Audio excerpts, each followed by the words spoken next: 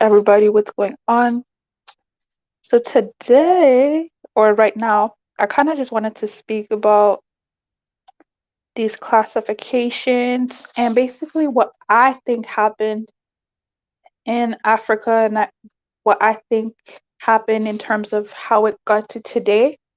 So the migration pattern that I think happened and how basically we're different ethnic groups of today. So I wanted to quickly talk about that. So it's obvious that all Africans technically come from North, what, not North, let's say Northeast Africa. So all Africans basically were from that region. And then what I think happened is that we dispersed to different regions.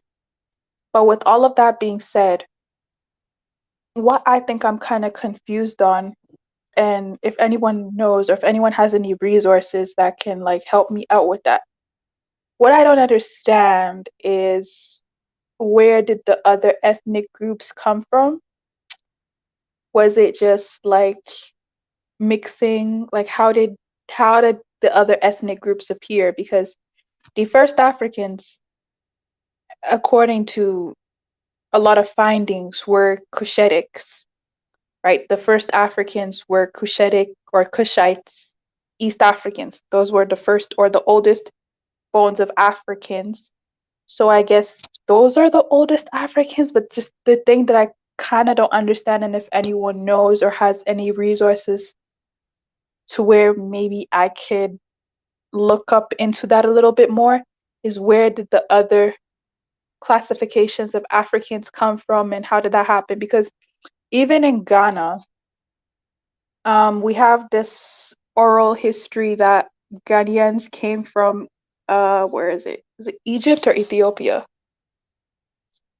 I even forgot. It was either Egypt or Ethiopia, but apparently from a long time ago, we came from that region and then we settled into the Sahel. So we settled into the desert. And then because of deforestation, we kept on going down to, people don't like the word sub-Saharan Africa, but I'll just say we kept on going down to present day sub-Saharan Africa. So that is the migration pattern that I was told from oral history, basically. But then another thing I don't, and maybe I'm getting the timelines wrong because I'm trying to literally like piece some of these things together. One thing I don't understand then is where does the Bantu migration or where does the Bantu expansion come into this? Because with that history, it kind of doesn't make any sense. If we're from Northern Africa and then we kept on going down to the bottom of Africa, then why did the Bantu migration, why did that exist? Because the Bantu expansion says that West Africans kind of settled into Central Africa, right? So then how did that, like, where does that come into play? That's kind of what I don't understand. But yeah, the basic ethnic groups, as we talked about in the title, the Bantus are basically, I would say, now some people say Bantu is a language group, it's not a group of people. But to be honest, it does classify a group of people ethnically. I would consider a lot of some Central Africans and a lot of East Africans Bantus. West Africans, I believe, were from Niger-Congo, so we're a completely different like group. And some West Africans consider themselves to be from the Mande ethnic group. And the Khoisans are obviously the people who are in Southern Africa. They're also a very ancient ethnic group as well. And some Southern Africans are mixed with Khoisans and like other ethnic groups up into that region of Africa. And obviously we have Northern Africa that has like people from other ethnicities as well. Um, Cushitic appeared like 5,000 to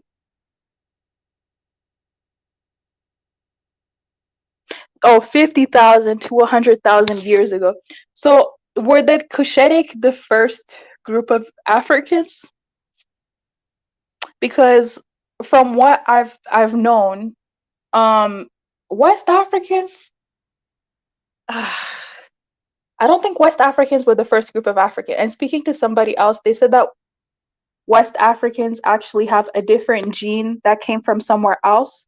So that, according to that logic, it would have to be a mutation in the gene that creates a new gene, meaning West Africans did not give birth to the Africans on the continent for sure. And I know some people are very like, oh my gosh, you can't say that, but West Africans didn't give birth to the other Africans in the region. I know that for sure.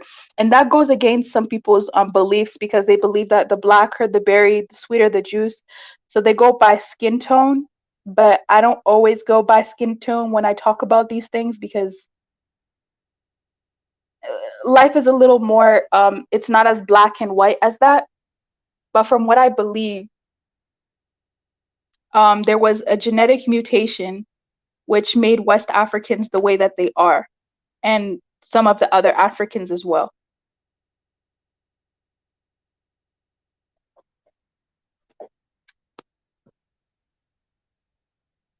No, oh, 5,000 years ago. Okay, my bad, my bad.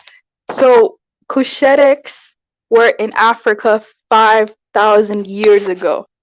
Okay, that makes sense. Okay, that makes sense because when I read about and when I did a little bit of research about more modern African history, West African history is so like it's horrible. Like there's literally nothing there. So that shows that West Africans are actually a recent migration. So where did they come from? Like where did West Africans come from? Where did Central Africans come from? Because Central Africans are also a recent migration in terms of like the history of Africa, right? So in Southern Africans, I'm not too sure if anyone knows that they can maybe talk about that. But for sure, the Western and Central region is a recent migration. North Africa and East Africa is actually, from the last time I checked, I could be wrong, but from what I believe, North Africa and East Africa is an older region in terms of movement, in terms of life, in terms of so many things than West and Central Africa. So that just begs the question to me, what happened? This is so frustrating. Like I want to know this answer, but it's not easy to find this type of information. And I don't know why I care all of a sudden, but I do.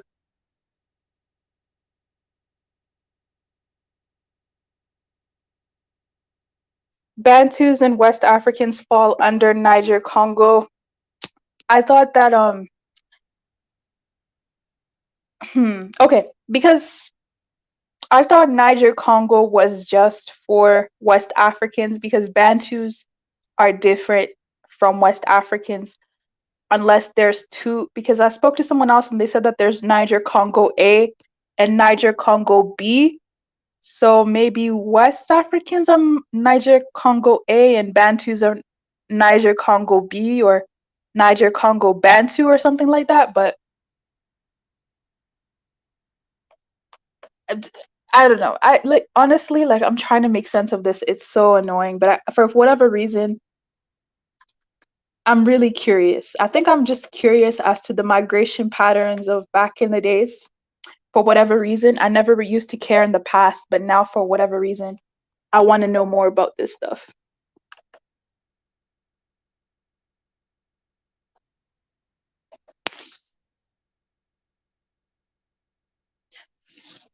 Yeah, I understand people migrated from the Sahara. But my question, right, is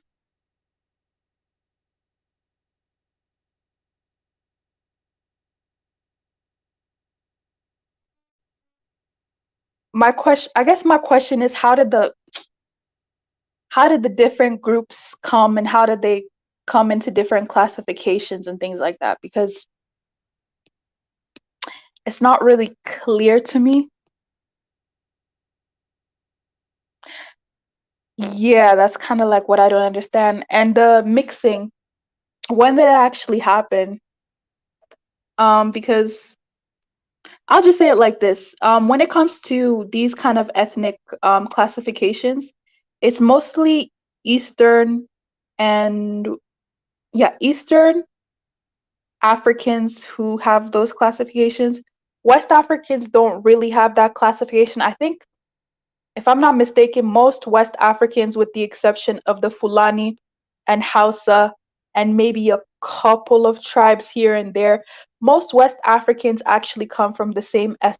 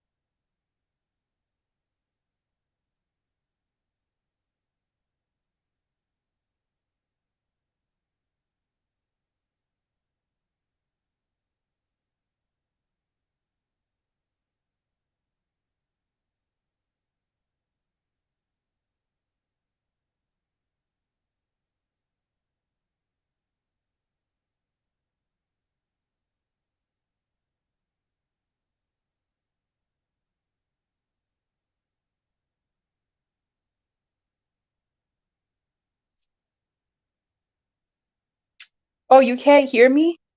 Oh, sorry, my bad.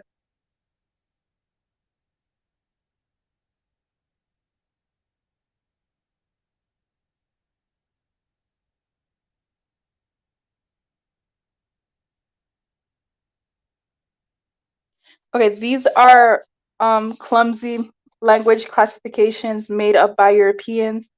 Some of them have no correlation, and even European language researchers will admit this. The Bantu expansion is made up. Yeah, I agree. I don't actually believe in the Bantu expansion. I believe in the Sahel region expansion, but I don't think that's real. But the classifications that people are talking about, the Niger-Congo and all of that, I do believe in that. I'm not gonna lie, I do believe in that because those classifications make sense. Now they were doing some studies and they were saying um,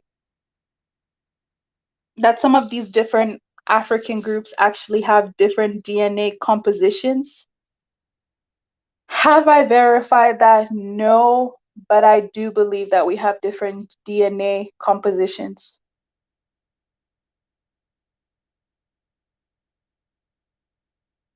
So the Bantu speaking countries would be, what are the Bantu speaking countries?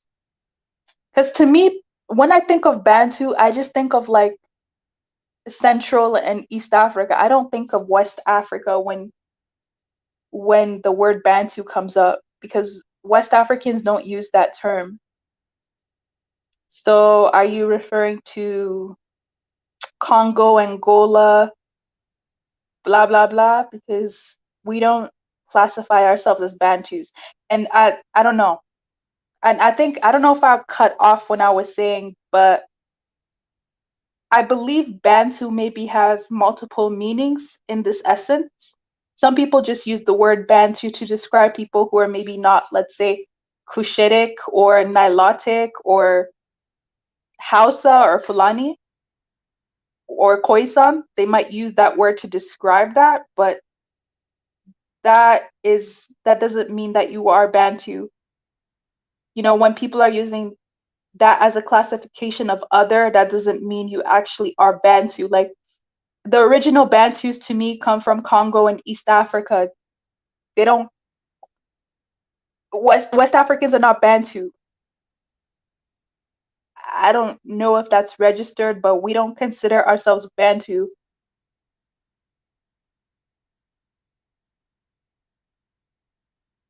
So Bantus and West Africans fall under Niger-Congo. Okay, now I'm getting confused. Isn't Niger okay? Niger-Congo has two classifications, doesn't it? Because Niger-Congo is not even is not even an ethnic it's not an ethnic marker. It's isn't it like a language family? Yeah, Niger-Congo is a language family, I believe. Yeah, something like that. Anyways, I told you Cushitic are mixed between Nilotes and Egyptians dating to like 5,000. Oh, okay. Cushitics are a mix between Nilotics and Egyptians. Okay, that makes sense. That makes sense. That makes sense. All right. Okay, that makes sense.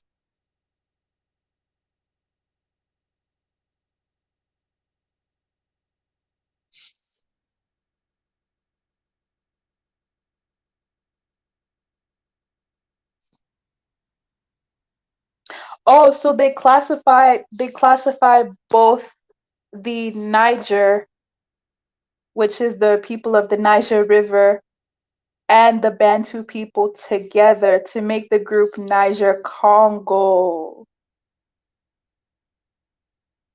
Okay, that's okay. I see how that makes sense, but I can see how that makes sense with certain regions of Africa. But I noticed the more east you get into Central Africa, the different they look from, let's say, okay, Congolese to me Congolese, to me, for instance, look like West Africans, right? But like the more east you get from there, then you start having people that look like Rwandans and Ugandans and like the Eastern Africans. I don't know why that is though.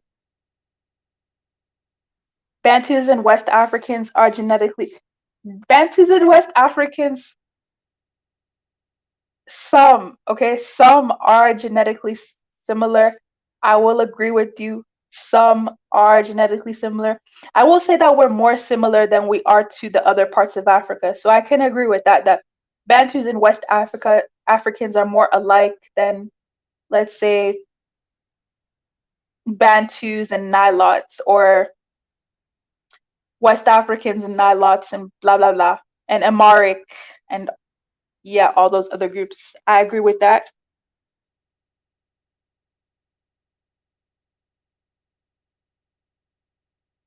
Oh my goodness, I'm so sorry. I had no idea. My bad, my bad. I thought I was the only one that did not believe in the Bantu expansion. Uh, the Bantu expansion doesn't make any sense to me because I always wondered, because okay, even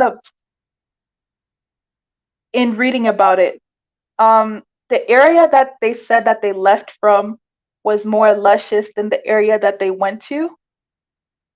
So I kind of wondered, why would all of them be leaving like that in such a mass group to go and do what?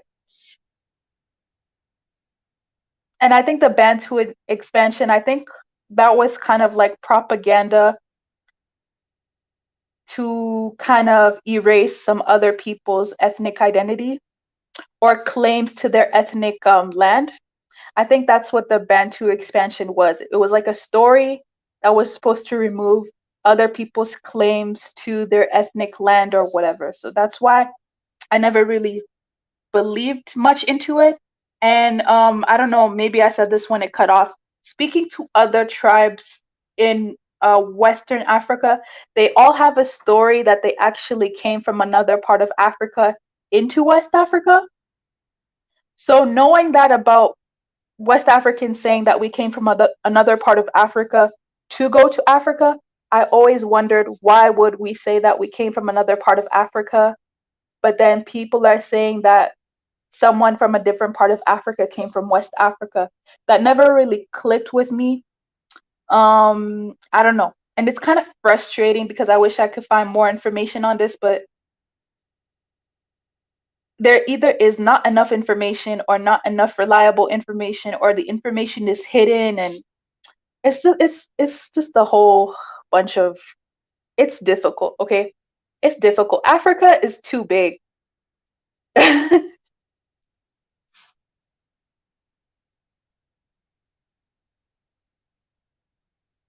Oh, and oh yeah, the Southern Africans, right? Okay, if there's someone from Southern Africa, you can correct me because I'm not too sure. But from what I know is that the Khoisans are the like original Southern Africans. I know that there are other groups, okay, but I'm saying the Khoisans are like the oldest Southern Africans, and then some of them mixed with different groups to have like the tribes of Southern Africa that we know today. But they were basically birthed from the Khoisans. So they're like indigenous to that part of Africa or something like that. That's what I heard. And I just want to get verification if that's correct. Sorry, I did not look too deep into it because, again, it's too much, okay? It's too much.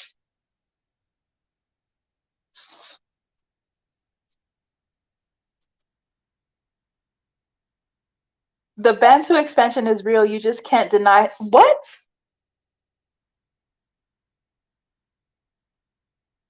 You got to be kidding me, right?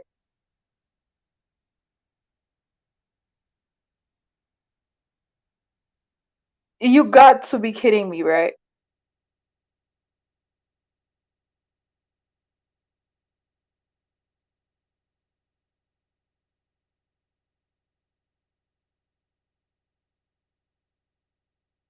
No, no, no, no. Nigerians are not Bantu. And Nigerians are not Bantu.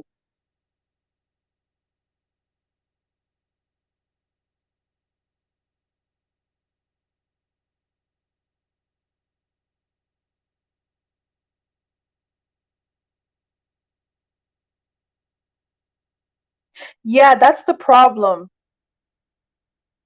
Genetic studies on Africans usually lump West Africans and Bantu together. That's the problem. That's why there's so much confusion. Okay, I don't know how to explain it, but Bantu are not West Africans. Bantu is something completely different.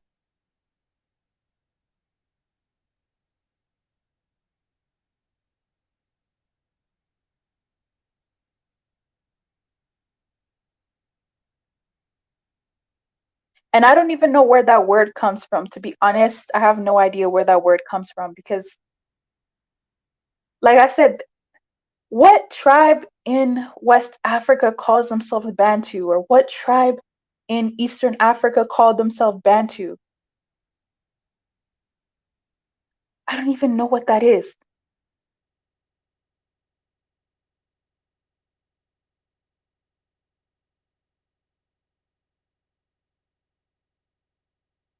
Oh, okay. So the Khoisans, yes, are the oldest region in Southern Africa. It makes sense that they mixed with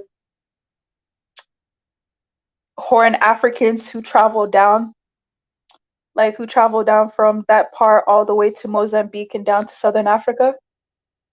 Okay, that makes sense. I agree with that. I can agree with that. But I don't agree with the Bantu classification that people are talking about. I don't know where that came from. And I actually have a huge problem with that because I don't know what word to describe West Africans, but we're not Bantu. I'll just say that. There needs to be more archaeological work in various African regions. Yeah, agreed. Some Nigerians are Niger-Congo speakers, and Nigerians such as the Hausa, Ischatic speakers, or Afro-Asiatic speakers. I would agree because I feel like the northern part, if you've ever seen northern Sahel Africans, they look completely different from the southern Africans. North Nigerians look different from South Nigerians. North Ghanaians look different from Southern Ghanaians. I heard that the reason why they look different, or one of the reasons why they look different, is because during the during the part when we were all empires or whatever, and when we had contact with a lot of Arabic traders or whatever, then when the northern part of the Sahel region became Islamic, a lot of them mixed with the Arabic people or whatever, or the northern Africans. So that's why they look like that. In the part of like Sahel, Islam, West Africa, that's why that admixture is over there, but the Southern Africans look completely different. Oh, another question I had is, where did the Dinkas come from? Because how is it possible that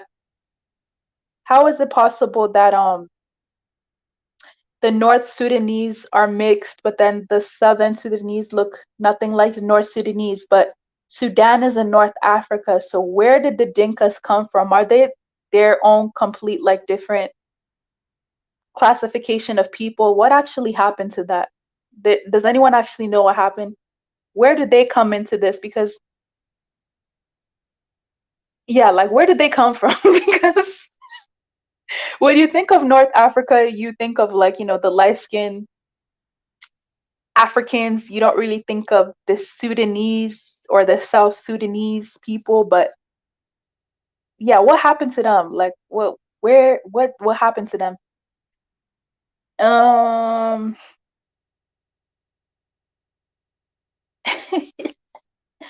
they lump Bantu and West Africans together because you guys are genetically similar, but that doesn't mean we are the same. But we're not the same though. whatever. Cushitic and Habesha are genetically similar, but identify differently. But we don't identify as similar either. Okay, okay. This is the let me. Okay, do I look like I'm from Kenya? No, I do not. But you're basically telling me that we're genetically similar.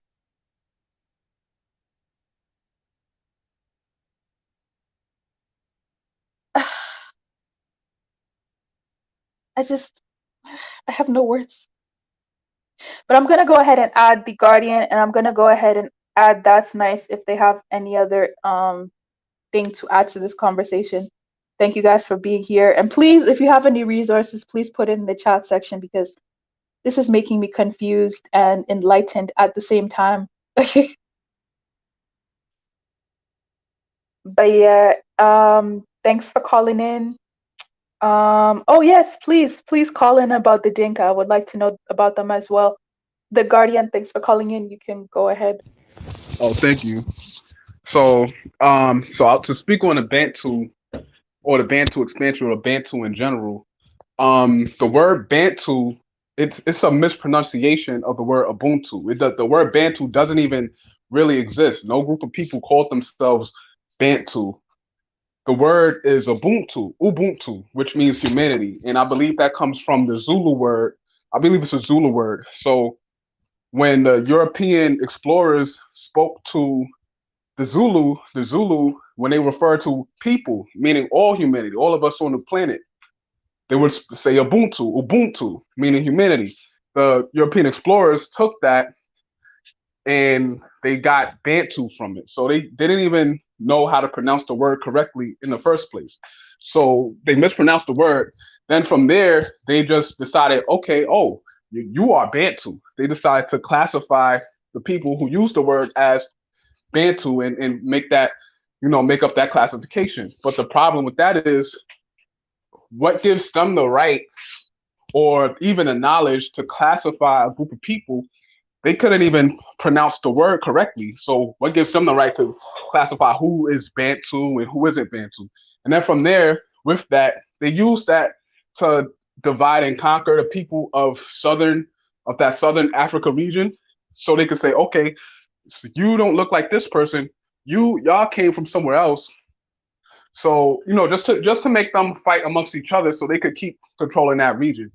But now I'll say genetically, there's no genetic evidence of a Bantu expansion coming from that Nigeria region, Cameroon region, down into that region on like a large scale. If anything, the most as in terms of migration patterns, what we can see is that if you want to get like really basic with the haplogroups E1B1B and E1B1A, it shows that 50,000 years ago, the people of those two haplogroups were both in that East Africa region.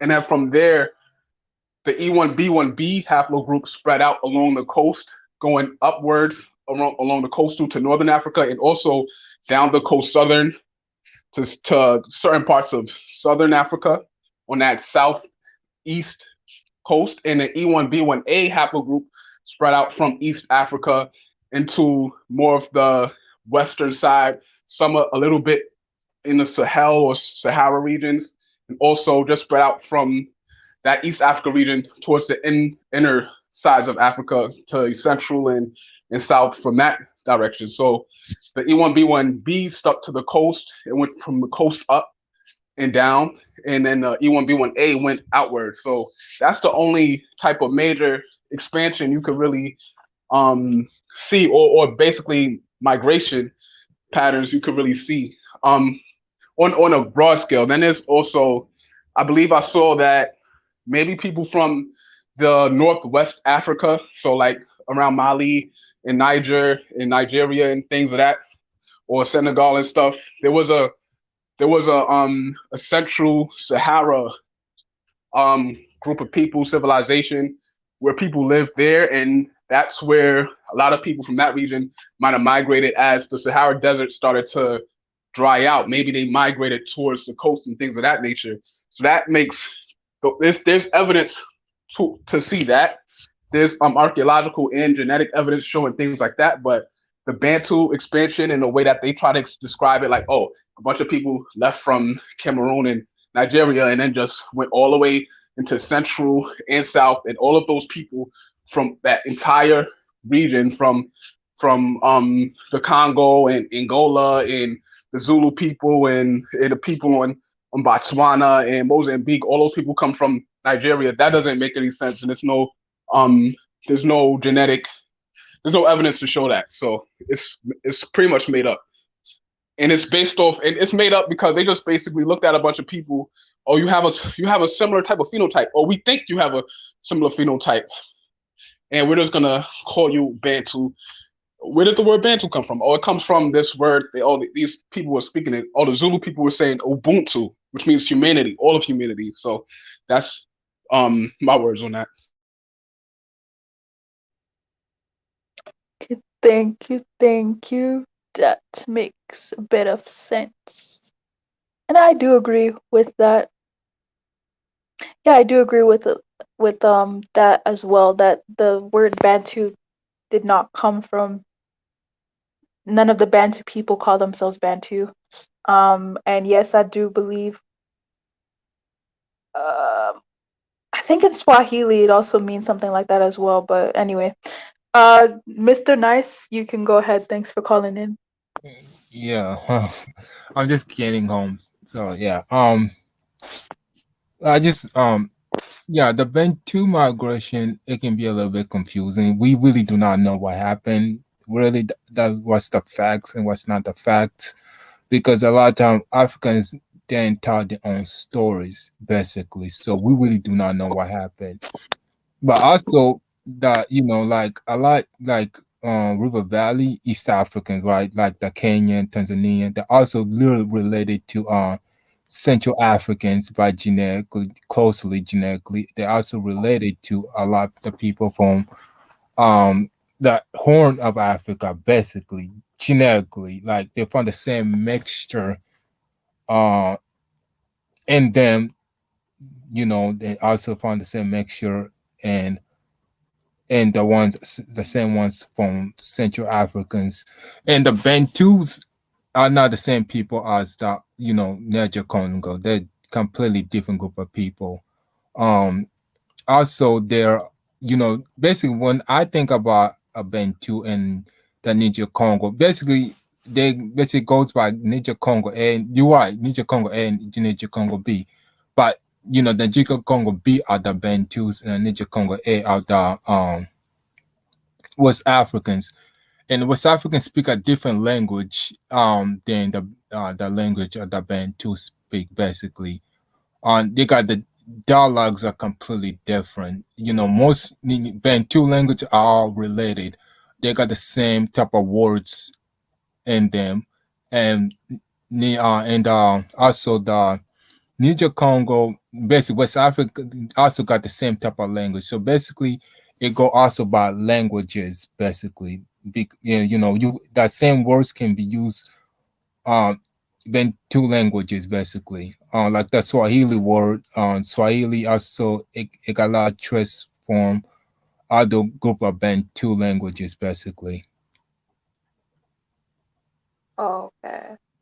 yeah, like you were saying, you was right, but said they're not the same people, but are close related to the West Africa, close related to the the Bantu. Basically, I used to think as when I think about between Bantus and West Africa, I think of two brothers, basically just two brothers had different kids, two brothers who basically continue their generation. Basically, that's how I think about them too.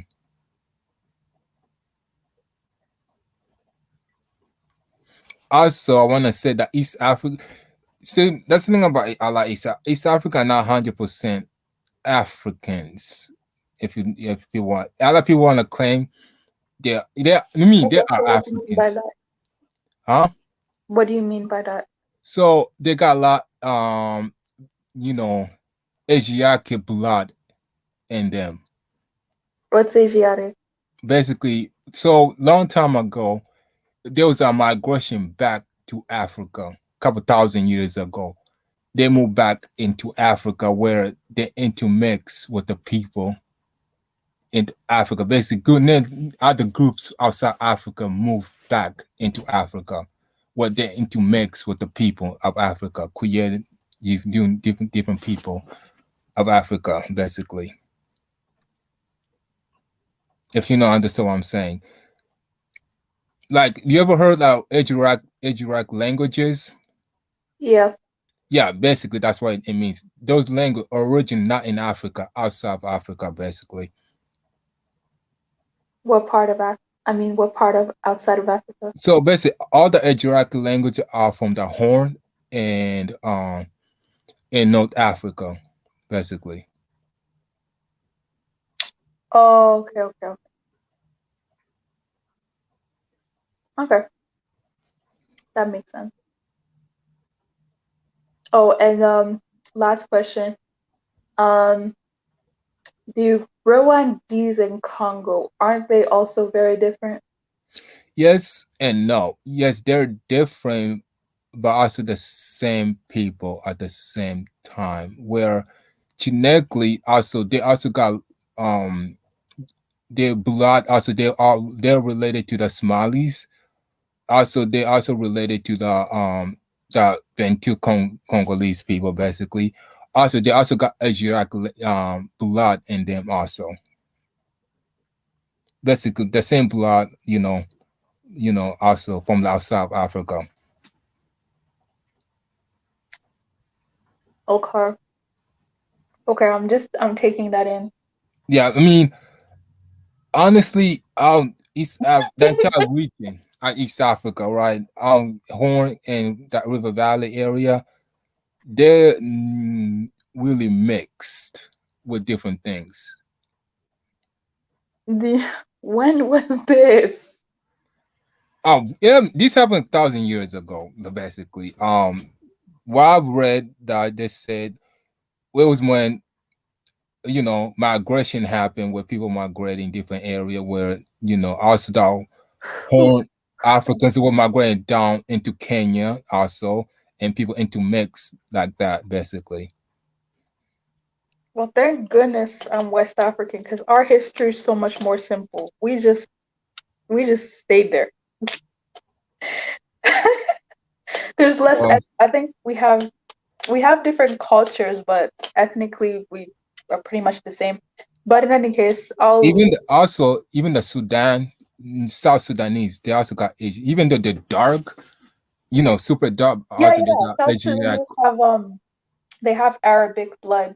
So yeah, I don't know how that happened, but anyway. So okay, we're gonna let because and we're gonna let chitlins and grits go ahead. But the reason why I really wanted to know about the South Sudanese is because I know a lot of South Sudanese who are like dark. They're like super dark skinned, but they're more ethnically mixed than I am. So it's like, how are you so mixed, but you're dark, like super dark? So I just wanted to like know a little bit about that. But honestly, think about it. They live in a very heat area it's very hot. They live like near the desert also. You gotta think about that. Okay. That's why they're so tall. Okay. So I guess phenotype doesn't always have to do with genetics. Interesting. But yeah, chitlins and grits, thanks for calling in. You can go ahead. Hey, how you doing, panel? Let's see. This is what I'm not gonna say what I think or whatnot, but when we getting back to phenotype is not necessarily genotype. A good example of that will be the actor. What is his name? What is this? What is that guy's name? Don Cheadle. Okay. Don Cheadle, even though he looked like any type of I won't say West African, any type of African from the African continent, he has 20% or 18% European blood. Lot higher than I am. So if you take that into account, how the way you look not always translate your genetics. Going back to what we was talking about, what do a typical West African look like? Are we talking about someone like Desmond Hasu, who played in the movie Amistad? Or are we going to be talking about people like Aguchi Anakweyu, who's a soccer player, or a person like, what's that actor, Chiditel Edifo? I mean, I don't think people will be able to point out where these people are from on the African continent, but they are, what I've been looking at, a lot of Nigerian genetic results are 100% Nigerian. However, to get back to discussion a little bit, I posted a YouTube link. I suggest that everybody, most of you probably won't, look at that YouTube link. The video was posted the Berkeley University, which is I consider more credential. And one of the people on the panelists who pretty much explain it is a guy by the name of Dr. Salim Faranji. The good thing about this video, and I always pretty much speculated, it gives you hints as far as, even though this might be controversial, and I might be giving like kudos to the Hoteps, where everything pretty much started and how everything pretty much spread. If you take a look at that video, it might explain how the way things are, or what happened, and which in some respects kind of would like, which will dismantle the Bantu expansion theory. Also, I never really consider it, but even though we might consider the book myths, the biblical narrative, it has certain elements of truth, even though I don't believe in everything in it, but it has tidbits of truth in it. You could take certain information from there, which actually confirm certain archaeology. Going back to what you asked about the Dinka, and this is what I noticed. And if you look at the artwork, because I've been to both Egypt and Northern Sudan area, the artwork of the various people who ruled around the Nile Valley, sometimes we have to take into account is that, outside forces put demarcation marks. It's like telling Africans, no, you don't cross this line. I remember we were discussing this in the Sudanese forum, but you Africans play here, you don't got this area. But when you look at everything, and you have to do it, very objective. I try to be objective about it. I think personally, for me, I think the people who are along the Nile Valley, it has been some admixtures from today, from the past, even today, are the same. What I think what happened is, what we got to draw into, conclusion is we have to get our minds off of these what the current borders, because obviously, and if you go to both countries, what is now Northern Sudan and Southern Egypt, if we're going to go by lookism, they look pretty much the same, or a lot of Upper Egyptians and Northern Sudanese look the same. And when you look at the history of it, which was displayed of Nubians, they look, as far as what the archaeologists give you, because there was various different Nubian types. They look like, who was kind of like the enemies of the Egyptians, like South Sudanese people. And, even to this day, people along the Nuba Mountains and South Kordofan, they still do practice traditional wrestling. Most Northern Sudanese groups don't practice traditional wrestling. Their culture is quite similar to the people who live in Upper Egypt in some respects. But if you go to the Nuba Mountains and the Nuba people who live in South Kordofan, which is next to South Sudan, the people were quite similar. There is an area which is close to Sudan that was a grave area. I can't, remember that area. Was a burial area, in the past. And a lot of South Sudanese claim that they actually came further north and, until they moved south. If you look, now I'm going back, if you look at the Christian art of Northern Sudan, because like I told you before, Northern Sudan and South Egypt during the Christian period, the Manchurian kingdom, I hope you guys read it, you didn't. That was one region. The Manchurian Empire, or the Christian kingdom that was fighting the Muslim kingdom in Egypt, ruled all the way to close to Luxor or Kina, Egypt. And the artwork of the kingdom looked like, or the people of the kingdom look like Northern Sudanese today, the Christian art. And if you look at the art of the New Kingdom period, they look like Northern Sudanese people today as well. So, I had me thinking, it's like, nothing has really changed, really. Maybe people just moved back north to south or, whatnot. But the Nile Valley pretty much remained the same to this day. Like even today, like you find in Northern Sudan, you have New Kingdom temples like the Kingdom of Soeb, the Sai Island, Amara West, which do have the temples of Ramses in there, which is buried underneath the sand. So it's interesting, but I would say look at that video, digest it, write down information. It has a lot of gold nuggets, which kind of glued everyone who was from the African continent together, and it kind of makes sense. And then I mean, you might disagree with certain elements of it, but look up the information, because I always look up at people's information. And what he pretty much said was pretty much accurate. And he do a lot of comparisons of the architectural design during the Khmer period, which is in Northern Sudan, or the Dafufa architecture. So, and also we have to take in consideration, I mean, there's no, like I said, one West African look, really. Like I said, you got Desmond Hasu versus Chiditel Edifo versus Ogechi Onyekwere, the soccer player. You have multiple different looks in West Africa. I mean, so it's just kind of like, you look this way, you look that way, you look this way. Like if Ogechi Onyekwere went to Ghana, most Ghanaians would think he's mixed blood, but a lot of fair-skinned Igbos are usually 100%, African.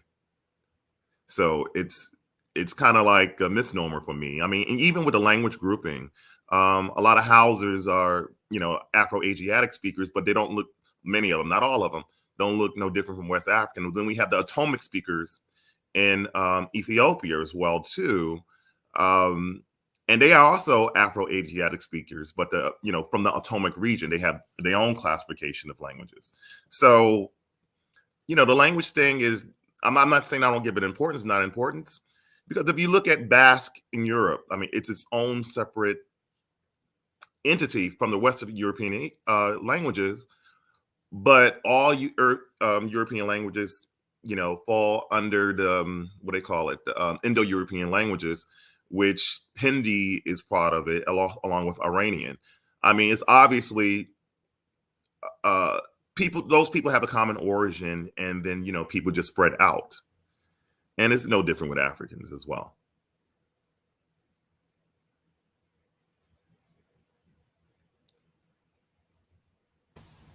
Yeah, I agree the point on that. Yeah, a lot of times, phenotype, it got nothing to do with what you are, because a lot like So, oh, go ahead. I'm sorry. right. So I agree. Phenotypes don't necessarily have anything to do with what you are. So would you say then that this phenotype branding, would you say it's obsessive, or what would you Yeah, call personally, this is what I think, right? A lot of people, there's an idea of how East African look like, but like Ethiopians, right? This idea Ethiopians look like this, but it's only people taught certain group at Ethiopia. They're not taught the entire country, because there's 80 different tribes or more than that in Ethiopia. So they're talking certain group of Ethiopians. Like people think Ethiopians are light skinned, right? But not every Ethiopian is light skinned. If you go in Ethiopia and go see all every tribe, you find a lot of Ethiopians look have the same phenotype as West Africans, and they all got the same, Cushitic bloodline also.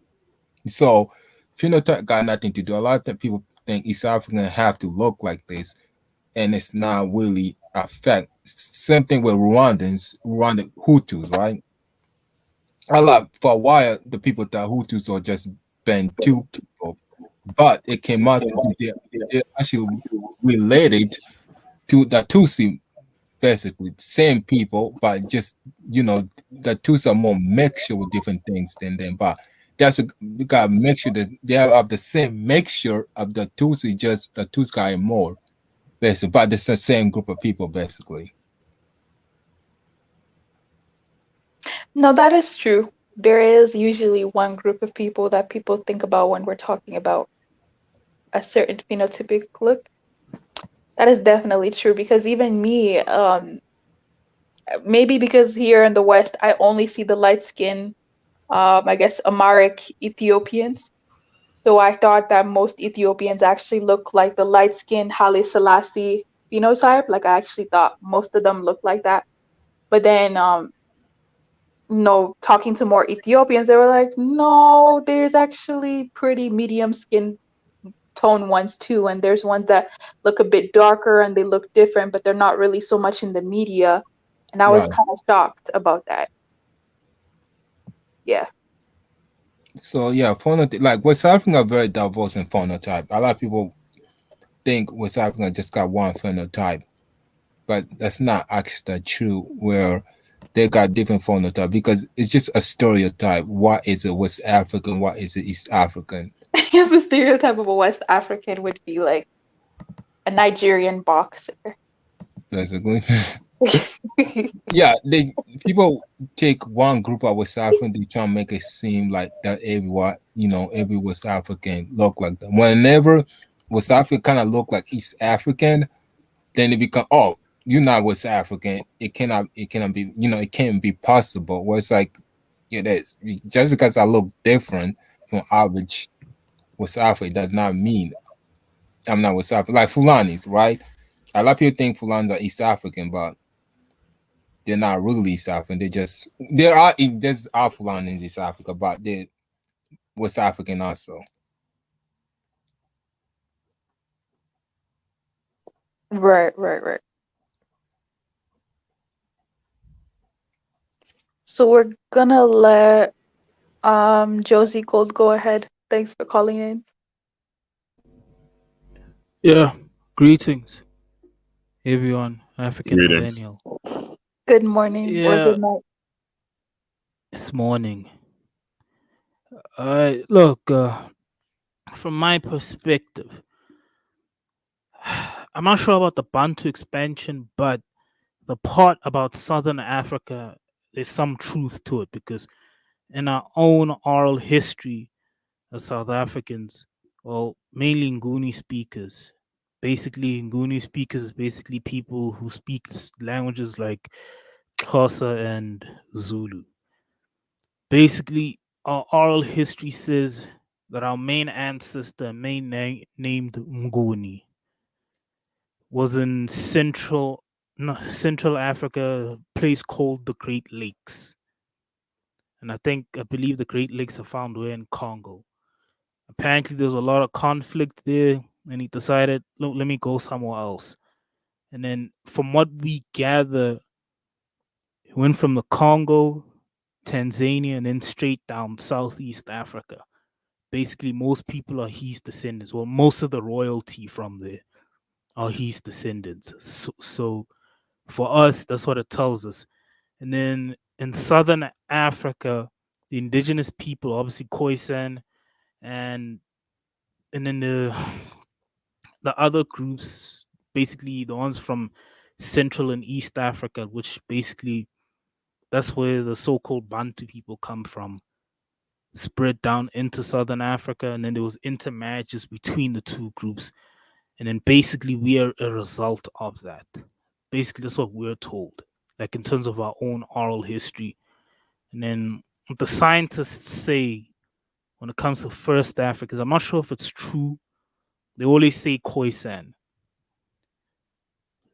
That's the only thing they say, like the science. But the oral history for me starts in the Great Lakes of the Congo, going down into all the way down into some parts of the Western Cape, basically Southeast Africa, and then spreading into Southwest Africa, basically. That's what it tells us and our people. So, yeah, that's the story I have. And many people have different stories, but mostly in Southern Africa or South Africa, that's the main story people talk about, That they especially in came regards from to the Nguni speakers. Great Lakes, from Central Africa, and then they moved down to Southern Africa. Yeah, like thousands of years. That's the Yeah, yeah, main yeah. oral story. Yeah, that's the main oral story that we're told. So basically, from the Great Lakes, and main named Nguni, so people who are like southern, like people who are Nguni speakers, like the nations like Xhosa and Zulu, so on and so forth. Other groups as well in Southern Africa, also Nguni, but those are the most famous ones people talk about. And then spread down all the way Southeast Africa. Most Nguni speakers, look, I stand to be corrected. It could be because maybe we're just a bit more popular because of our country, but I think most Nguni speakers are in Southeast Africa. So between South Africa and Mozambique, so maybe some in Zimbabwe, like the Ndebele there, but that's more like interior. I hear about in Malawi and Zambia as well, but when people 9 out of 10, it could be because we're more popular for whatever reason. So yeah, that's the story that we hear. Well, that's a story that's been passed down for many generations. Yeah. Yeah, Okay, yeah, that sounds for us. familiar. Also, And can I thanks ask for you? In what confirming way? that, because I was thinking that, because I always heard that the Khoisan was like the originals and that they were always there and that they're a very old tribe, like very ancient. Yeah, we've taken many of the traits in terms of looks. That's how we can tell when Yeah. someone's not South African. Like how they look, like many of our traits. Some South Africans even like are even 100% like Khoisan. Like they say they're like Bantu or like Xhosa or Zulu, but when they do the DNA test, it comes out as 99% Khoisan. So there's a lot of intermarriage. I think it might be because the Khoisan are actually the majority. So yeah. Also, can I ask something real quick? Yep. So yeah, with Khoisan, right? They were all not always in South Africa. Actually, they migrated from East Africa. They were one of the first people in East Africa. You know, that same area where the Horn Africans are. Then the Horn Africans basically pushed them out. So they migrated down to South Africa, basically. So they were one of the first people in South Africa, basically. Well, I hear a different story. I Okay, hear what that do you hear? they like in our own oral history, right? It says all over Southern Africa, and then they spread. So the whole Southern African tip thing, that's their thing. So they group spread. So they're not just. It's like the whole entire ethnic group that dominated Southern Africa, maybe even East Africa, like what you're saying. But they also have like different DNA makers. So there's actually difference between Khoisan And and like Kokoi and San, Khoi, I think the San are shorter and the right? Khoi are taller, something like that. But in But our us, oral history, in our oral history for us, they've always been a Southern Africa group. I'm not sure, but okay. the science might tell you. And then maybe I think maybe they spread into East. Yeah, I'm just going by scientific discovery, But basically what they're saying. over here in South Migration Africa, pattern. even the science that had like at our own universities, they'll always say they're the first people, not just but they always mention the Southern Africa thing first. So that's the thing I'm hearing. We're hearing different stories. That's all I'm saying. Okay, like I know, I don't know this is facts or what. I know this is factual, but they also found Asiatic blood, and then the same thing they found in East Africans. I don't know how true that is.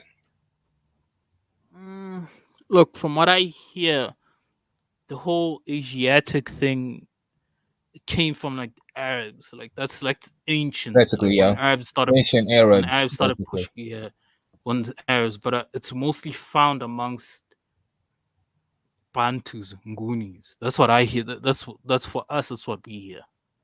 Like a person. Let me use like a famous person, the most famous like Bantu speaking person from Southern Africa or South Africa, Khoisan man, like Nelson Mandela. Right. Technically, his name culturally, you consider that to be what? Bantu. But when he did his DNA, it came out as 99% Khoisan, 99% of Khoisan, and it had some traces of Arabic ancestry, basically Afro-Asiatic, something like that. That's what they found in him. And with him, if you're from like royalty, like amongst Nguni speakers, or like you come from a royal clan, you basically from like that same root as like this individual Nguni.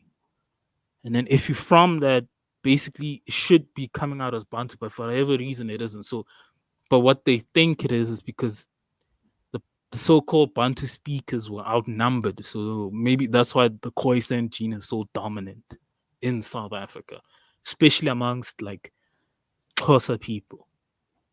Yeah. Okay.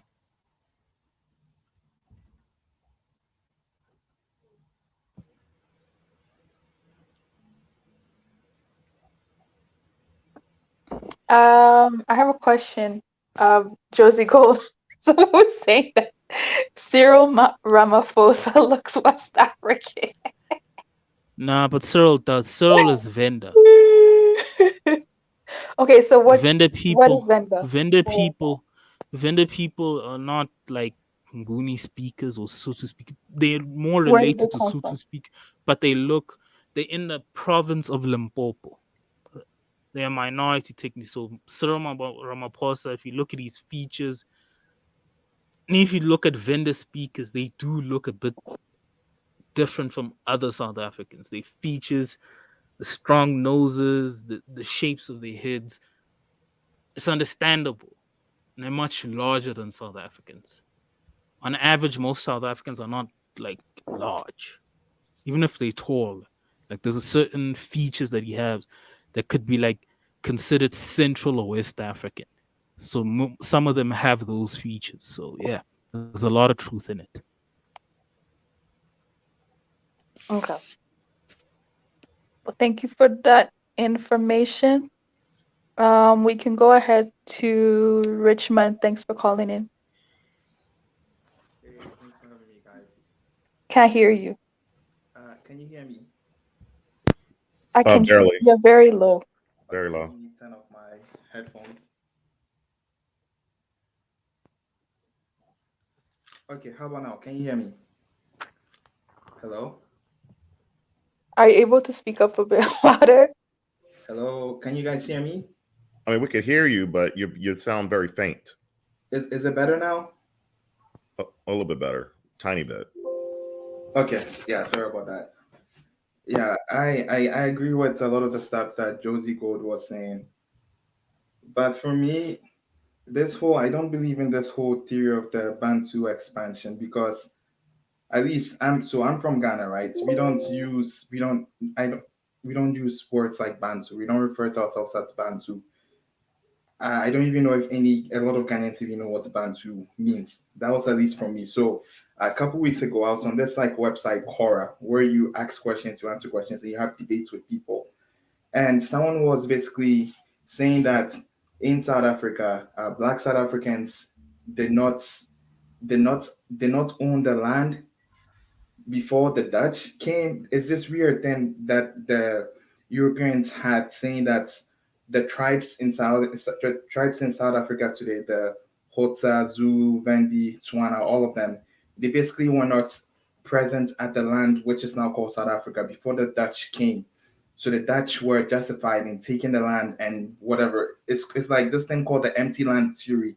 Their logic is that the original owners of South Africa were the Khoisan, and the Zulu, the Hausa, and all these other Nguni tribes actually expanded and migrated from Western and Central Africa downwards.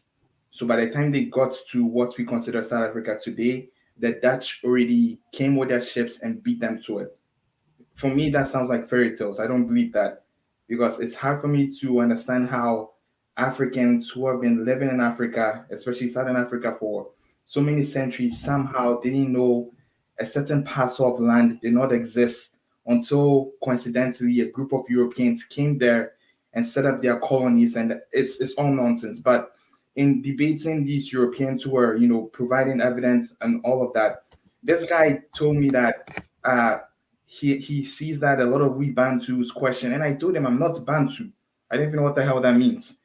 And he told me that, yeah, you're Bantu. All sub-Saharan Africans are mostly from the Bantus.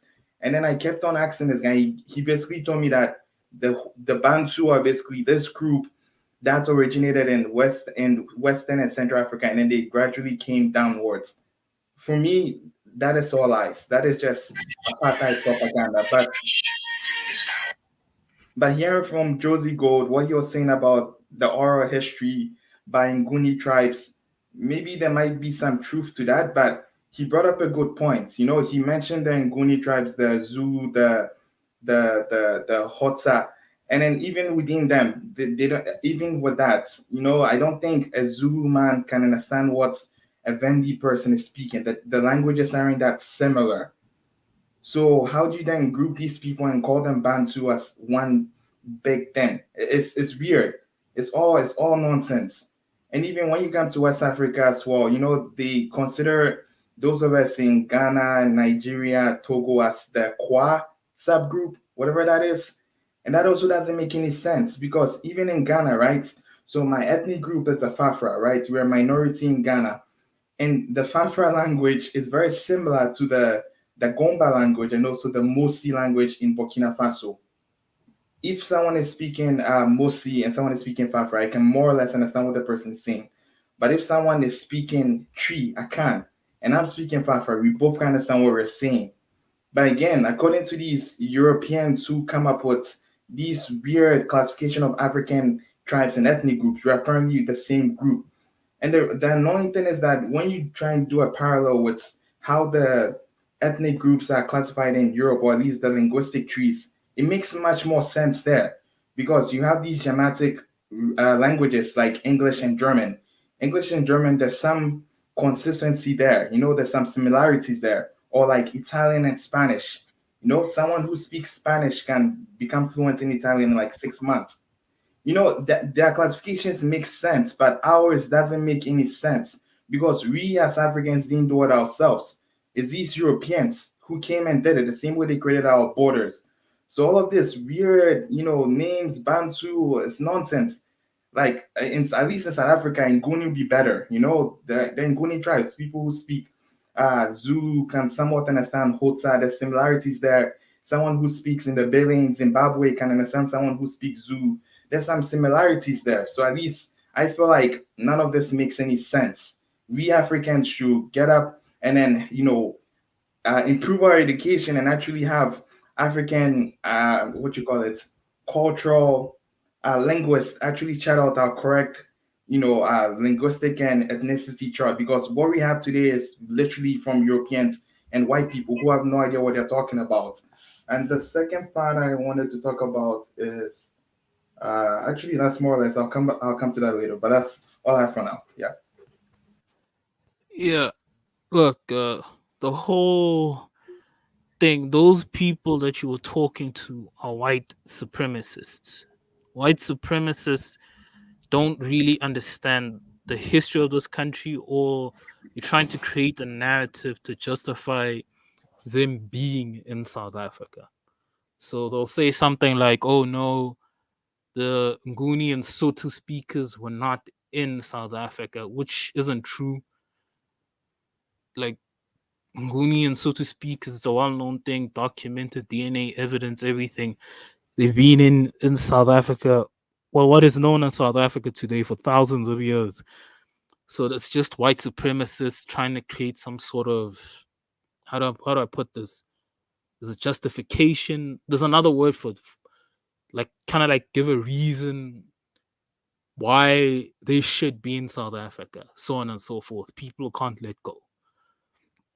Let's put that to the side. Now, for me, the word Bantu, I think whoever was coining this thing was obviously a white guy. I think he picked up that maybe some people in Southern Africa and maybe Central and East, I could be wrong, I stand to be corrected, might use the word, well, for us as Nguni speakers, it's called Abantu, which means people. Abantu. And I think he took it from that. And to be straight with you, in Southern Africa, many of the languages are similar going into like Central and maybe parts of East Africa. 9 out of 10 times in South Africa, the people that adapt easier to South African language, even though there are differences, tend to be East and Central Africans, some East and Central Africans, for whatever reason.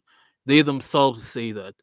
If you listen to language like Kiswahili, even though it's different, you find some of the words that South Africans use are used by them as well in a language like Kiswahili. So there are some similarities. I think they just took that and unfortunately blanketed the whole continent with it. So there's some truth to it, but it's not all true. So yeah. That's interesting. You root. Oh my gosh, I can't even say your name. You rude boy. Why don't you explain what you mean by that? He said this is why Africa will never progress. They would rather believe folklore and tribal myths over science. I do Let me our make a tribal comment. myths have some truth to it, though. Right, you're correctly. Some certain myths do have elements of truth. Not all. I mean, it's just like telling a story. Like, for example, I might tell you something, right? That was the real story due to the fact that I was eyewitness. But as time went on, the story is going to change. But certain elements of that story, let's say I'm telling the story, once it gets back to the 300th person, they might have elements of the story, but they don't have the original story that I conveyed as far as being the first one who told that story. So that's how the way I pretty much, describe certain tribal myths around the world. You might have the real story in the beginning, but as time goes on, it changed, but elements of it still remains. So you have to take that in consideration. Yeah, I just want to add to that. Yeah, we really do not know what really happened. We cannot say it's a fact. We cannot say in East Africa. I'm not talking about Horn side. I'm only talking about the River Valley South Africans. Are there, but differ at the same time, where they are in, this to connect with each other. Mr. Nice. Yeah. Mr. Nice. You're going in and out. I cannot. I'm going in and out. Yeah. No. It's going back to what he's saying. Like I told you before, I hope you guys do your homework on that. That YouTube video, which was from the Berkeley, major university in California, Berkeley. Very, very good discussion in regards to that particular region. And what I like about it, because I remember I was watching the video Shaka Zulu years ago when I was a child. And in one part of the video, they had the burial tradition where the king, along with his live servants, was buried alive. And what's interesting, for what the commentator said, because they was asking, like, where did this why are they doing this? And one of the commentaries said he was an archaeologist. He said he noticed that tradition, and he was saying it dates back to the Nile Valley. And it's true. Certain kingdoms, especially the Kingdom of Monroe, they used to do that in certain periods of their history. They used to bury their servants, even though they were alive, with the king. And we also have to take a look at certain African traditions too. That's pretty much all over the continent in certain African groups. That's why we have to look inward, guys. Even though this procedure is very, very controversial, okay, which is the whole issue with female circumcision, okay? And a lot of us, have a tendency of thinking that it's only the Muslims that do it in Africa, but no, it's not. You have the Maasai tribe do it, who are not Muslims, and you have other Nilotic groups who do it, and also other West African tribes. Today, what they call the tradition in what is now Egypt and Northern Sudan? They call it pharaonic circumcision. They still do practice that, unfortunately, in that region. I think Sudan much less so, because I remember looking at a video, and they pretty much depicted a child. It's called female circumcision in the blind spot, Sudan. I could post that, of where that tradition comes from. And it comes from the past. And they even, from mummies, I think the royalty, the females, as they noticed among, as far as certain mummies, were, were circumcised, as they say. It's different forms of circumcision that they say, but it's the same thing, as far as more lenient part to a more extreme, which doesn't make any sense to me. But that tradition, pinpoints kind of like an origin as far as where people started off at, and then later on where people spread. And I just wanted to point those things out as well. Yeah, that could be true, but I think there's a point. Like one of my relatives, was a proper Zulu speaker, like 100, not 100, but he comes from KZN. What he told me was that they were not necessarily forced into doing it. Back then, it's not practiced today, but back then it was like an honor to be buried with the king, dead. I think it could alive. be. What I'm saying is, Back- it's just, traditions don't randomly show up like that. No, I agree. You know what I mean? Because maybe back then in the Kingdom of Kerma, because that's where they discovered these bodies that was buried with the king, which is now northern part of Sudan, where the Darfur is. It could have been the same thing. We don't know. We don't know what people thought back then. Oh, we used to do that too. Sorry. Oh, okay. Our king used to do that too. Oh, no. Oh, wow. We don't know what occurred back then. And also, if you look at the Kingdom of Monroe, they had a certain respect for women. The Queen Mother, the whole word, the whole name of the Candace, which is actually in the Old Testament, the New Testament of the Bible, which means basically king. And when the Sudanese had the protests, and if you because I speak a little bit of Arabic, when they talk about Kandaka, they talking about the Candace, the Nubian queen, who joined in the protests with the men and what have you. Actually, they pretty much, when the protest is going on there, they installed back their prime minister. It's going to be interesting to see what the drama is going to happen with that.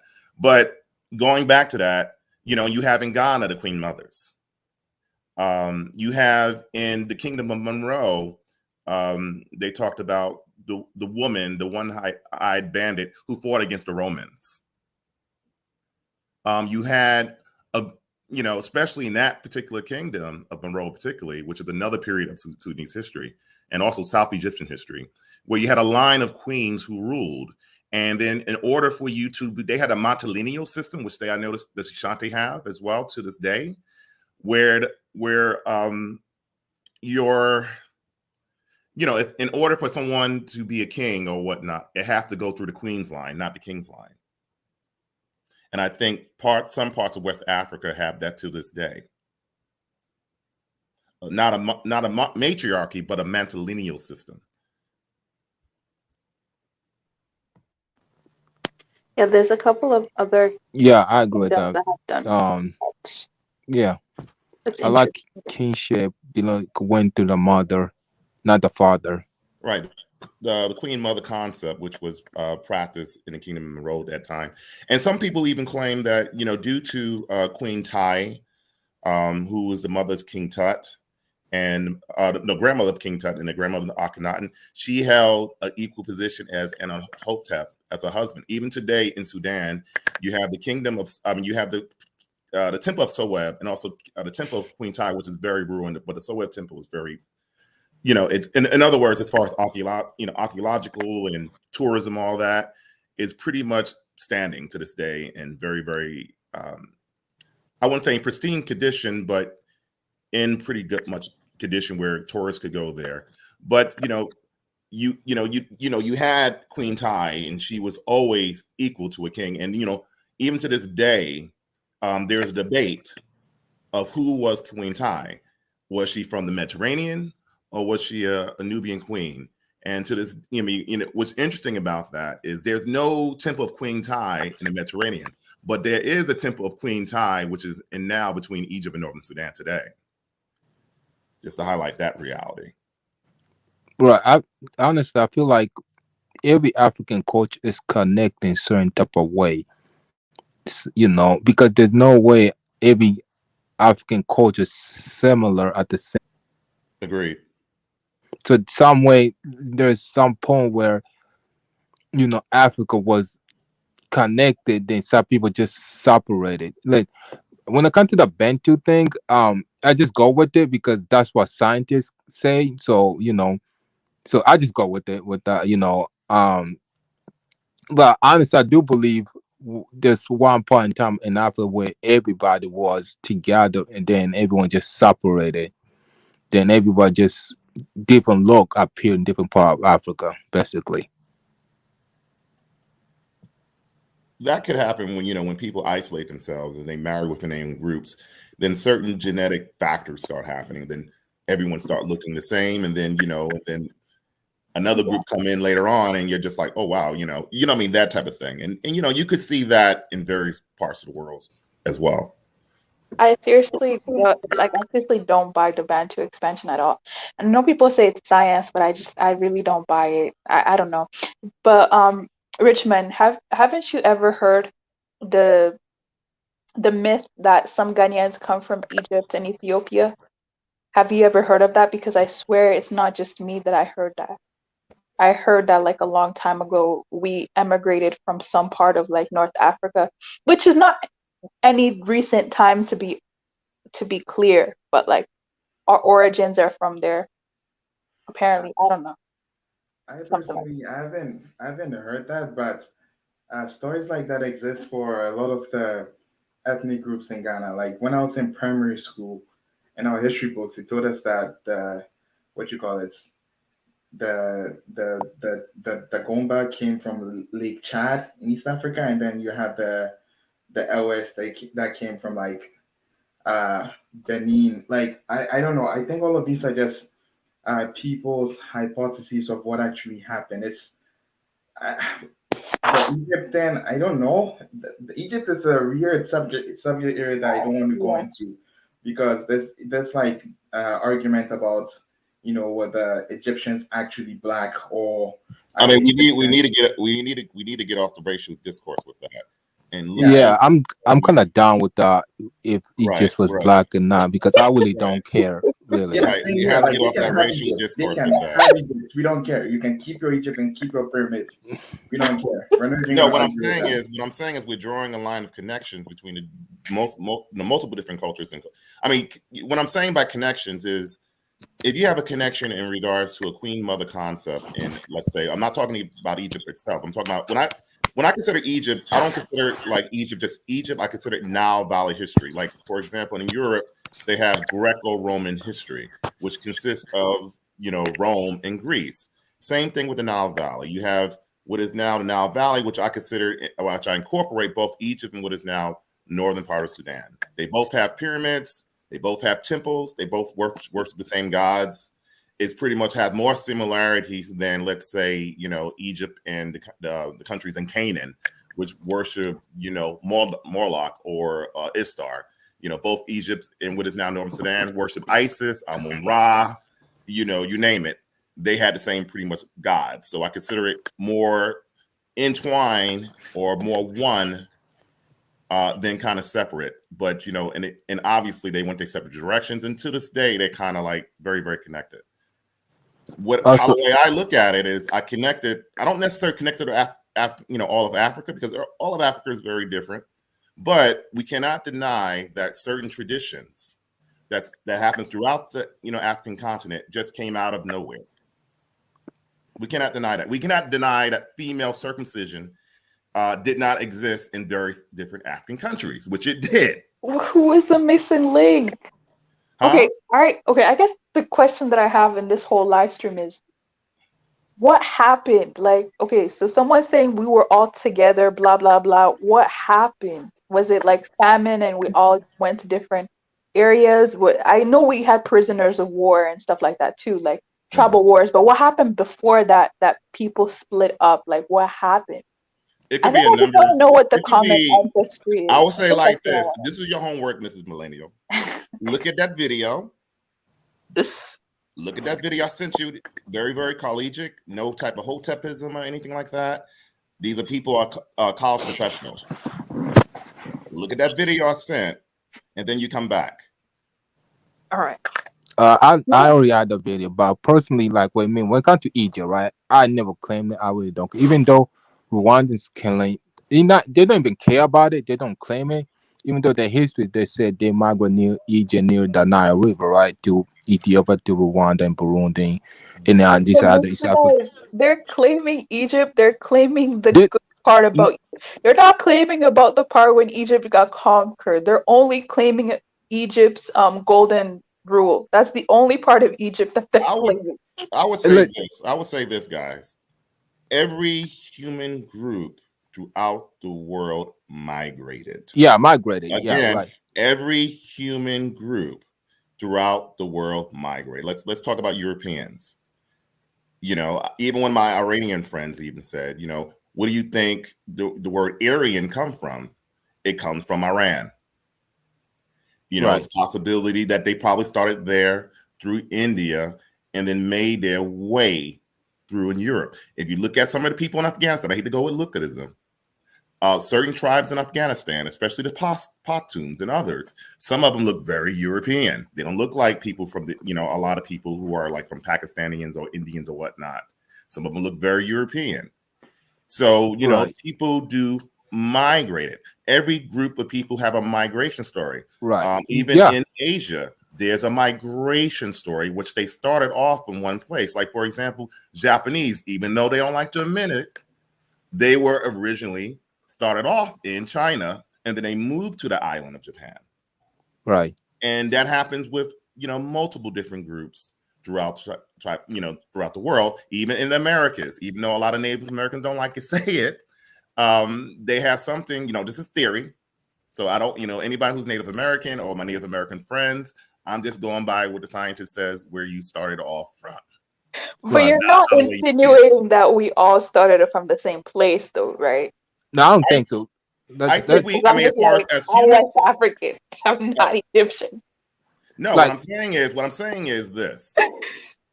We all started off somewhere. We're not an island because 99% of the human genome, we're pretty much all related, regardless of who you are on this planet. Right.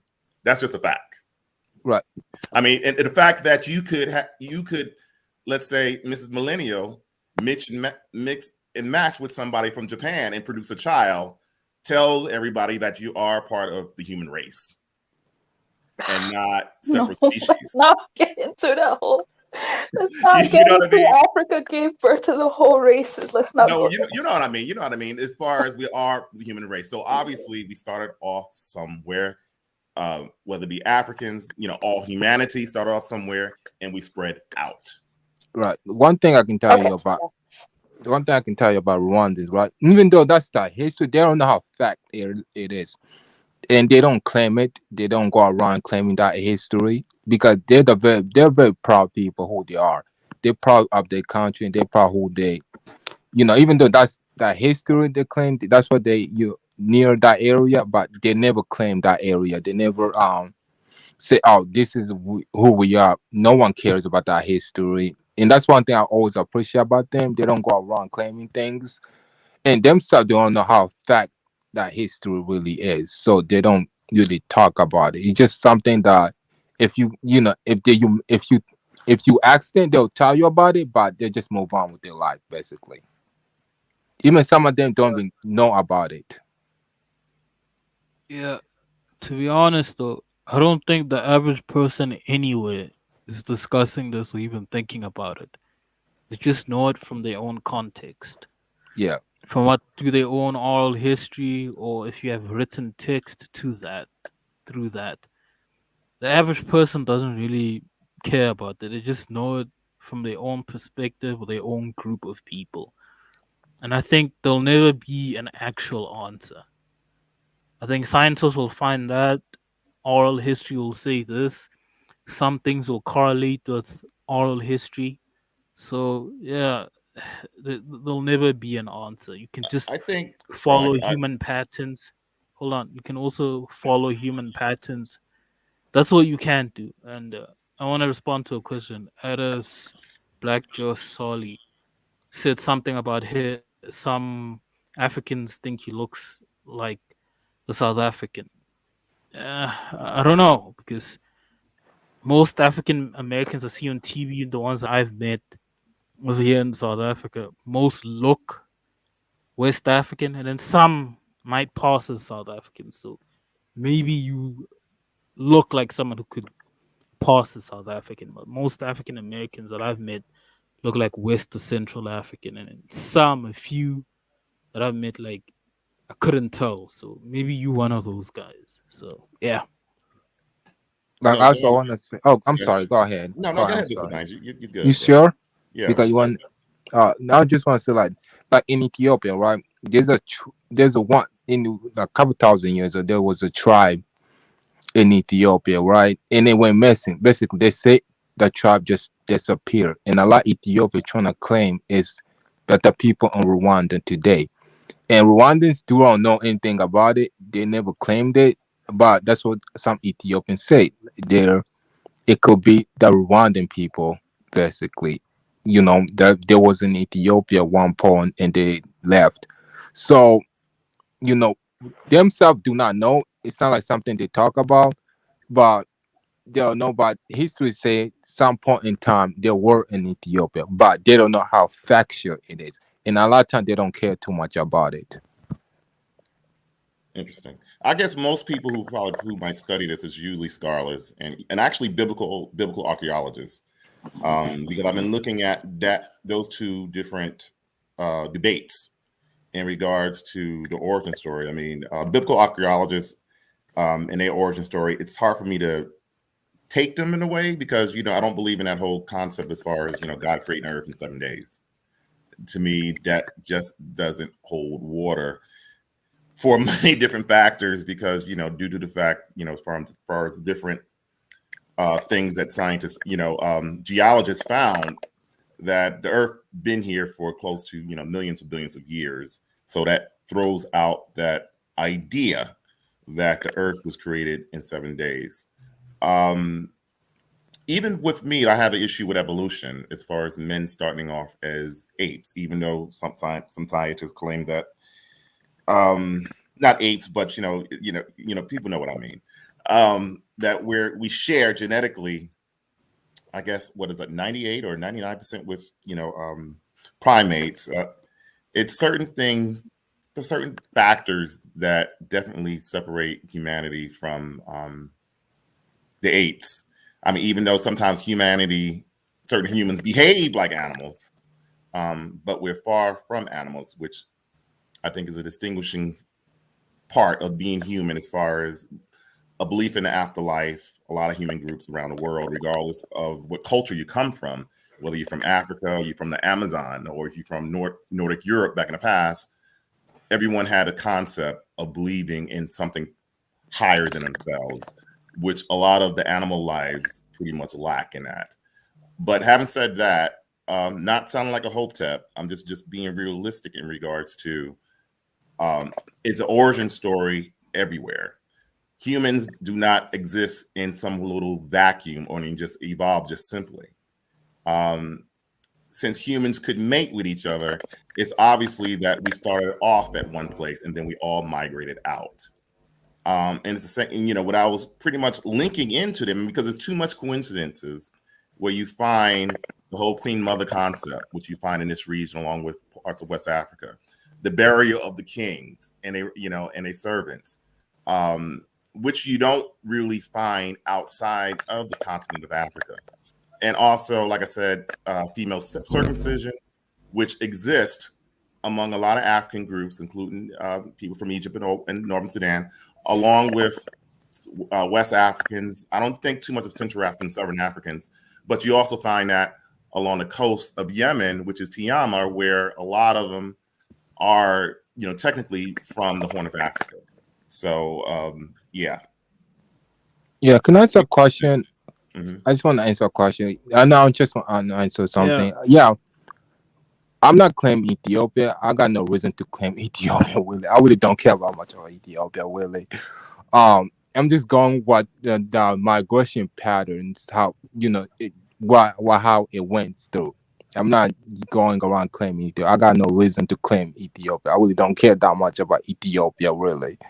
Ethiopia is a good country, great country, but it's not something that I would claim. I really don't care too much about Ethiopia. No Rwanda is going around claiming Ethiopia. And like I said, Rwanda are very proud people who they love who they are. They love their history, not their history, what they come from. They really don't care too much where they come from, really. They know what the history, what they're doing right now. That's what they care more about. And Rwanda really is just how they are. They don't care too much. So no one's going around claiming Ethiopia or claiming anything, really. I'm just going what people have said, what I've read, what people are saying. That's it. I guess, I don't know. I guess we're using some of these things to understand migration patterns and maybe the origin of where certain people come from. But as someone on the panel mentioned previously, there's really no way to really validify this for real and prove that it's factual. So I guess these are all estimates and they're guesses. But I mean, how can we really prove where you came from like 20,000? Okay, let me not sound stupid. Even 5,000 years ago, like how can we prove that? Right. I think what kind of way people might look at it is probably historical migration patterns and where people go back and forth. Like a good example is when the king of Mali went to Saudi Arabia to the Hajj. Obviously, that could be a clue as far as migration patterns, what people use for many different centuries to go from west to east and then back again as far as trade. I mean, none of these groups of people, what we have to take into consideration, existed in a bubble. I mean, there was no type of besides the pygmies and the forest, particularly among West Africans, especially people in the Sahel region. There was no type of missing group because they were well aware in the Sahel region of different parts of the world, especially during the Islamic period. So we could pretty much utilize that as an indication. We could pretty much utilize possible, and they do this in Europe as well, and also other parts of the world, and especially in the Americas as well, especially with the Mayans and the Aztecs and all those groups. Architectural patterns. Patterns as far as people doing scarification in their faces, which you find that in many different parts of Africa as well, and also many different parts of the world. So I'm not gonna. It's not just indicative of Africa, but people carved themselves and did different type of things to their body to alter their body in many different countries in the world. But those key factors, as far as bearing your royalty, female circumcision, and also the matrilineal system. to me, those things, and also scholars look at those things too. I'm not the only one. It's not coming out of my ass. It's coming out of the Ivy Leagues. It's coming from Berkeley. It's coming from Harvard. It's coming from Princeton. It's coming from Oxford. But they're trying to piece this all together. But why would they be trying to puzzle all of this together? Look, Yeah. Why? You have that's a very good question. Because people. I mean, the interesting about what we need to do as a people, we need to really start investigating. What I have to admire Europeans for, they try to find the answers why, even though they might have a little tinge of racism. They look for the answers to puzzles, and we have to start learning how to do that, or go back to that. What people did in places like ancient Mali and Songhai, instead of having people tell us our story, we could tell our own story and our own narratives. Yeah. One thing I'll say is, and I agree that most Africans don't care and it doesn't matter. But the thing is, then when it comes to someone else saying this is what happened, because you don't care, how are you then going to have a voice when you say you don't care? That's the reason why I think people should kind of care, because if you say you don't care, look, then someone could just come with a new theory and you're like, oh, okay, right. But yeah, Josie, you can go ahead. yeah. Oh, sorry. You done? Yeah, you Okay. can go ahead. Look, we can hear you, Josie. I don't see that ever happening. Because hold on, because like when that whole origin story here, like I live in Johannesburg, so that whole cave thing where like humans first originated, when people started seeing like ape-like creatures and a white guy saying that we come from that, some people flipped out. People went crazy. People started calling them racist. People started attacking them. People started saying all sorts of things. So I don't see many Africans. Okay, let me speak, especially here in South Africa, going down and actually trying to figure that out for themselves. I think they're just comfortable with. I think we're just comfortable with our own narrative, especially here in my own country, because you could find our own people to do that, to look into it. But it's a white guy, who's a white South African. You could tell that he went to school in America because his accent is a bit different. So, well, it's North American. And then he's going there, he's finding all these ape-like creatures that date back, I don't know, hundreds of thousands, millions, I don't know how many years. And some of them do have like human-like features, to be honest. But because of our history, in the eyes of many people, they don't want to even see that. Like, you saying I come from a monkey, so it drives people crazy. So I don't see it happening. One thing that one hypothesis, or one thing that I've been taught, is that with the relation from apes and humans, the apes don't necessarily come from the humans. For all we know, the humans were first, and the apes might have came from the humans. But usually when people think about like evolution, they think you might have a primate that the way they teach it is that first we had these ancient life forms, coming from the ocean. The water brought life, and then he turned into rats, and then the rats turned into monkeys, and the monkeys eventually evolved into humans. But for all we know, who knows? What if in the beginning what if in the beginning there were humans that maybe experimented upon themselves, or for whatever reason, we don't really know the whole truth. So even when trying to investigate it, we don't have to stick to, at the end of the day, it's all a theory, and we just, you could think there's different, possible, the reality might be something that we didn't even consider, so. Yeah, that's a good point. It is a theory. What you said. Yeah. Look, even with what you said, some people might still lose it. You saying we gave birth to monkeys. look, I'm not saying that that's what you're saying, but I think some people it's just too sensitive. Right, Like I understand. anything related to an ape, anything related to an ape in whatsoever way, they don't want to hear it.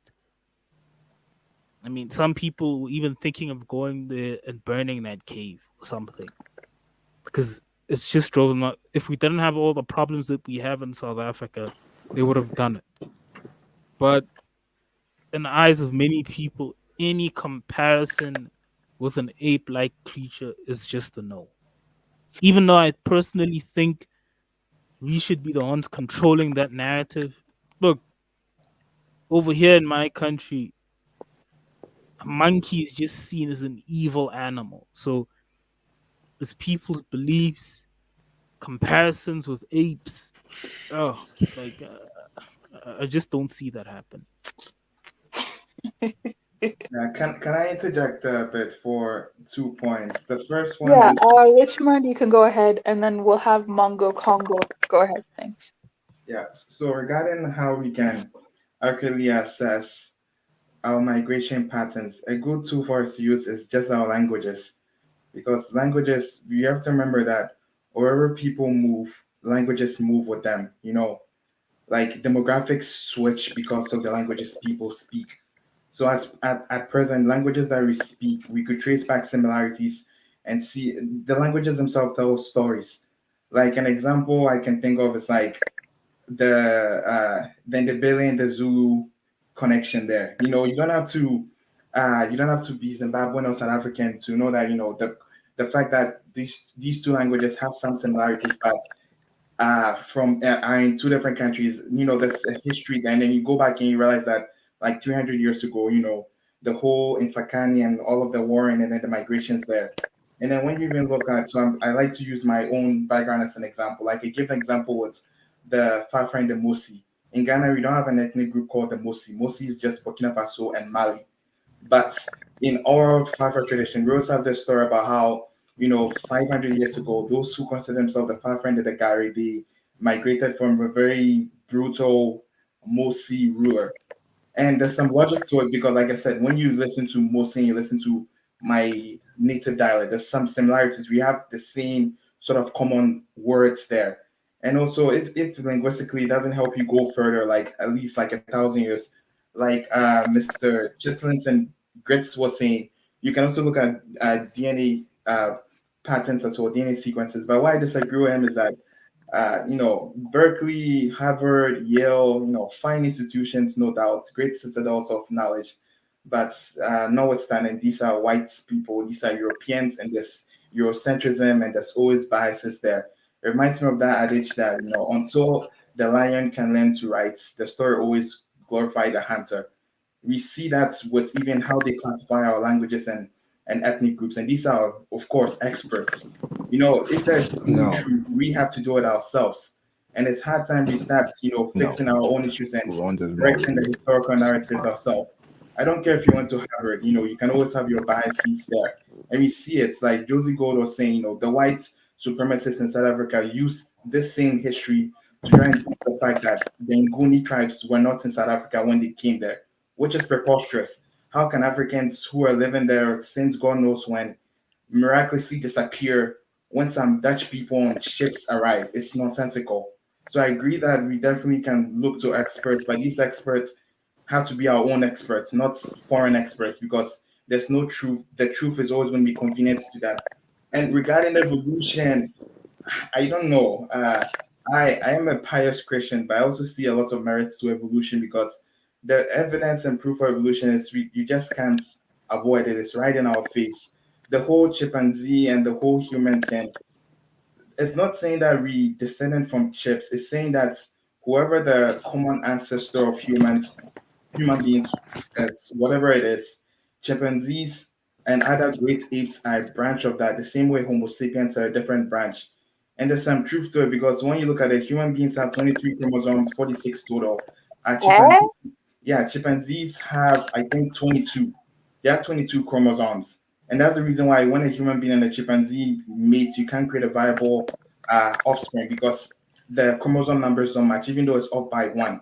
Then when you look at horses and donkeys, they have a similar chromosome number, which is why we can create males. So evolution, we can see the proof. And if you look at personal human evolution, wisdom teeth, human beings now, we cook our food. So the need for wisdom teeth is gone. But when you look at these great apes, they still eat, leaves and all of these stuff, meat that they need their wisdom teeth. But human beings, it's a vestigial organ. We're losing it. Same with our tailbone. These are all evidences of evolution. You can dispute the science, but the science is always right in our face. So those are just my 2 points. In regards to the evolution thing, I'm kind of Yeah, I don't buy evolution. right. I don't buy that. I'm sorry, I don't buy it. I mean, but however, I do agree with you when you talk about with Well, 1 second. First, I want to thank everybody who's here. All to the new people who came in. Creole, ADOS, Tim, Flexed Up, and there was an East African brother. I think your last name was Katombo. Thanks all for being here. We're gonna go and let Congo Mongo call in. I think you're in the UK, isn't it late? I'm just wondering why aren't you asleep? But thanks for calling in. Are you there? Yeah, I'm here. Can you hear me properly? Yeah, go ahead. Yeah, I know it's a bit late here. I've got time today, and I occasionally listen to some of your shows. So, yeah, it was an interesting discussion. What I wanted to basically talk about is in regards to the evolution. Does the same apply to because Richard made some good points in regards to the Bantu expansion and stuff, but in regards to evolution, does the same apply to animals as well? For example, you've got the snout nose crocodile, and then you've got the Nile River crocodile, and you've got the saltwater crocodile, and then for instance you've got what's the other one? You have a tiger, and you've got a lion, and when they breed a tiger and a lion, you get a liger. But when it comes to the liger procreating, it gets problematic. So I'm just mentioning that in relation to evolution. Is it just a thing where it's a thing with orangutans and chimpanzees and humans having a common ancestor? Is it just for us type of mammals, or does it apply for every single animal as well, based on your understanding of evolution? And this question is particularly for Richmond and Shitlings. Yeah, so it's for all species. That's the evolution. In fact, when Charles Darwin was coming up with his own theory of evolution, he even used what you call it birds. He didn't even use human beings because he noticed that he went to the Galapagos Islands, and he noticed that there were these different species of finch, a type of bird, and he noticed that all of them had different sized beaks. And he came to an understanding that the reason why they have different sized beaks is because they were eating or they were specializing on different types of food. Some were eating fruits, some were eating seeds, some were eating whatever it is. And he devised that all of them definitely originated from a common ancestor, which had a certain type of beak size. And due to specialization of different kinds of food, the descendants had different beak sizes. So even his whole theory wasn't just based on human beings. And for your question, yeah, you can, especially plants, flowers, you can see that a lot. The whole thing about the breeding thing and the example you give about the lion and tiger, that's very true.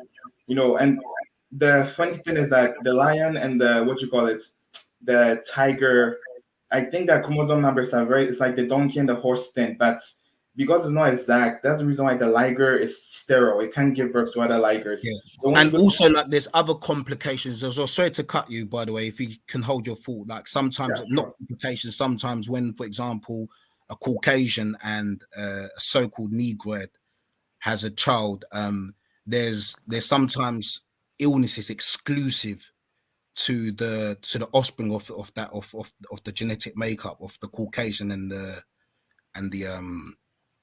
so-called Negroid.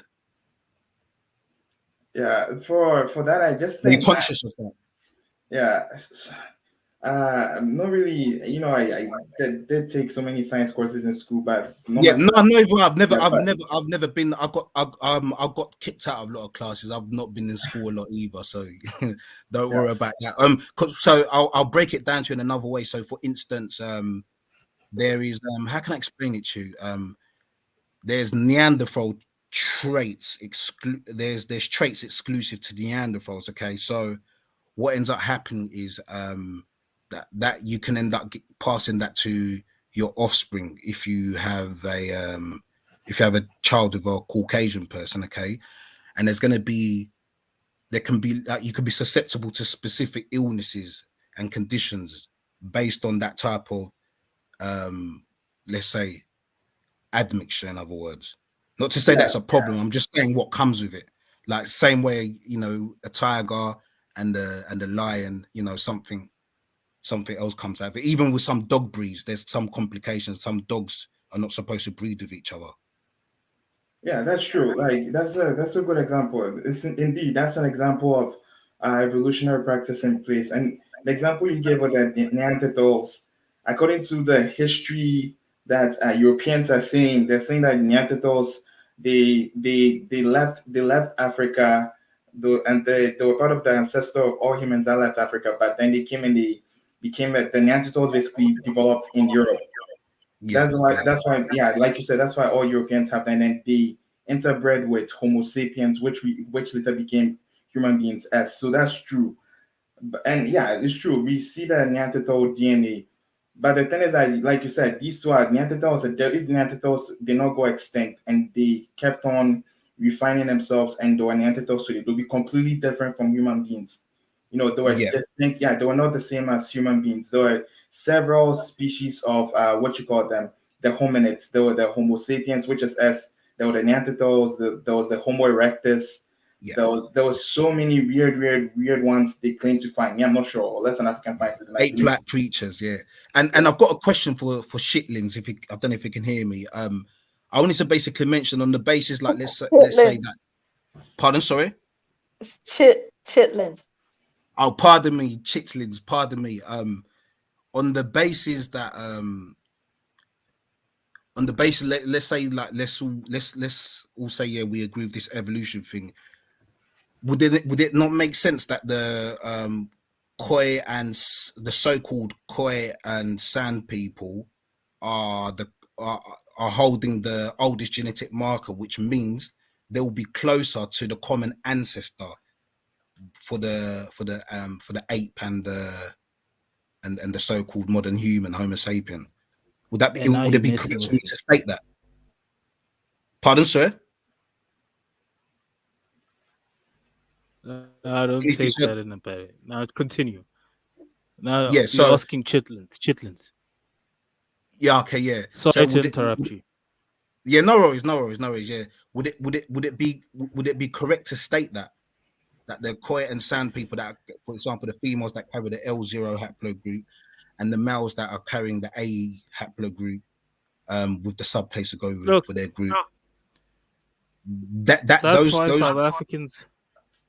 That's why South Africans hate this thing. Because exactly. So So continue, Josie. Go.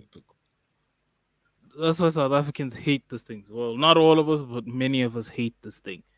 This whole thing, because we can't help but get this feeling that they're trying to say that we are closer to these monkeys.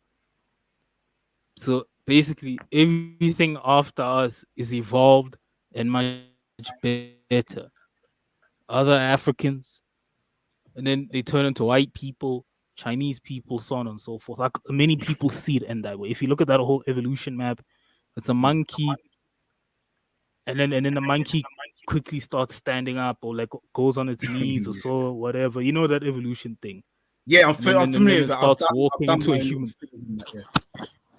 Yeah, I remember seeing that stuff as a kid.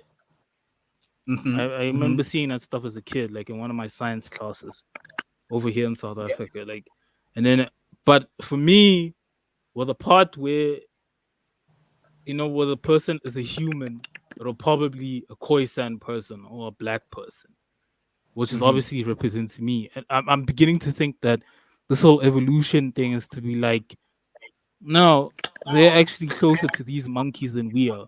We've exactly. Yeah, I'm on that. Yeah, more. Yeah, I completely feel further from that. Yeah. So that's what they're saying, that we've completely evolved from that, and we're much better. So basically, Because they control the narrative to a point where they say, look, we're much better and we evolved from that. And if you look at, like, I was watching like on National Geographic, there used to be like this whole thing, that Origins series. It was an Origin a few years ago. And then one thing that struck me with the guy that was talking about it, he said, when we left Africa, things just started. So I think that's why I don't like this whole Origins thing, or this whole thing that they have about how humanity started, because yeah, it I links it completely feel closer you to in it. Yeah, Africans. As in, these apes started. These people, they're the ones that evolved from apes, so they're more primitive than all of us. And then and then everyone after that is just much better, like a better form. And then of course, white people would be on top of that. That's what I don't yeah, like, yeah, exactly. Yeah, it's and I like kind of Can I like say get that something? feeling. If it's Yeah, okay with I just everybody. want to make Yeah, one little comment about that. I mean, Josie is pretty much yeah, correct. I mean, I remember back in the old school books, they used to have particularly Australian Aborigines as far as being an example of that missing link. I Yeah, mean, it was to the point so I bad. think I saw that too. Yeah, it was a we point all so saw it in school. yeah, it was a point so bad that the Aboriginal people wasn't even classified as being humans, and those and people who are mixed European and Aboriginal, which they call the missing generation, they've been taken away from homes to be indoctrinated, or since they are part white, to be Europeanized, because they don't want to be with their primitive ancestors, and the ancestors and Aborigine was considered the epitome of the lowest, of the dumbest of humanity. And plus, we have to take in consideration the theory of evolution, that it has a very checkered history. Yeah, a lot. If you look at as far as when it used to utilize certain African, not only African, all over the world cultures, they used to have bloody human zoos, and they used to call these people the missing link. yeah, that's some of my people. That's why I mentioned the comment earlier. Which Josie Gold answered. Right. Because if we're all agreeing with these scientists, okay, like let's say we'll pretend we're all agreeing with these scientists, and the fear of evolution, etc., leading up to migrations and human populations, then what should have happened is they should have put the Khoi and San people in the zoos first, but they didn't do that. They put people who would have been more likely categorized into the haplogroup B and the haplogroup E grouping, and they put them in the Not not only zoos. entirely them, true. they put a lot of groups. They put people Yeah, from they the put South, Philippines, Put a lot of South, Khoisan. Native Philippines, Americans as well. They put like Native Sarapad Manase. Americans. Sorry. Oh, so many different group Right. They people. put But Hawaiians in there. I'm making is, the point I'm making is, they're Oh. hosted, those people that came from the interiors of Congo, they hosted them as the missing link of the ape, is what I'm more or less saying. I know that they put a lot of different people in the zoos, but they hosted them as the missing link. But it would have made sense if they're going by their own theory, or if we're playing the keep that same energy game, like keep the consistency, they would have tried to compare so-called quiet and sand groups to the apes, and that would have been a contradiction. But because we look more dark, and obviously with Central Africans, we're more likely to have wider noses, so-called forest populations, or if not wider noses, so-called primitive-looking skull structures, in other words. So it looks appealing to obviously present it. Look, these are the closest people to so-called apes, but really they should have used the Khoi and Sand groups, which and they don't look like apes to me. So that's why I mentioned that on purpose. And they Yeah. utilize that Yeah. in regards to separate African peoples. I mean, you could see that with certain groups where they considered more civilized, Yes. versus groups they considered more primitive. You could see that played out even in Nigeria today. The Northerners didn't get the brunt of British colonial forces, but the South did, and they considered the northern part of Nigeria to be a lot more civilized. It's the same thing with the Egyptians and Sudanese versus the South Sudanese. The South Sudan was considered almost like a human zoo to keep isolated from the rest of the population, and it played out in many different areas in Africa where they created something stupid called a hematic theory. Yep. Yep. Yeah. Yep. One problem I had with evolution, right? Yeah, like where I come from.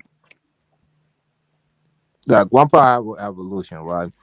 None of it is not fact. It's still a theory. It hasn't been proven. No scientist is gonna tell you it's a fact.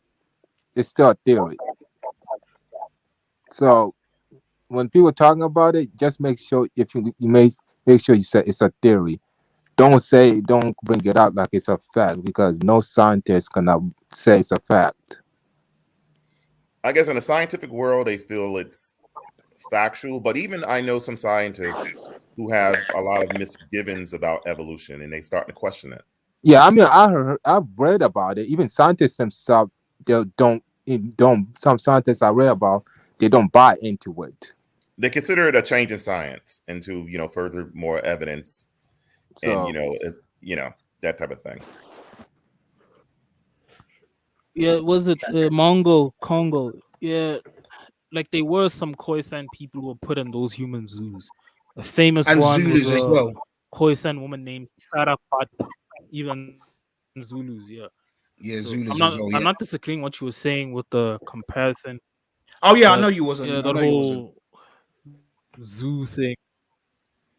Yeah. And Yeah. I've got So I've that whole also zoo got. thing, Sorry, like Richmond this was going to say evolution something. thing, Sorry. I agree. Can I interject? Go ahead, sir. Like Yeah. yeah. Okay. Now it makes sense. Look, I kind of see why you guys had yeah. a lot of reservations because Wait. I don't think Josie was finished his point. Oh, you're okay. Go ahead, Josie. No, man, I was just agreeing with what he was saying Oh, with the okay. whole thing. Like, Yeah, what you guys that's are all. I saying was is just true. agreeing. I've heard that a lot, but that's called social Darwinism. It's been debunked. This social Taoism was at the beginning of evolution. That was when all these, like when Darwin came with this whole evolution theory. That was when all of Africa was colonized, and Europeans and white people thought that they were the most advanced race, and we Africans were backward savages. So when Darwin came with the theory, they used that to defend and justify their actions of slavery in America and colonization in Africa. That's social Darwinism. It's true. Social Darwinism is the reason why even IQ tests began in the first place. Because in America, they developed IQ test in itself was developed to see if someone has a learning disability. But because social Darwinism wants to justify, the lack of development in Africa with Europe, they try to justify it with race. That's saying that we Africans are similar to apes and all of that. They started comparing IQ tests of Africans to justify that, which is a whole argument on its own. Yeah, that's social Darwinism. That's been long debunked. Social Darwinists are now seen as white supremacists because all the ideas don't make any sense. Regarding the whole,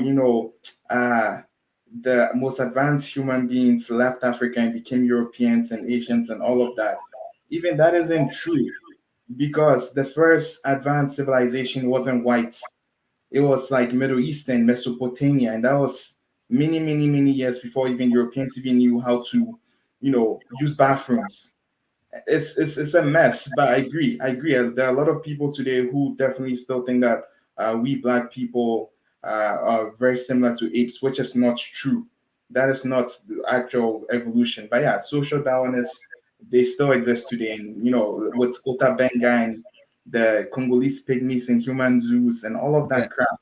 And that was literally just in the 20th century. Yeah, this is nonsense, but it's true. Yeah, but that's not really authentic evolution dismisses social Darwinism. Yeah, I see. Yeah, I see. You're differentiating between the two. I know what you're getting at. Yeah, I get what you're saying. And I wanted to mention a question. This is in relation to what sorry if I'm pronouncing your name wrong. Chitlins was talking about earlier about because he mentioned the pygmies in the forest. I wanted to ask you: do you see pygmies as like a homogeneous race? No, I don't. I consider pygmies to be a diversity of humankind, generally speaking. Because in the African continent, we have a lot of diversity from the 4'11" or 4'6" pygmies who are not dwarfs or not midgets, what people might think. They have normal statures. I mean, as far as their body composition goes accordingly to their size. There's no deformity there. To the 7'8", what I've seen witnessed in Northern Sudan and Egypt, Dinka or Nuer. Humanity is that diverse. I mean, I don't consider them any type of missing link. If I got with a pick-me woman, I remember my scientist teacher was saying something that was kind of crazy in my biology class, and I had to we pretty much shut her down. She was like saying that the pygmies were like a missing link, and we won't be able to have offspring with them. And the reality is, I could imagine, since Rwandans have pygmies in their country, that probably people probably pretty much mixed up with pygmies, probably today and even throughout the history. So yeah, so this point, yeah, it's good point that you raised. So so does this mean that you're conscious of the fact that you're basically conscious that there's different groups which we are referring to as pygmy, but there's not like a one line where there's like a progenitor of a pygmy race which births lots of different pygmies? I mean, there most likely probably was, and then different groups spread out, just like any group in the world. There were probably one group. I mean, I think we were all one group, and then through isolation, I'm more like in that school of isolation starts, where certain genetic contributions would stay within that community, and then those outside that community, you might say to them, "Wow, they look different from us," but you're still able to mix with them. But I think that's what I think race is, basically a bottleneck of genetic isolation. And you can see this across the African continent, from the people who live in the Horn of Africa, the people who live in parts of West Africa, especially among Senegalese, and to the Khoisan. That's basically what it is. Okay, and that's how I believe racial formation started. Yeah, okay, yeah, I completely get that. Yeah, and lastly, this is the last question. I'm going to be done. So have you heard of the term pygmoid before? And yes, I have. I heard that in school back in when I was taking anthropology. Do you have any idea how it disappeared and what it meant during the time it was being used? I remember with that they use they use a term for South Africa for the Bushmen. I remember they used Negroid, Caucasoid, Mongoloid, and then they also have like a oid in for Australian Aborigines, and also for I think for the people who are the Khoisan and the Pygmies. And I guess what scientists realize that things are a lot more complex than they realize, so they pretty much discounted the racial theory. Originally it was a 3-race theory, and then they just go by population, human population, and not necessarily races, even though it's still races because they go by human population, but they just pretty much got rid of that. Because they made the distinction between pygmy and pygmoid and Bantu and Negroid. Yeah, they did. Yeah.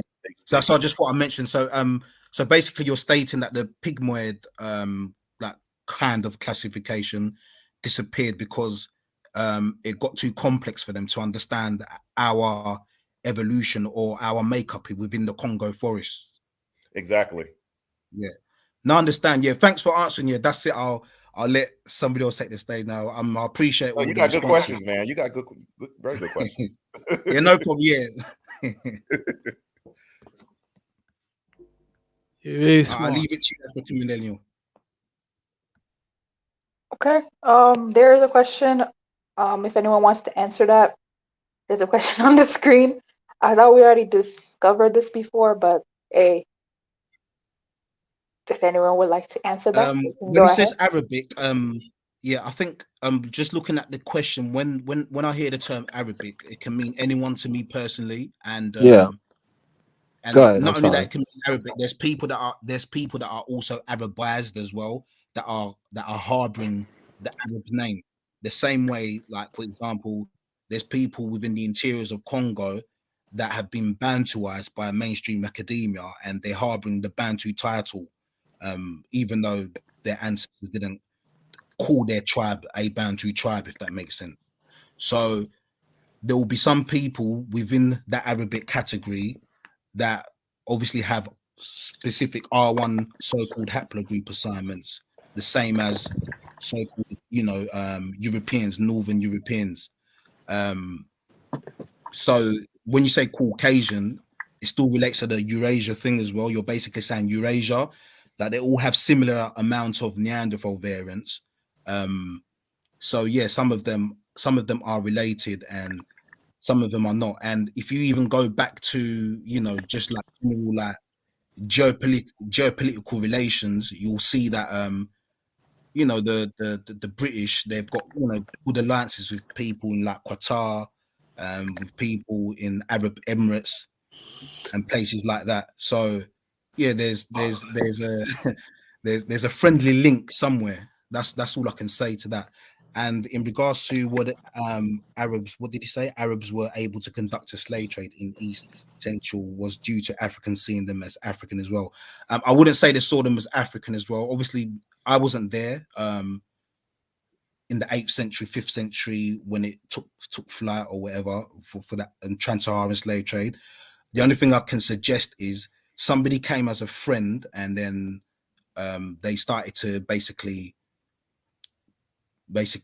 take people. I think what would have happened is there would have been a methodology applied, such as they would have bred with African women first. It might have started in West Africa, let's say near Mali or the old Ghana Empire regions, and then they started making mixed race children, and then those mixed race children will then make the trans-Saharan slave trade take flight.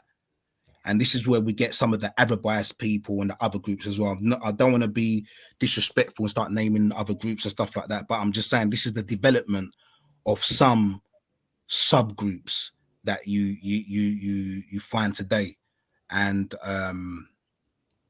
those subgroups are the ones that would have looked more closer to other Africans, to the point where other Africans are saying, this is my brother or this is my sister. So that's what I'll say in regards to that.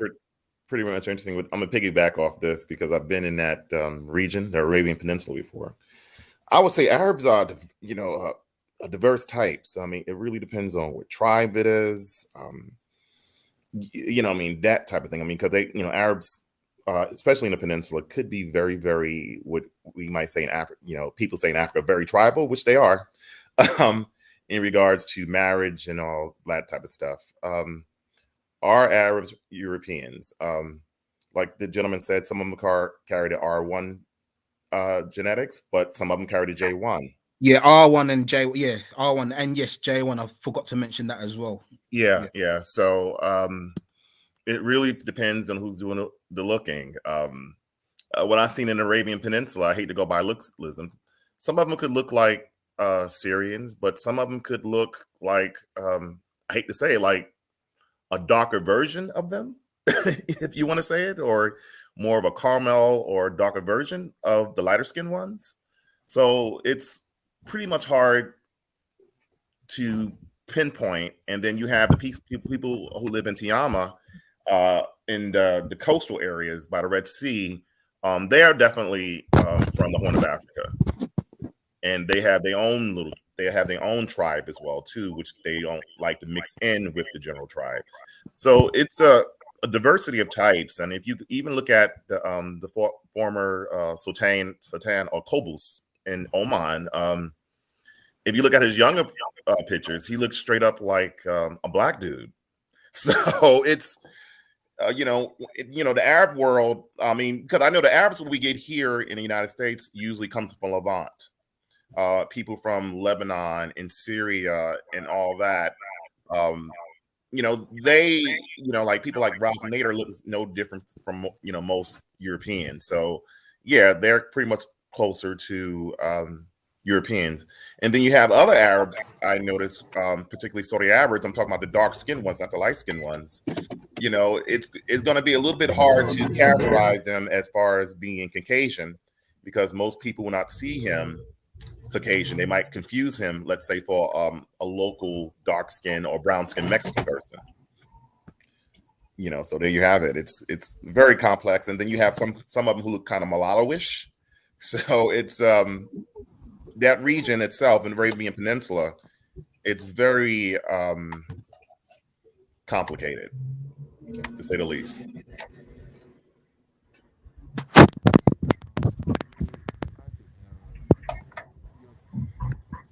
Okay, thanks for answering.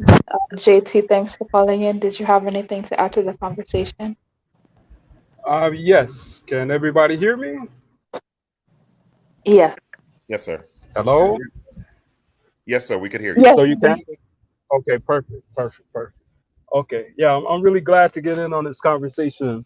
Actually, this is the first time I've called into something like this on YouTube, although I'm always listening. But first of all, I just want to say that with ideas like evolution and the Bantu migration, um, you guys touched on it a little earlier, although I haven't listened to the whole show. I was actually listening to the beginning of the show, and then I realized you guys were still on live, so I caught up with you guys in real time. But I did hear someone say speak on social Darwinism earlier, so that's sort of you kind of covered my take on like these ideas like evolution and the Bantu expansion. I think there's a lot of scientific evidence behind them, but they've been used politically, socially, what have you, to manipulate. You know, people have used them for their own and twisted them, these ideas. There's science, there's a scientific foundation, but people over time have twisted them for their own agendas. I think in some ways religions are very similar. You know, people can twist the doctrines for their own agendas. Um, so to just to lay down that foundation, um, my recent research in the past few years regarding the whole Bantu expansion, um, I think a lot of black people that look like West Africans slash Bantu, I think we did originally originate in Northeast Africa, but we also have to remember that the Sahara was once green. And one of the amazing things that I've stumbled across in my research in the past few years is it looks like most of us so-called Bantu or Niger-Congo people and people of West Africa, I think we originated in the Sahara. And the sister African millennial touched on it earlier at the beginning of the show, is that when the Sahara started to grow as a desert, and from what I understand, it goes through cycles. I've seen stuff that says that like every, I think 15,000 years or something like that, it goes from lush to desert. So it's gonna go back lush again, according to the scientists. Um, but I think we originated in North Africa, and the desert started to grow around 5000 BC. I've seen and heard evidence that when the desert started to expand, people migrated to the Nile at that time and gave birth. Partly, some of those people gave birth to the Nile Valley civilizations, but also people started migrating to the south around that time. Um, recently I found out there's a place in Niger that's called Gobera, Gobera.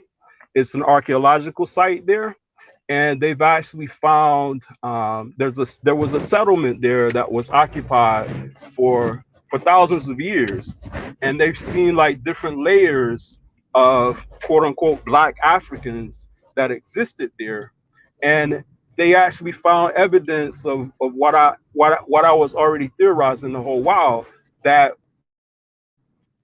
we black people migrated from the Sahara. Um, Basically, they analyzed. They didn't have any evidence of in terms of like flesh, so they couldn't carbon date it. So the next thing that they did was they actually took the teeth, I think it was, and they actually matched up the teeth with Bantu people, and they call these people Proto-Bantu people. So they think that these people were like the forefathers of the so-called Bantu people. What we have to realize in terms of, you know, the Sahara, when it was lush, also is that there were great lakes all across the Sahara of Africa. There's no telling what's underneath that desert in terms of our history.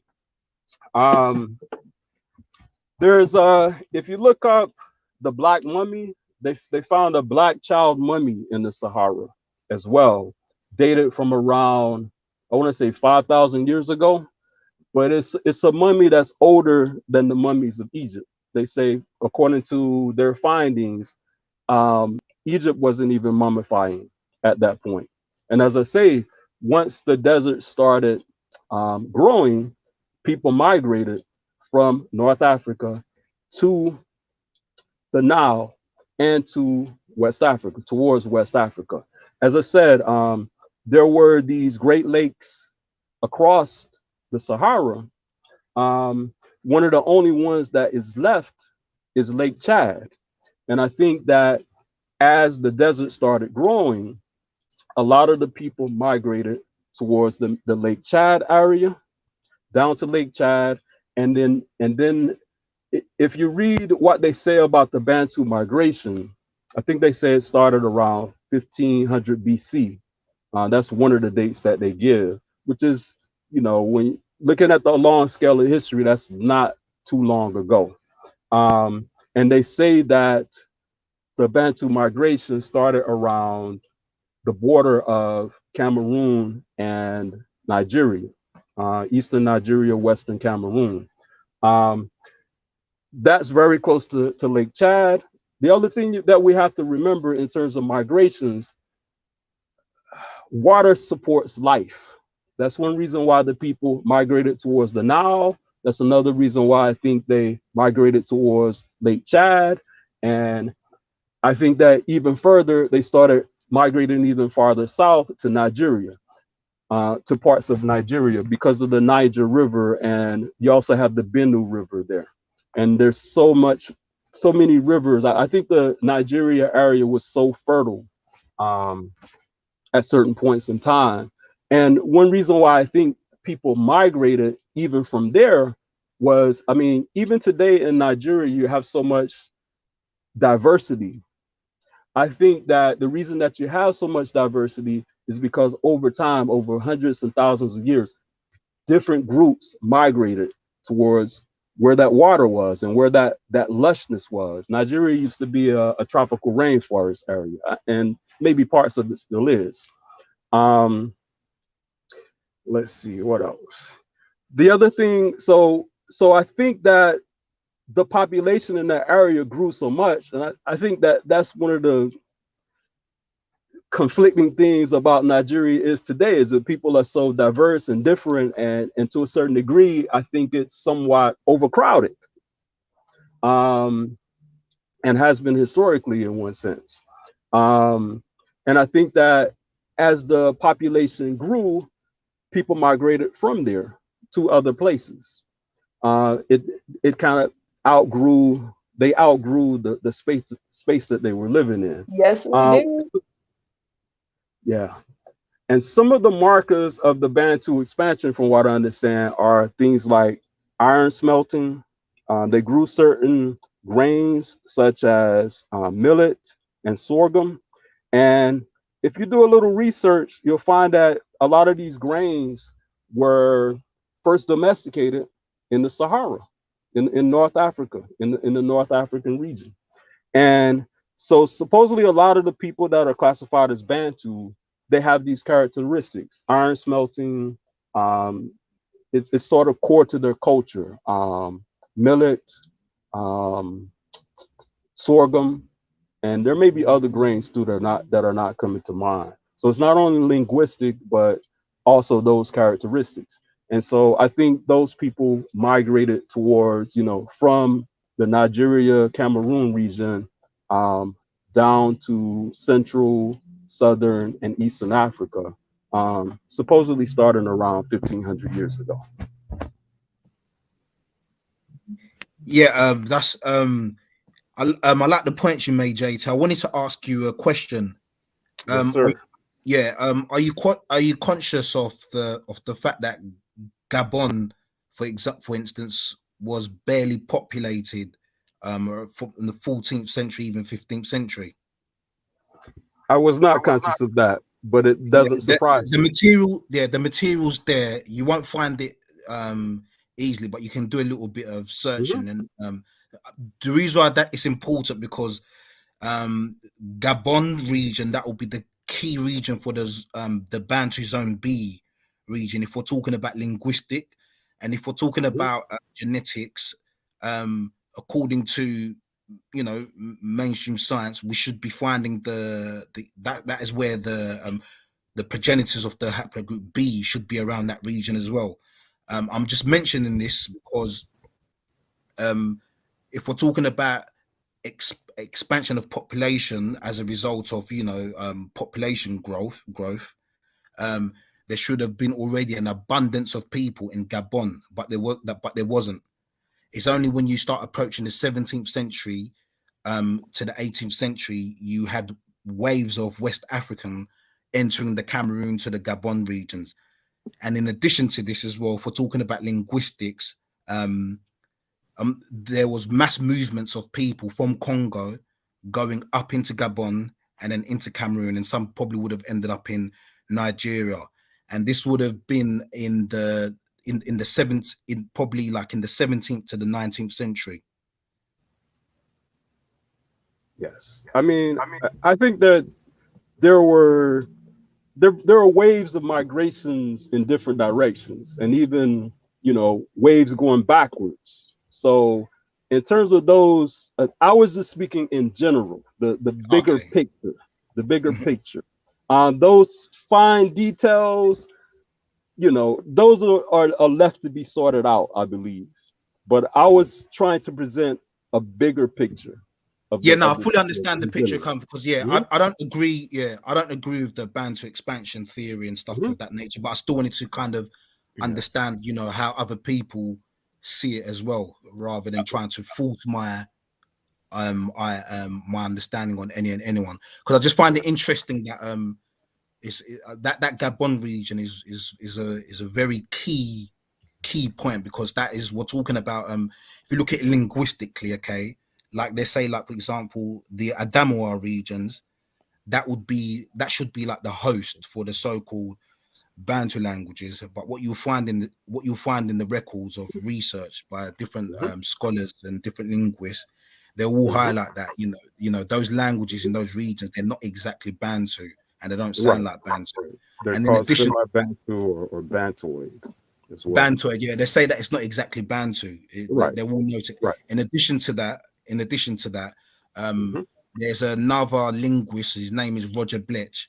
He actually outright said it in 2012, and he still maintained it till 2020 that the Adamawa region was just more or less a grouping. On the basis that it was just more or less the grouping, it was nothing to do with linguistic. They just grouped the people together, and then later they found that these people that actually don't sound, their language is not intelligible as presented by Joseph Greenberg. So it kind of like leaves a hole in terms of if we're talking about continuity. In the same way, if we're talking about continuity, what happens, where did the knot culture, if we're talking about iron smelting, where did the knot cultures, arts in terms of their arts, why didn't it spread all the way into Gabon and then into Congo? Well, actually, Congo did do iron smelting. I'm not denying that. The timings of when the iron smelting was done and the locations, there's a lot of clashes in terms of timing and locations. In addition to that, there seems to be lack of continuity from knot culture if we're talking about a progenitor scenario.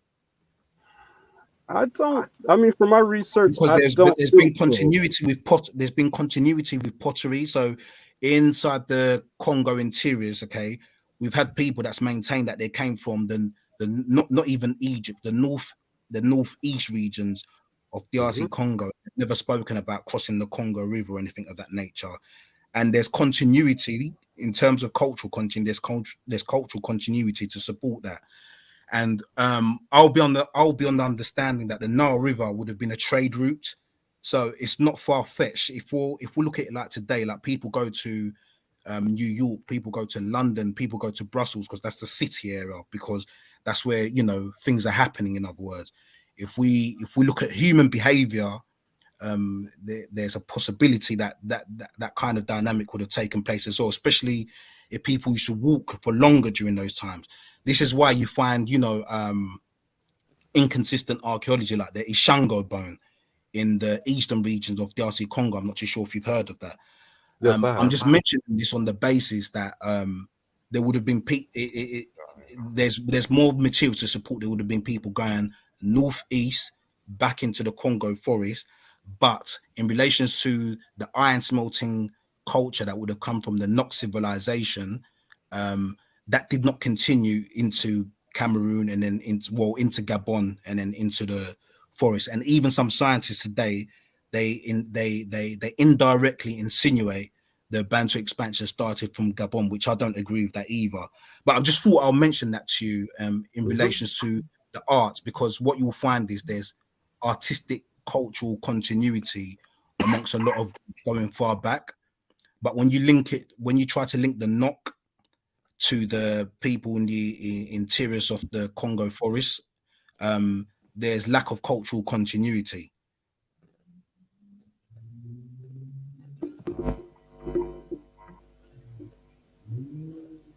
Is JT still on?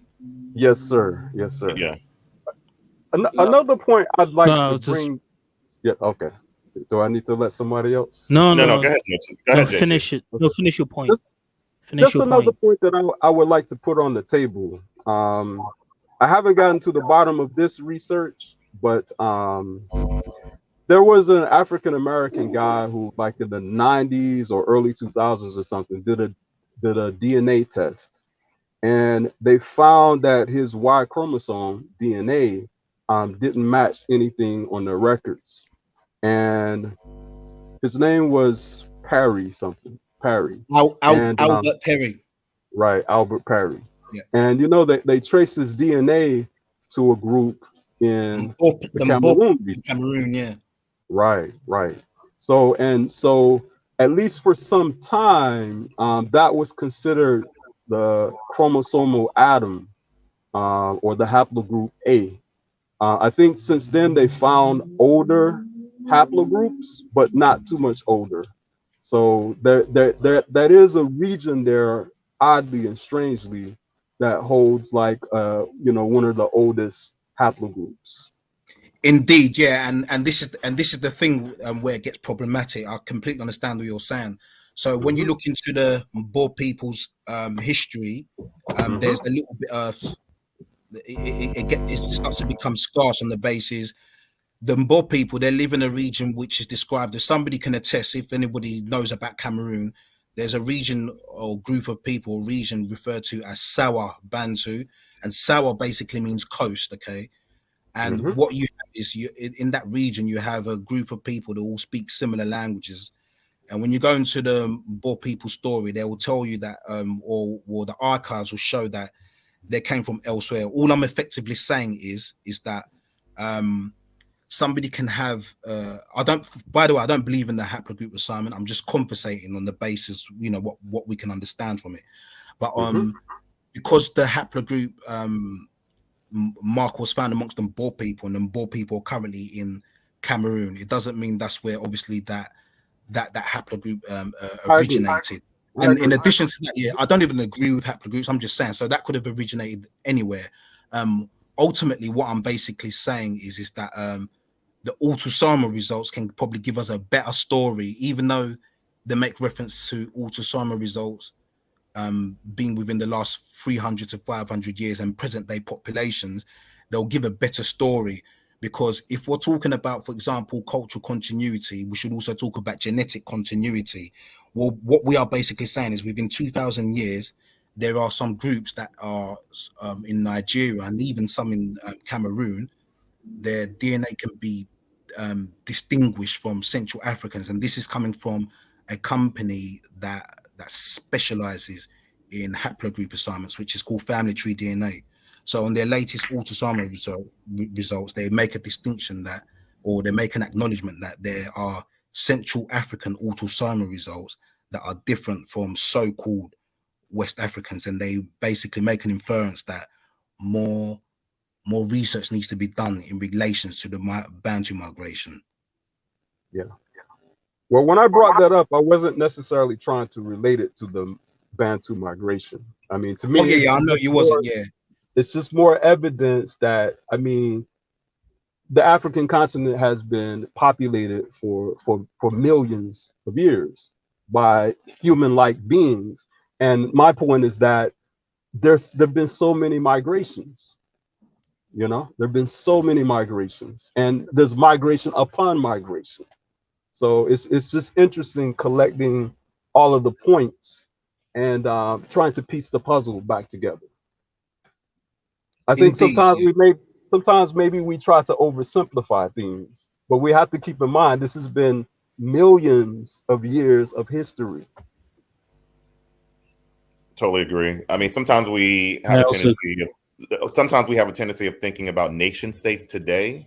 Exactly. And we think that it always existed, and also even people groups always existed. I mean, who knows that the Ashanti existed? I don't think the Ashantis existed 2,000 years ago, or that the Zulus existed 3,000 years ago. When people, they didn't. Yeah, exactly. People pretty much conquered each other, mixed in with each other, and if you look at from history and from looking at different cuneiform writings, whatever culture it is, it always been conquest, and then people, two groups of different groups of people diverging and mixing in with each other, and that is a continuous human theme throughout human history. Although I wouldn't necessarily say always conquest. Sometimes not always. Sometimes it's trade. Sometimes it's trade and actual cultural interaction. And I was just using that one as an example. Yeah, I got you. Yeah. All right. So we're gonna let Josie go ahead, and then niggas can go ahead. Thanks. Yeah, thank you. Look, what I wanted to say is this. I think for me, the answer to this is basically, how do I put this? It's basically our oral history, like mine, like I said it earlier, like my people, like Nguni speakers. It starts for us, what we're told is that our main ancestor was a man named Nguni, and he migrated from the Great Lakes because apparently the Great Lakes of Congo, because apparently there was a lot of violence there at the time, and he decided to go elsewhere. Then he came through, like, East Africa. So from Congo, moved to Tanzania and all the way down. That's what we're told. And then when I listen to certain languages, let's say mainly like East African languages, I can pick up certain things, like certain words, like nyama means meat, baba means father, so on and so forth. A phrase like akuna matata, and then in one of our own languages here in South Africa, Sotho, awana matata, basically both mean no worries. So linguistically, oral history, I think that's one of the keys of finding the missing puzzles to the missing pieces to the puzzle. That's what I'm trying to say. So for me, I think that's what we should be doing, because oral history tells a lot of truth, and many people in the region who share the same lineage or come from the same tribes or tribes that once were together and broke off share in the same, like, how do I put this? Like the oral history is similar. Sure, they differences, but it's similar. So I think for me, that's what That's what the key is to finding that out. Sure, science could work, but we need to be careful who's using the science because of the world we live in today. So, yeah, that's all I wanted to say. Thank you. Okay, thank Big you. respect. Big respect.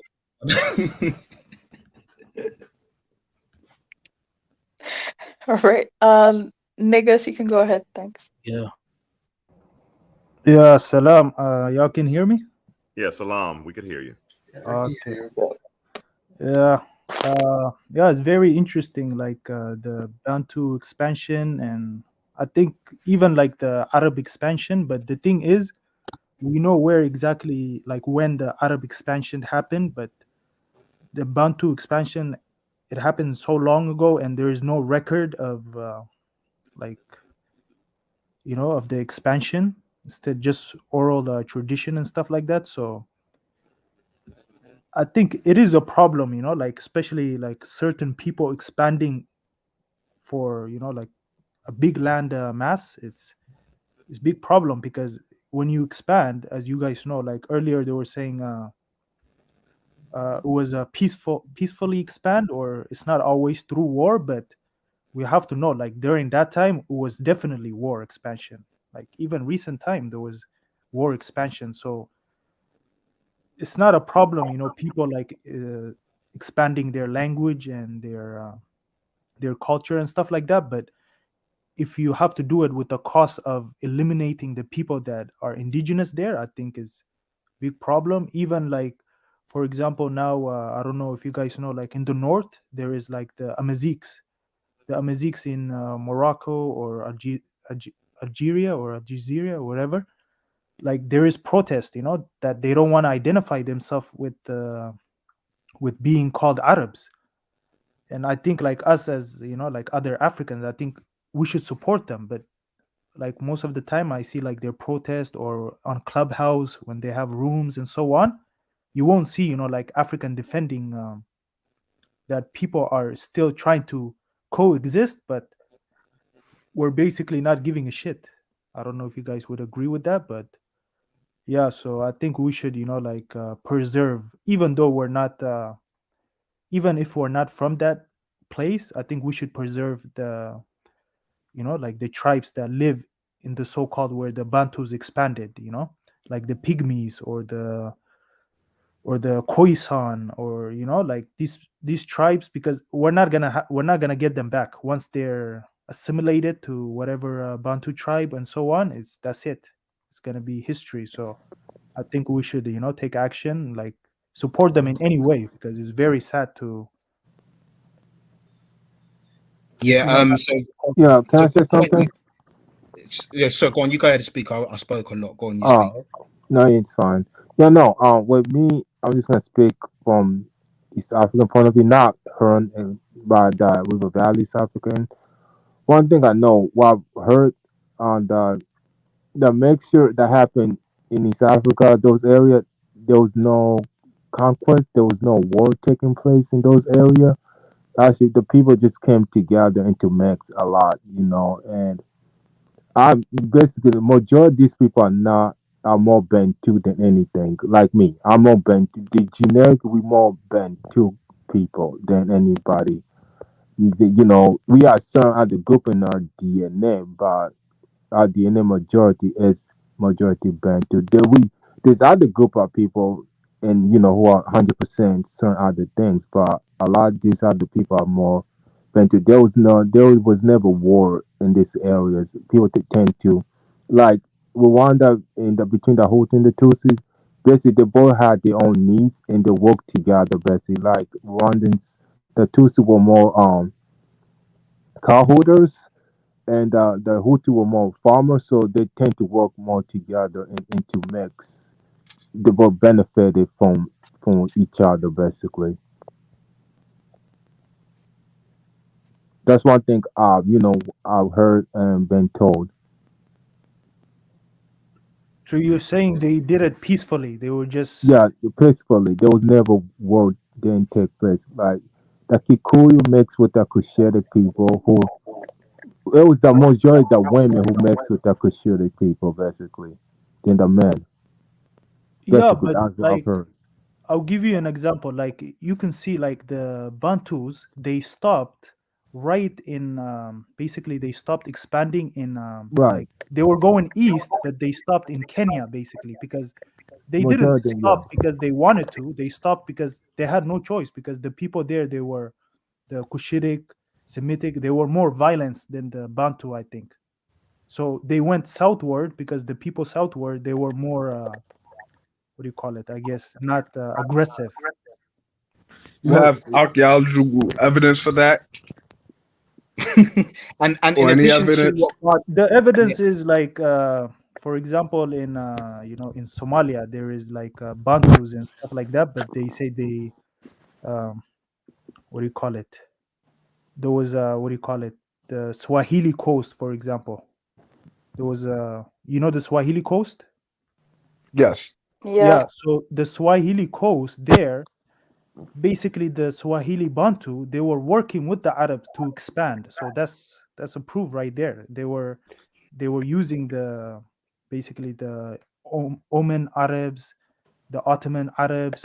So they were expanding with the Arabs, and we had wars with them. So the Bantus, the I think what smart But thing that those they aren't did the is same people as Nigerians, though. So, I was about to say that, all right, yeah. you may so the Swahili coast. Maybe okay, you have the Africans that were on the Swahili coast might have worked with the Arabs, and maybe for reasons to conquer more area or whatever that reason is for that history. I haven't gone deep into it, but that's not the Bantu expansion. That when the so-called historians and scientists talk about a Bantu expansion, it's speaking specifically on of the region around Nigeria, Cameroon, Benin, in that region, and they're saying that a bunch of people from that region went all the way. They expanded towards the southeast, going down into South Africa and then towards Southeast Africa, towards Tanzania and everything, even towards the Great Lakes and stuff. But there's no a lot of people. Well,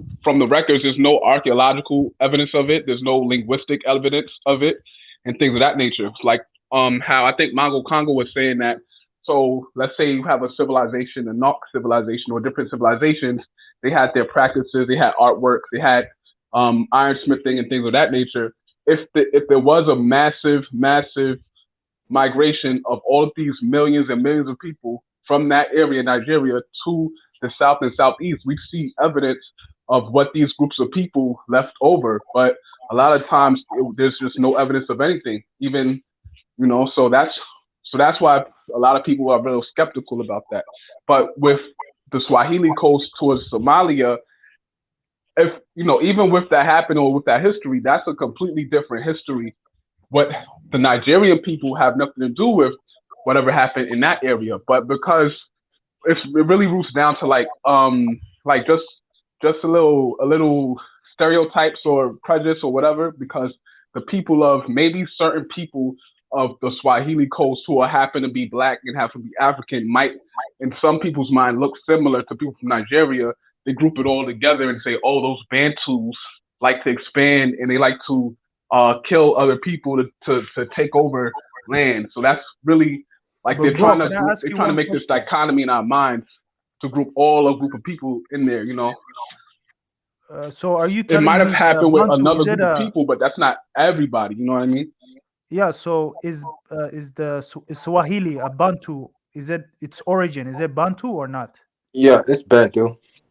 Yeah, so that's it. That's why, like, the only What is a reason I mentioned Bantu? that The is Swahili origin, for example. What when people say Bantu, what is a Bantu? So like if in we want terms to say of the what language, some person's origin is Bantu, what is a Bantu?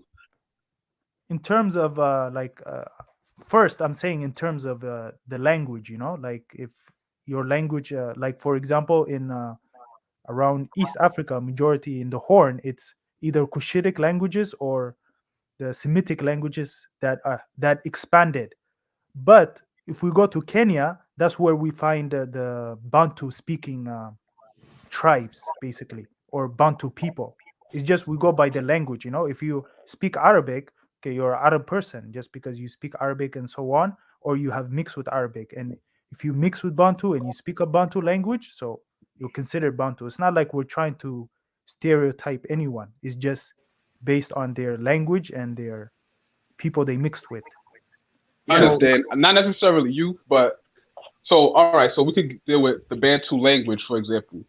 I understand that the Bantu language groups. There is similarity between the languages that are classified as Bantu.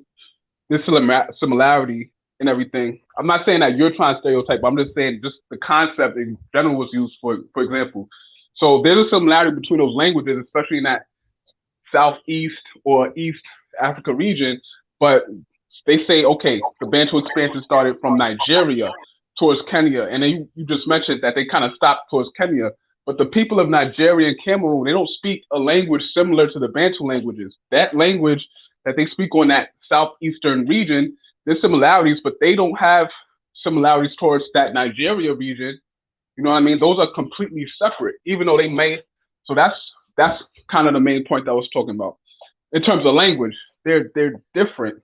They're not those Nigerian, even the linguistic people, they don't classify the languages that Nigerians speak as Bantu. They have Niger-Congo A and Niger-Congo B, and the Nigerian languages and those types of languages aren't the same. And even certain languages in that West Africa region, for example, the Mande languages, they even say that, you know what, from our studies, we don't even think we should classify the Mande languages as Niger-Congo at all. They seem to have more of their own type of structure, so that could be its own language group. So that's just what I was getting at. With me, right? I wasn't talking about Nigeria. Oh, in other words, I wasn't even talking about Central Africans. I was just talking about the region of East Africa because even the genetics completely different than Central African, even though they're more Bantu, but genetically they're different because they got other genetic in their DNA.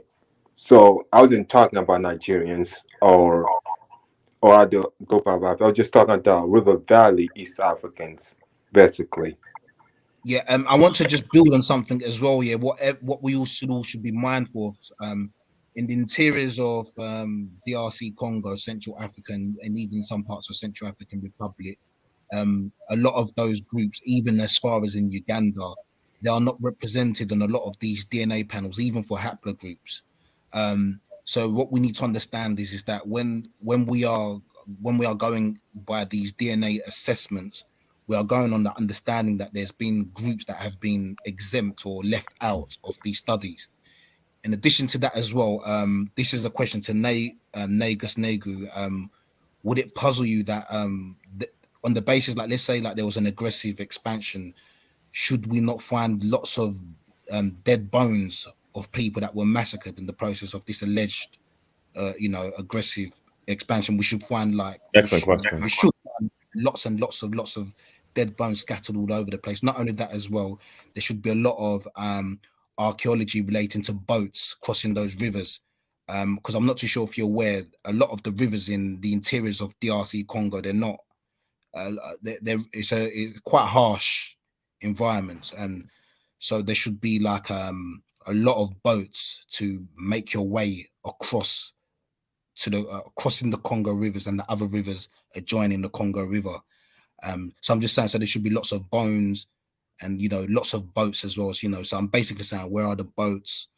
Where are the bones? So on the basis that it's a bit troubling to piece that together, we need to look at the stories and as so-called Africans collectively, we need to look at this thing again that we are agreeing to.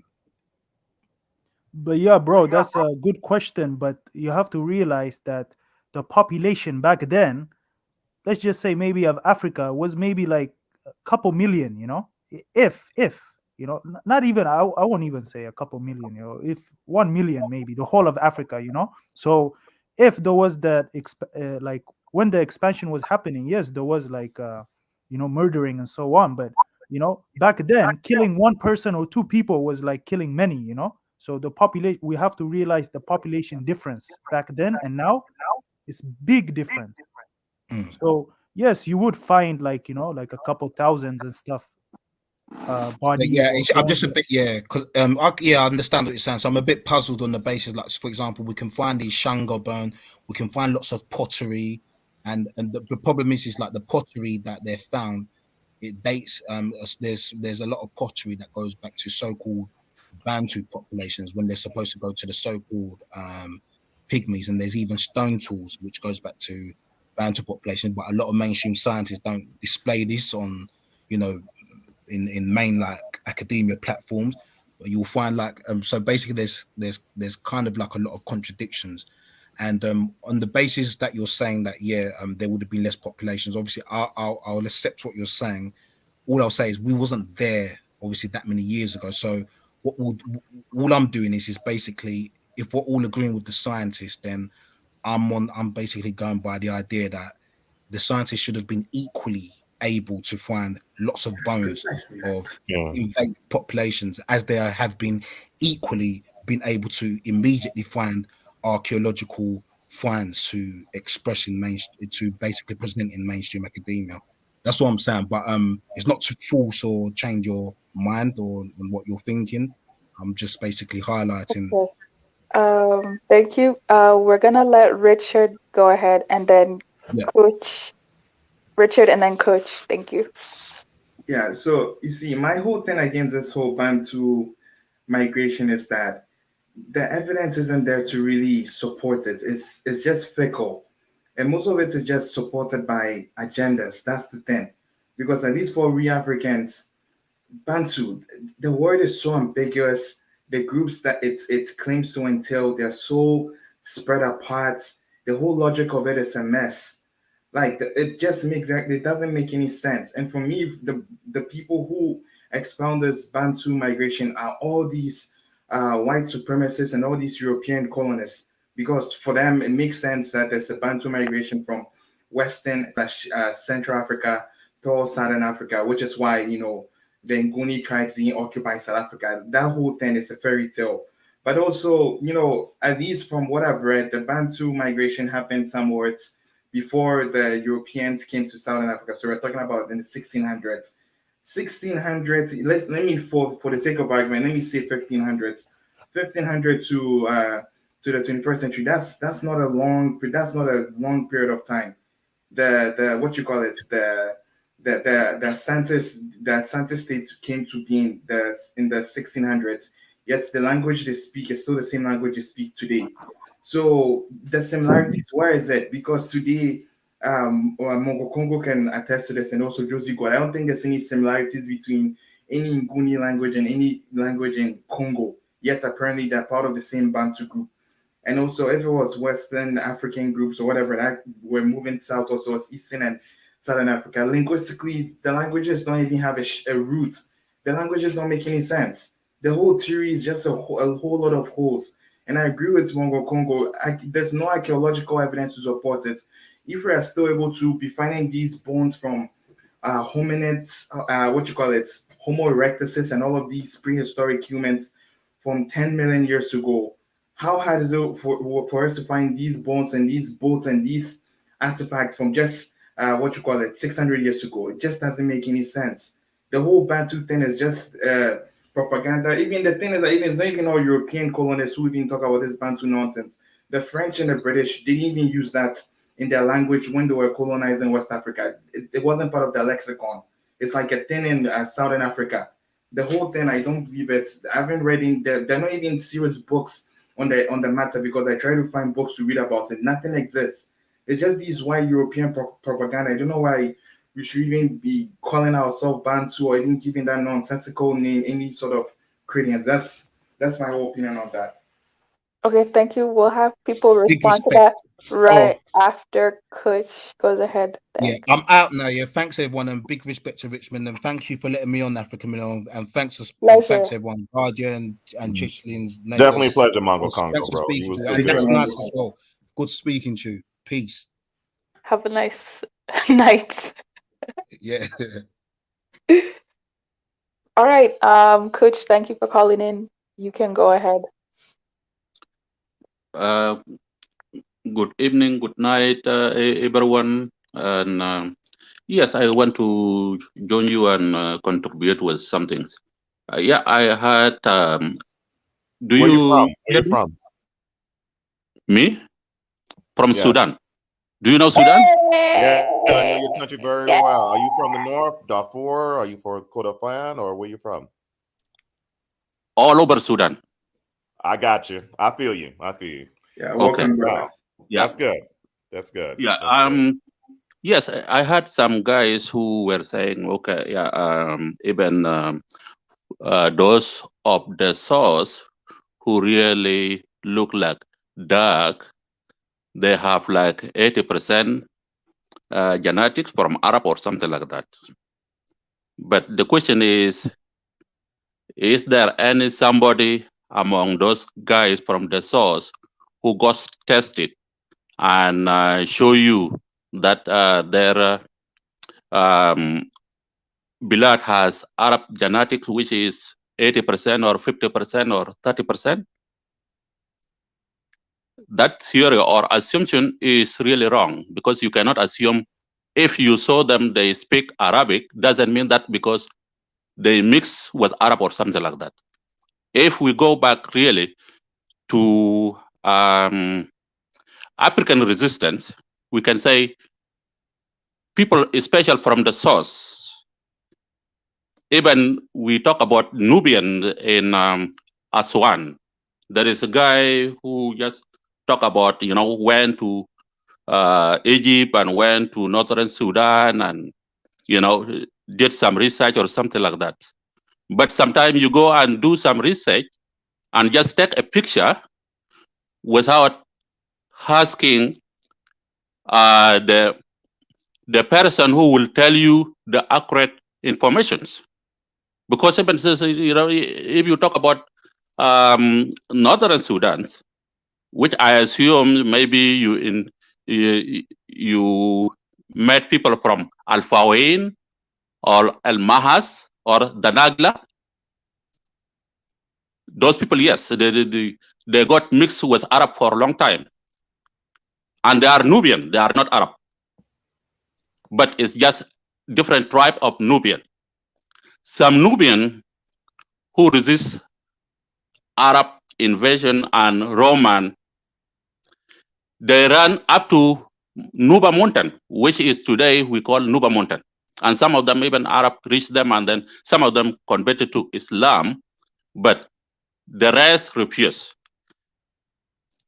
When you go to the source, the southern part have been resisting. That's why you don't get, even 10% Muslim, you don't get it. Yeah, you can, in the area that called Abiy, which is some Dinka tribe, those people, they just move and then said they are part of Northern Sudan, but not the whole Dinka. And those of Abiy are just like tiny of Dinka tribe.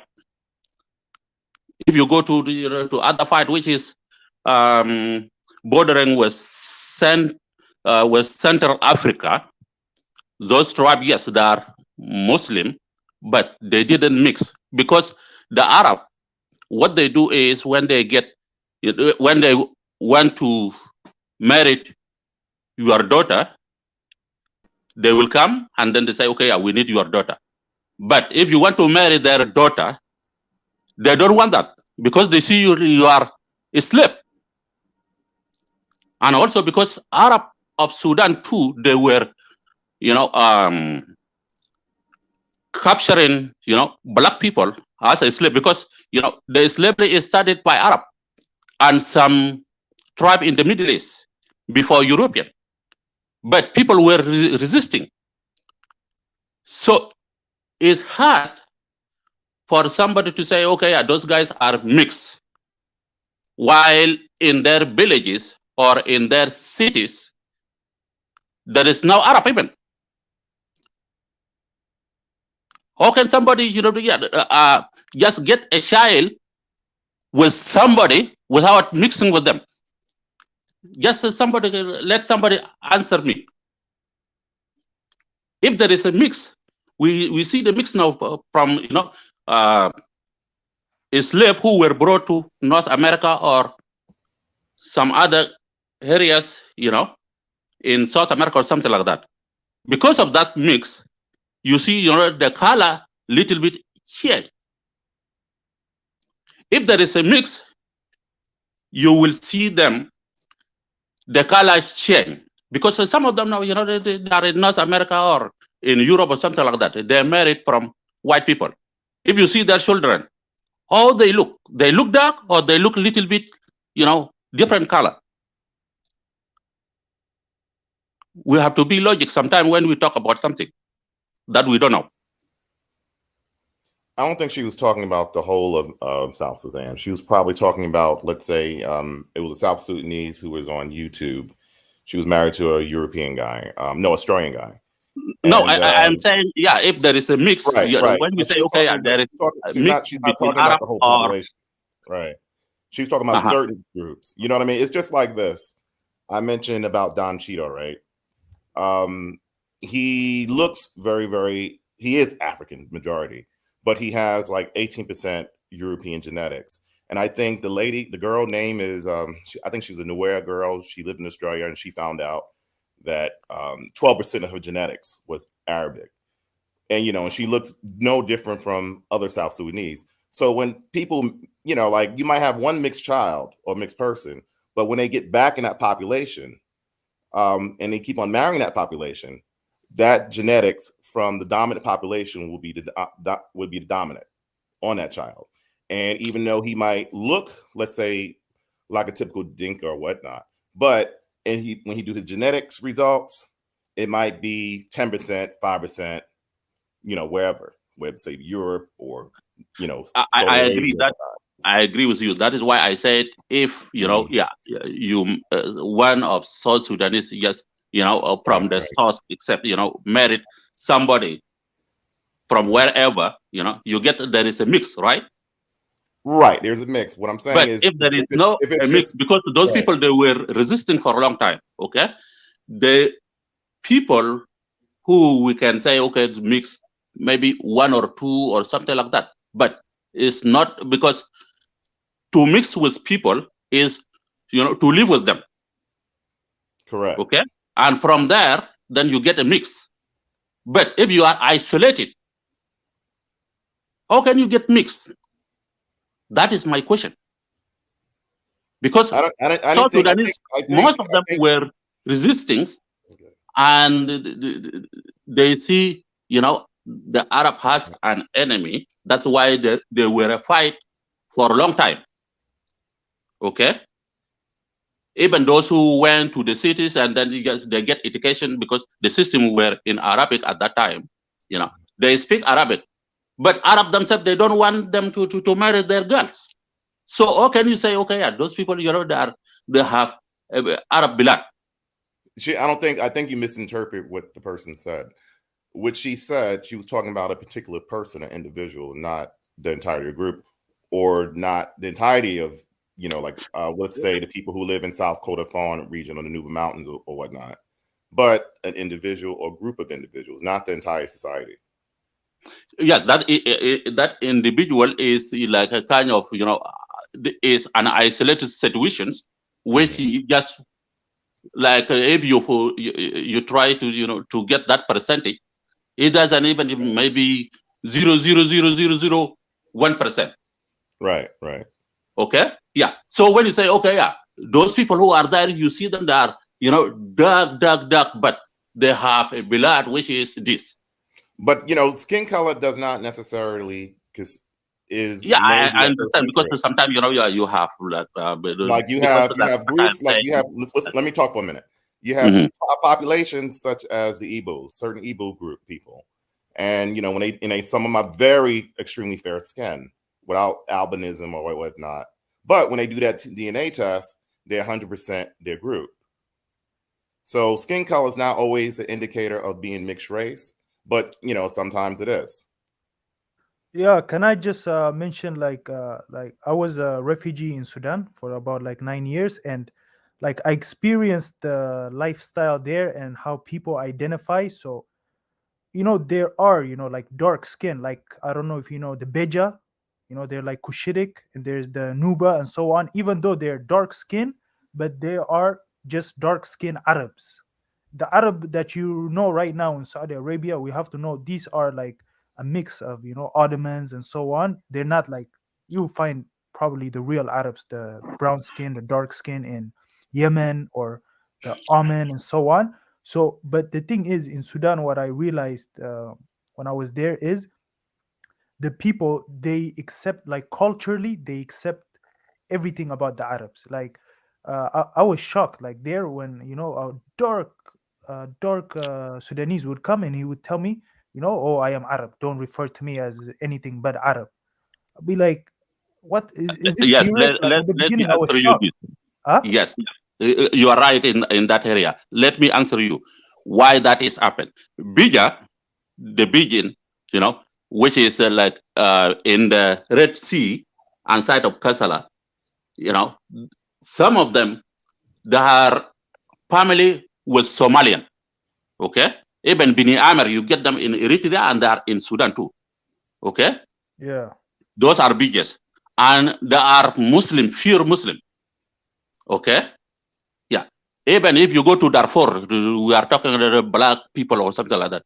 You don't get in Darfur somebody who is Christian. And there is some Arab who married their, daughters.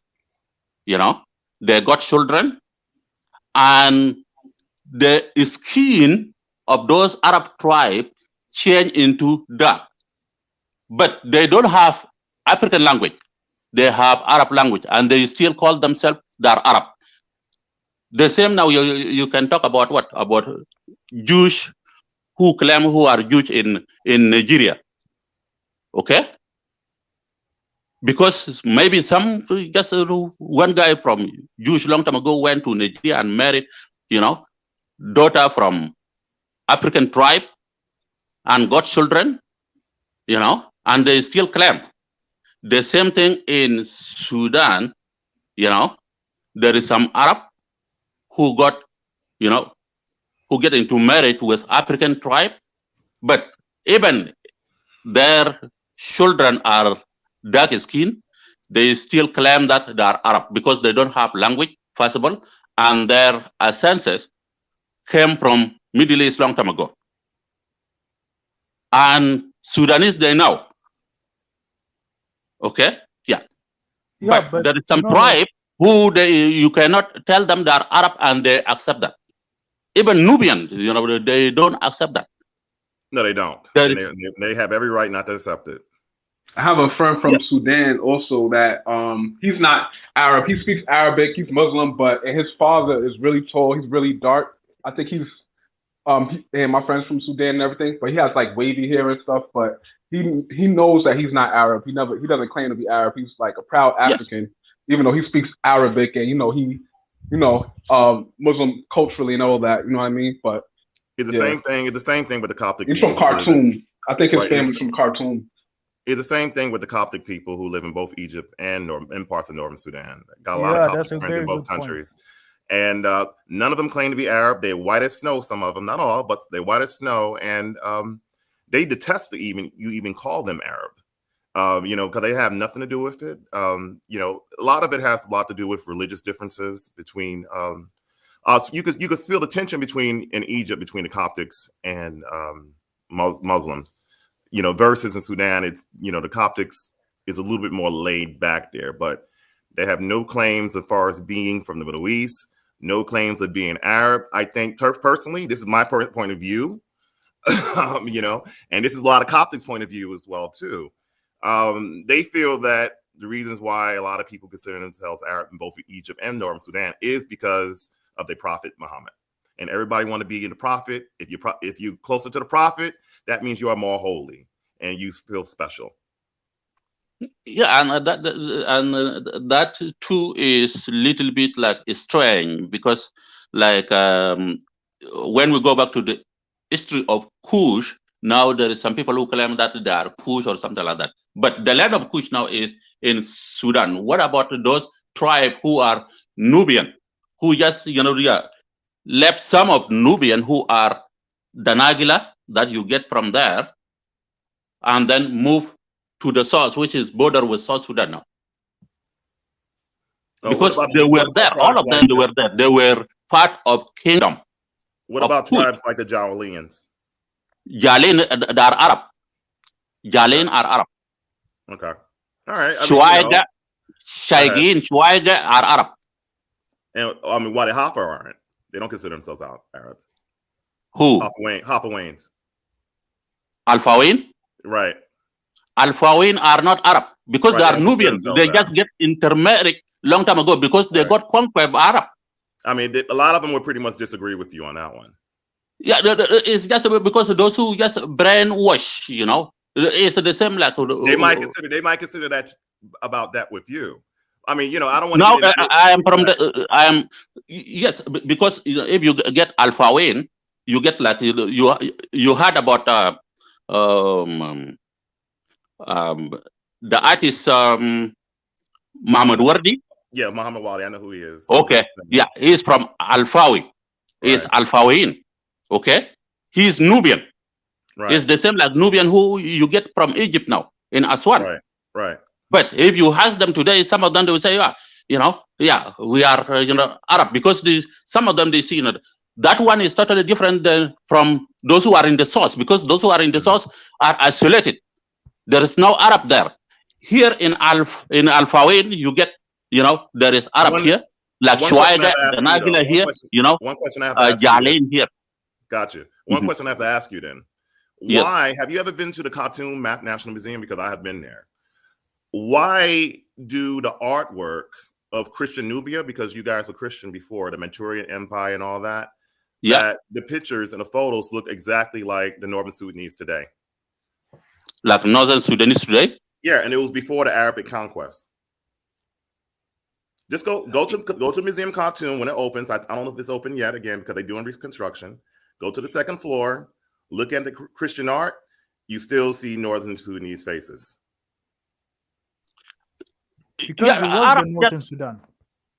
Say what? The Arab came, you know, even before Islam. The period, like in the 9th century, 5th century, all that type of stuff.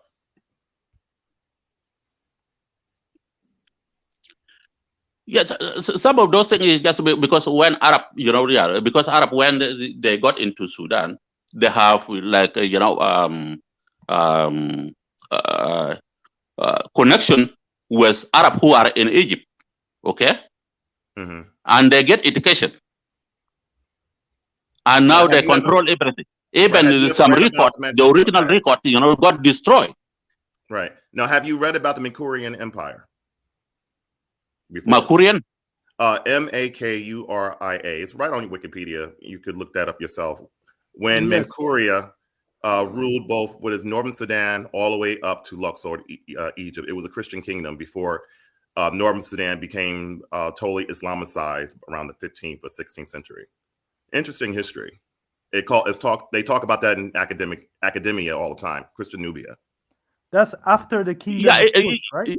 Yes, that was straight after the kingdom of Kush, before or after when the kingdom of Axum, you know, ruled part of what is Northern Sudan, southern Egypt, and then they regrouped and formalized 3 Christian kingdoms along the Nile, which is Nubia, Manchuria, and Abdullah. And then Manchuria, the middle kingdom, which is pretty much located in Dogula today, pretty much ruled the other Nubian kingdom along with parts of Egypt, as far as Luxor and Kina. And how the way the people depicted themselves no different than Northern Sudanese today. Yeah, they depict themselves as what? They depict themselves as what? As the same as today, no different. Yeah. So you cannot change. You cannot change them. It's just because they just get intermarried with those people with Arab, but doesn't change that. You know, doesn't change them, because if you ask them today, they will say, okay, I am Danagila, I am Alfawi. You know, they will tell you their tribe. Right.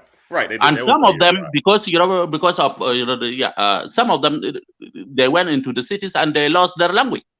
But those who are still in the villages, they still have the same dialect. The same thing today. If you came to North America, you know, even if you speak, you know, your own language, you know, from back home, you and your wife, the children will adapt what? English, and then you get them later, you know, they don't even know what you are saying. Right. Yo, can I ask Kuch one question? Yes. Okay, yeah. Like what I've always wondered is like from living in Sudan, like for sure it's not 100% Muslim country. Like there's Coptics and so on. Even though they try to make it seem that there is not that much, but there is. Like there's lots of Egypt. Definitely a sizable Coptic population. Yeah. Yeah, like either Egyptians Coptic or Ethiopian Coptics or Sudanese Coptic. Like we used to go there. Like for the 9 years I was, there was like different churches. So my question is, like, why is it Sudan only accepted Arabic when it's not majority Muslim country? Like if you go Eritrea or Somalia, they are like majority Muslim countries, but they accepted Arabic as the co-official language. You know what I mean, Kuch? Yeah, first of all, those who were ruling Sudan and those who were educated, because the Arab who came into Sudan are occupied, they go to Egypt in Azhar University, okay? And then they get education from there. When the British came, to colonize Sudan, those who they got are educated are Arab. And they give power to Arab. And Arab connect themselves with Egyptian and Middle East. If you are, poor and marginalized, and we see them now, in Black American here, because they don't have a power, what is going on? The same thing, if you don't have a power, somebody who has a power is the one who will decide who you are. Okay. So just to make it clear, so you're telling me they made it official during the British? British give power to them when they declare, when they declare, independent. They declare Sudan got it independent before Ghana. Okay. Now we can say, oh, okay, Ghana got it independent. The first Africa got independent, in Africa. But if we talk about Sudan, Sudan got it independent in 1956, January. Wasn't Sudan part of, at that moment, I think one of the first Egyptian president was Sudanese, was part Egyptian, part Sudanese. I forgot his name. No. Najib or something like that. Something like that. And Anwar Sadat? Huh? Anwar Sadat? No, it's not Sadat. It's not Sadat. It's it was before it was Jamal Abdel Nasser? It was before Nasser. The first Egyptian president was Kingdom? Mohammed. Forgot his name. Oh. It's Mohammed. If you say Muhammad, it's hard to find them, man. There's lots of I know, man. Oh, I got him. But it was ruled by a king before, Right. It was Jamal his name is spelled Naguib. Mohammed Naguib. He was Sudanese and Egyptian. He grew up in Khartoum, and he was president of both what is now Egypt and Sudan before this country split up. First of all, the Nubian, Egypt and Sudan, those tribes who are in Sudan today and those who are marginalized in Egypt today, they are the ones who are original of what? Of Egyptian. Hold on for 1 second. We don't talk about somebody got his name down here. Right. Egypt or something like that. Right. It's I cannot pronounce it. Naguib. He was the first one. Daniel M. Thanks a lot. Yeah, first person. Yeah.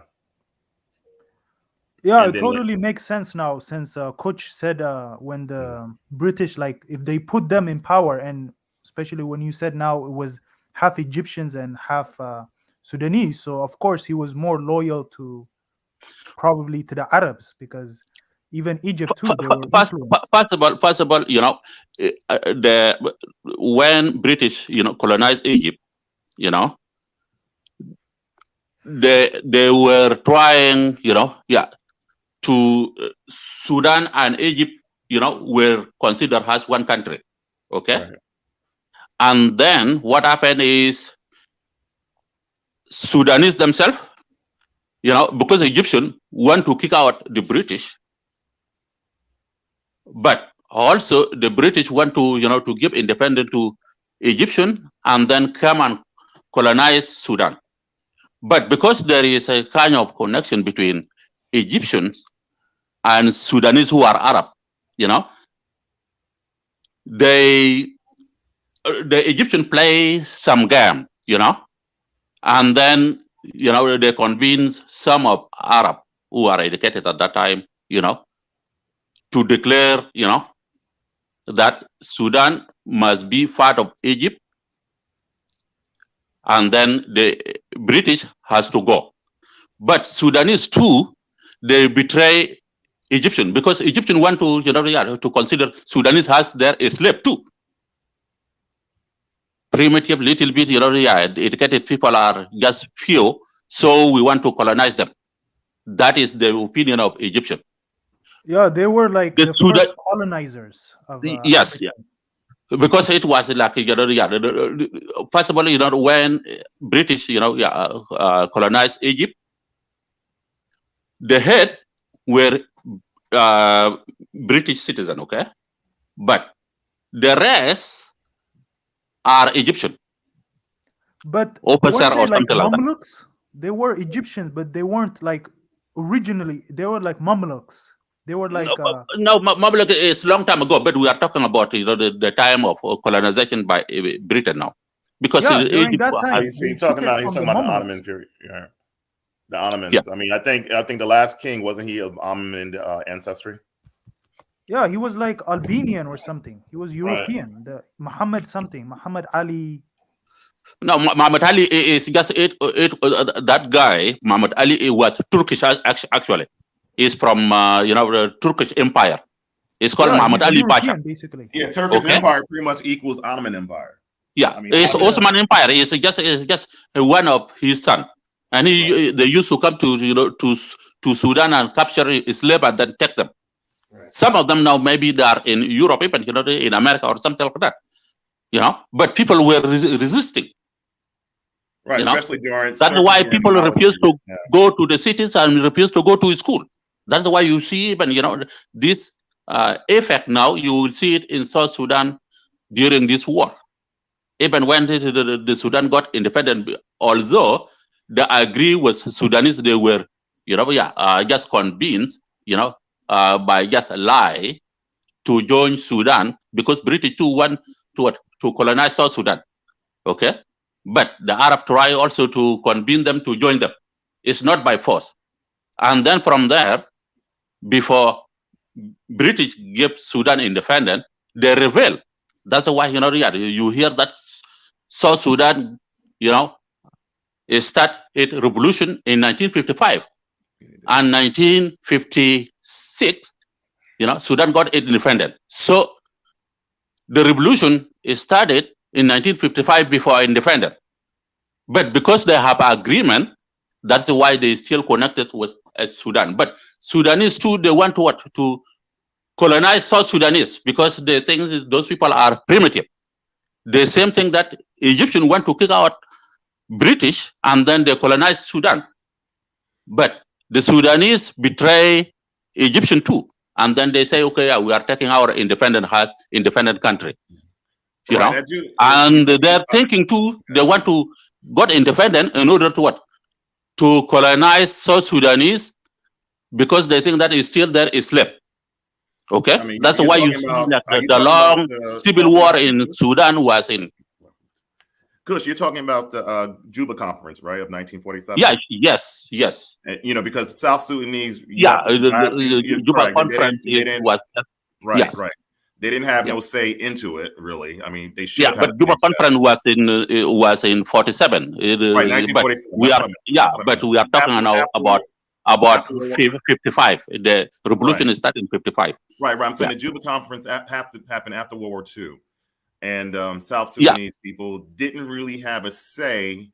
I mean, you know, they had a lot of misgivings in regards to South Sudanese becoming part of Sudan. Actually, the British, technically speaking, as far as this is from my South Sudanese sources I talked to, you know, I used to talk to, they wanted South Sudan to become with Uganda or Kenya, but Northern Sudanese, I think they probably might have seen some type of resources there at that particular time.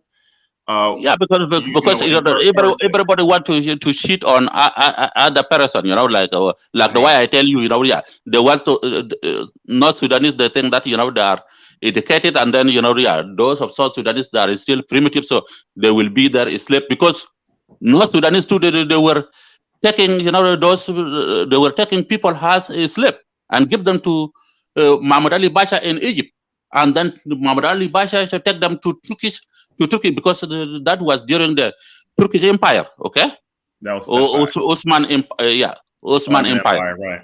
Yeah. Right. Do you guys know what they were doing with the slave? They were using it against us as soldiers. Those slaves that they bought. That's why they were conquering.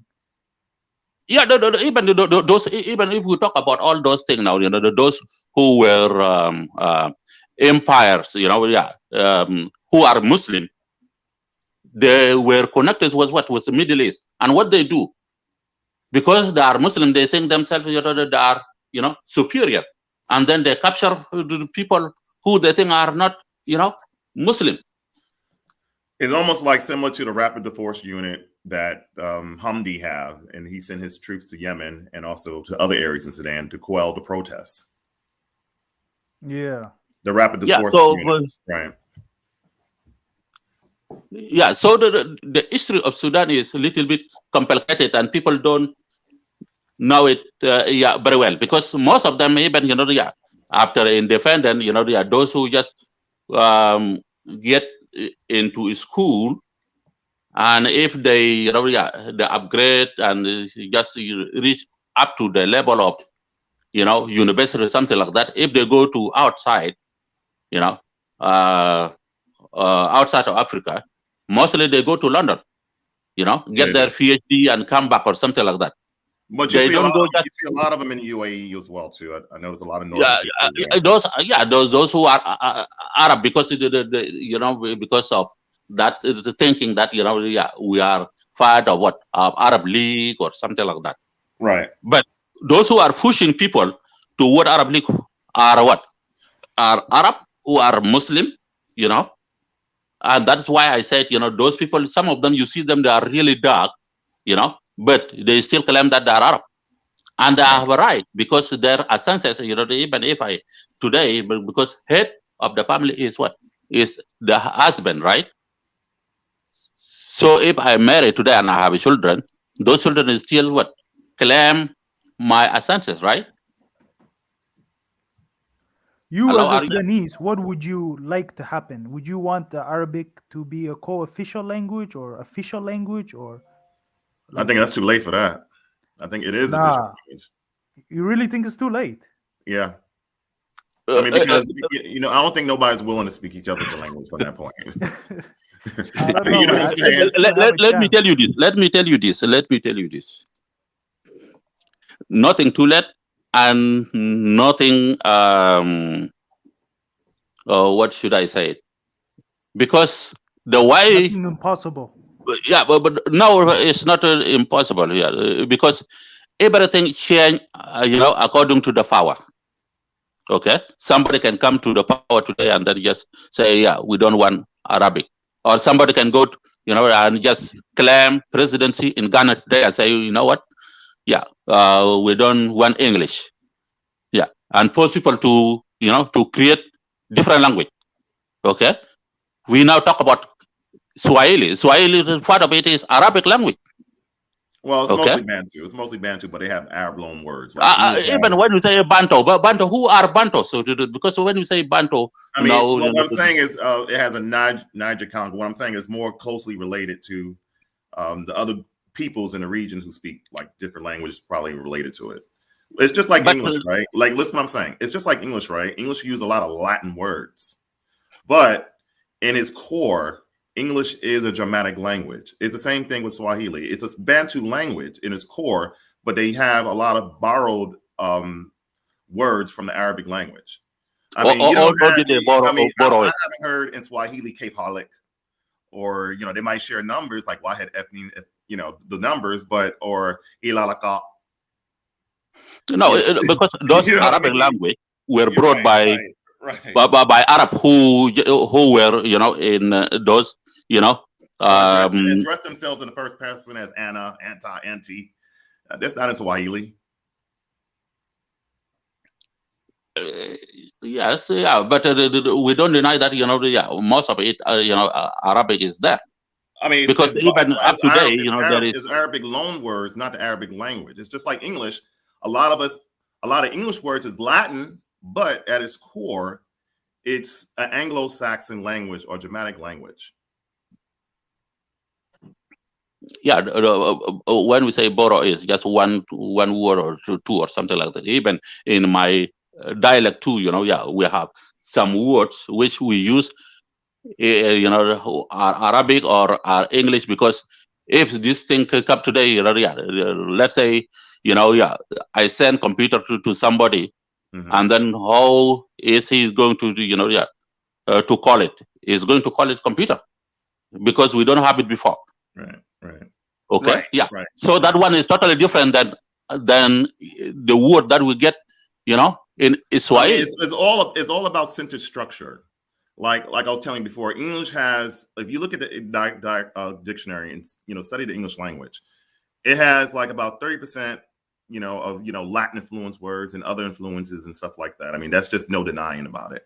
However, you know, at its core, how the way the sentence is structured, even though we got rid of a lot of endings with the, you know, like verb endings with German has and others, it's still a Germanic language at its core. But English, you know, due to the Normandy invasion in, you know, in England today, has a lot of loan words, especially a lot about scientific terms, a lot of, you know, terms, you know, that's kind of like considered smart, is pretty much from the Latin influence, or which is the French influence, which is a Latin language. Yeah, it's just when you say English, we have to like make it clear that modern English, because there is right. That's what I'm English. talking about. Because English back in the past was totally different. Yeah, because right. I think it was Middle English or Old English. Old English is totally a foreign language to me. You know, but they still exist though. You know that, right?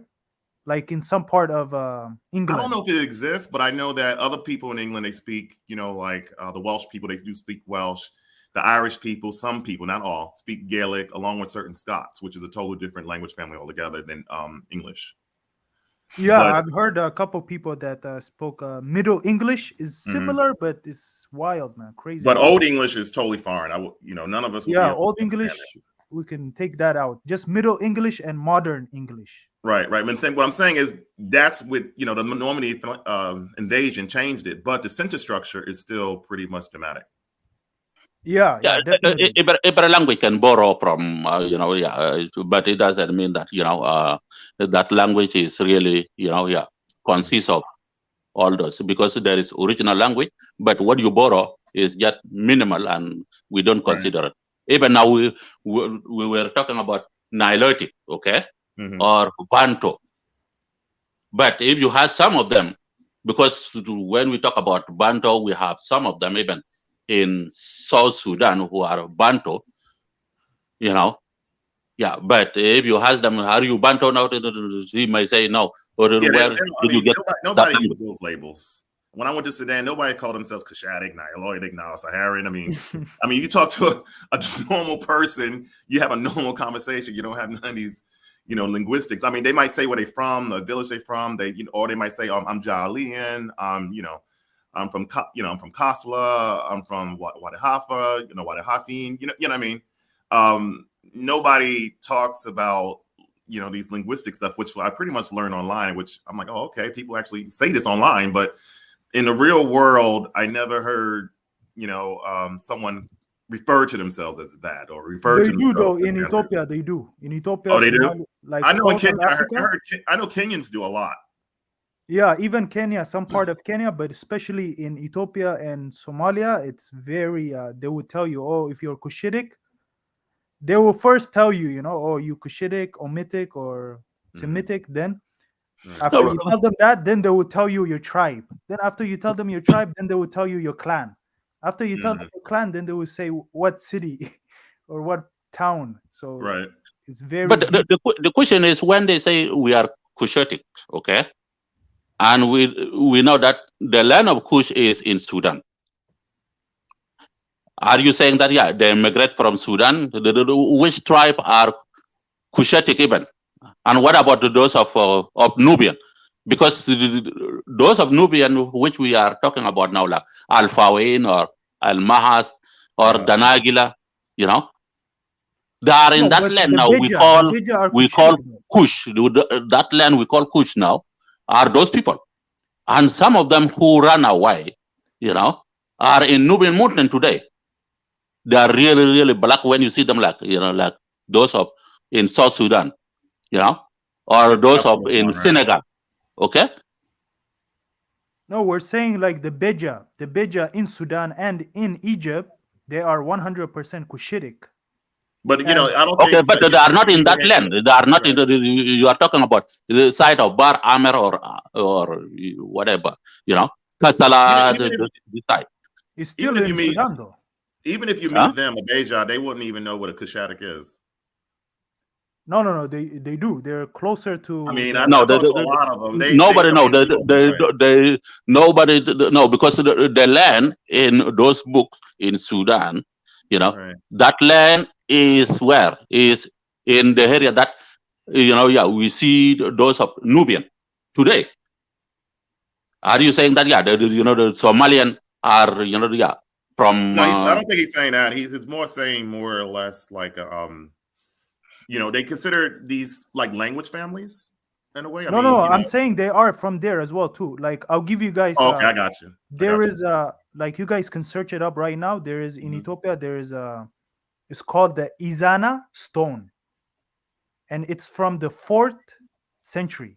I read that. So that one, what it says on that stone, it's in 3 languages, in what do you call it, Greek, Sabaean, and an Ethiopian language, Ge'ez. So in that stone and in other scripts that they found during that time, the king, he invaded the kingdom of Kush. Kush, right? He did. Yeah. So, and what he did is he took like the lots of tribes from there, so they don't rebel against him again. He took them and he brought them to. Wasn't he the guy who pretty much said the black Nubian fought against the red Nubians or something like that? I read something like that. I read in that stuff. No, I think that was I think it was Nugus Caleb or something. I think it was like after him, because there was like after they invaded or united Sudan, then they went and invaded and united Yemen, like in the 6th century or so. But I'm saying in the 4th century, there is proof of the Cushitic, the Ethiopian kings bringing Cushitic tribes from Sudan to Ethiopia, so they don't rebel against them. Who are those tribes you are talking about now? Because so if you go Somalis, the Somalis, so on, there's lots of Cushitic tribes in Ethiopia that have no history in Ethiopia. So people, there is proof of them, like of the king saying that he invaded kingdom of Kush and he brought tribes there so they don't rebel against them. He brought them to Ethiopia and he gave them like a couple of like, you know, a couple of animals and so on. So that's why there is not that much. That's why there is only one Cushitic tribe in Sudan. Okay, yeah, but the Bija, if you are talking about Bija, because those some Bija who are in Ethiopia today, we can say is Bini Amer, which you see them from Eritrea exactly. Okay, they have the same language. They speak, you know, like even the faces. If you see their faces, is the same. Those Bini Amer. Okay, yeah, but that land, you know, side of Kasala, you go to Port Sudan up to, you know, to the border with Egypt, you know, around Red Sea, right? But if you talk about the Kush land, you know, you get them, those who remain there today, they were there for a long time ago, you know, and they are still Since there. When though? Since when? I'm saying in the 4th century, there's proof of before 4th century, you know, Nubian are in that land. Nubian are in that land, okay? In Kush land. And they are still there today. Now, is this during the Christian period, or because even before Christian period, or right, even after Christian period, those, because those people, they just accept Christianity. That is all. Right. But they didn't move. No, they didn't move. Okay, and they are still there today. And sometimes when we hear, those books we are reading now online or whatever, you say, oh, the Ethiopian and the land of Kush or something like that, somebody will jump from Egypt, connect Egypt with Ethiopia, while you cannot come and just pass to Egypt without passing through Sudan. And you don't mention the Sudan here. How can you think about it? Can you jump, or what are you going to do? I have to agree with you on Use that. the Red Sea. Yeah, we don't have to go through Sudan. No. I know what he's talking about. I know what he's talking about when they make that argument about the ancient Egyptians and all that type of stuff and Nubians and whatnot. They always mention, as far as they utilize an example, which kind of annoys me in a way, of people in Somalia, and I'm like, well, you got plenty of Northern Sudanese there, or who kind of like represent that, and then they live in near these monuments, even Egyptian monuments like the Soweb Temple and the Temple of Queen Tai or what have you in Northern Sudan today, and they still live around that region. I'm like, why are they jumping from Ethiopia to Egypt? And it kind of like, to me, it just doesn't make any sense. If they're trying to make their case against, I guess, I see the battle between Eurocentrists and Afrocentrists, and then people who are like me and caught in the middle. Because, like I was saying before, I think the same people in the Nile existed way back, but the problem is people, in the ivory towers put these demarcation marks, which, if you look back at the history, did not really exist like that. And the history in that area is a lot more complex than what it seems in these newspapers, in these history books they be trying to do. And even scholars and archaeologists know that too, but they pretty much gloss over it.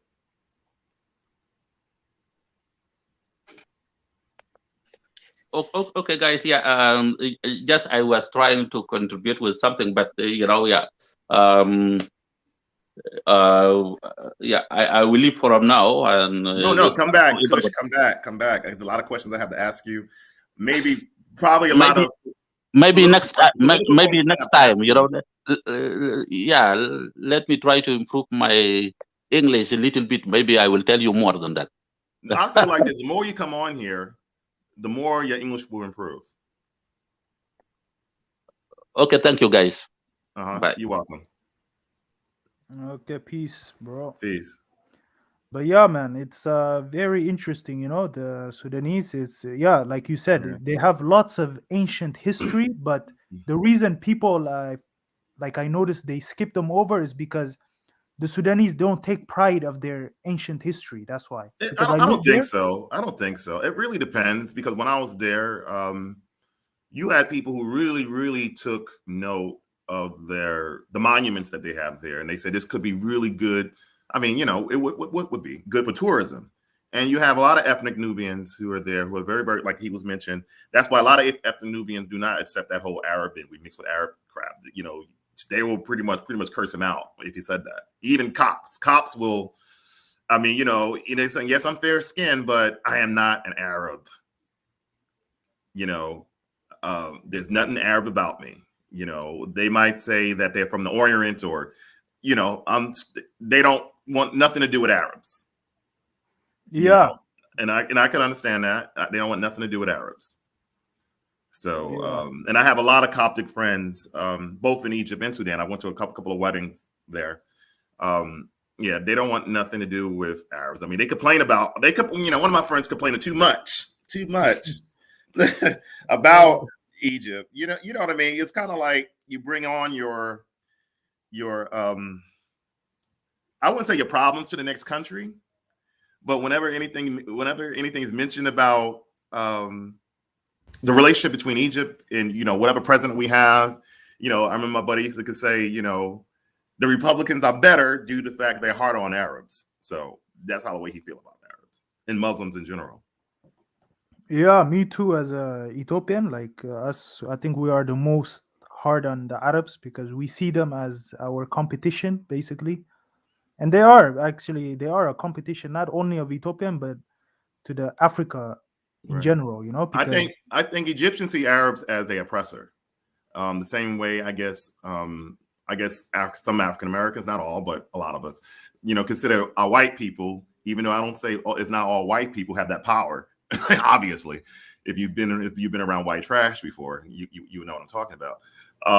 But you know, they might see white people as our oppressor, which in reality is the whole system. We are all oppressed, whether black or white, with the system here.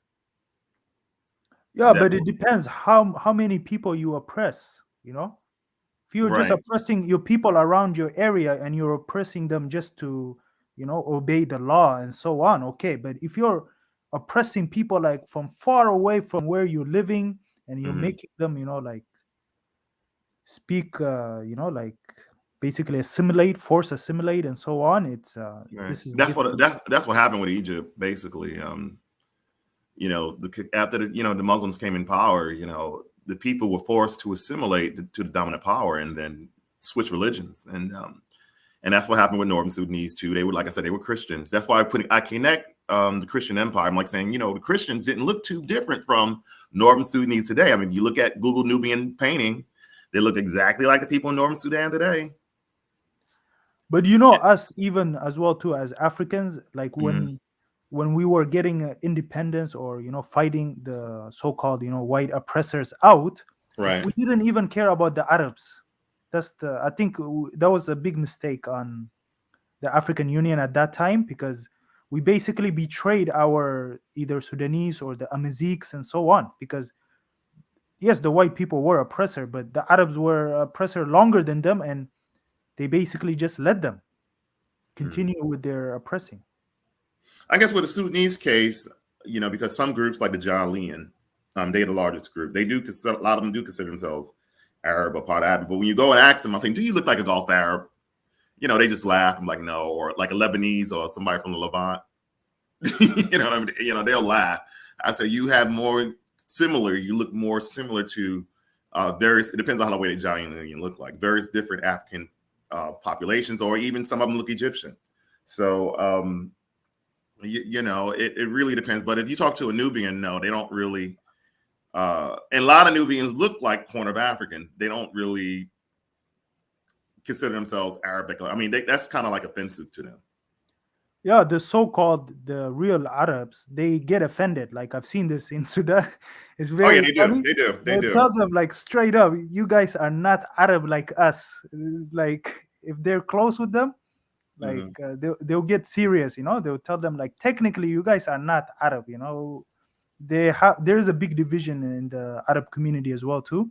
Yeah, so it is. I mean, you between like fair skinned Arabs versus dark skinned Arabs type of thing, especially when it comes to states. You know, I had some of them. You know, I get in conversations and with people, and you know, I hate answering these questions. You know, they ask me, you know, like, what should I put on a census? I tell them, I say, it's up on you. You know what I mean? Yeah. What do you feel you connected to? And, you know, or you could put other, and then, you know, and just write down what country you're from. I mean, you know, don't ask this question to me.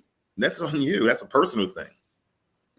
Yeah. Can you answer earlier when I said like to that guy, when you said it was too late to change their language, like, why you think it's too late? Because in Ethiopia now, like for majority of the history, it was Amharic, but now since the other tribes are making noise, like now there's 6 or 5 official languages. So I would say you think it's too late to Sudan? I wouldn't say it's too late. I mean, which language would it be? I mean, because you have languages in Darfur, you have languages in South Kordofan. You have the Nubian language, you have the Bajan language. And then, you know, none of them represent a total majority of the population. You know what I mean? It's like a third of every group there. Yeah, just at least like have, you know, like recognize, just like in Ethiopia, I said, the other like the Oromos. I mean that could work, but I think the Arabic language, as far as things go on, will be the lingua franca there. However, like the gentleman pretty much said, if somebody who are more powerful come along, you know, and you know how people are. People are kind of weak. They gravitate towards people who are powerful, who they think is pretty much advanced. Then you might see changes there. And also, what I'm gonna take in consideration, with the revolution that's going on over there right now too. I don't know if you follow the news in Sudan. Yeah. They actually, with the people power, I'm wishing that Africans pretty much look at this protest movement and how the way the Sudanese implemented, and they implemented it brilliantly. They were really, really, regardless of your ethnic group, they organized from the main people who were pretty much organized was the educated, or people who had substance, the business people, the doctors, the lawyers. They helped facilitate. Oil workers, they pretty much stopped working. Banks stopped working. All those people got together from various different businesses and halted everything in the country, where the country was pretty much stopped, along with all those different groups, along with students and all that type of stuff. They really, really had a unified voice, and they still continue to have a unified voice after the military pulled that stunt as far as a coup to bring that person back, Hamdok back, which they did. But even though Hamdok compromised, I don't think the people are going to let up. They want the military officially gone out of politics and going back in a barrack and bring it and having that dude Hamdi, who has a separate military from the military, which doesn't make any damn sense, No.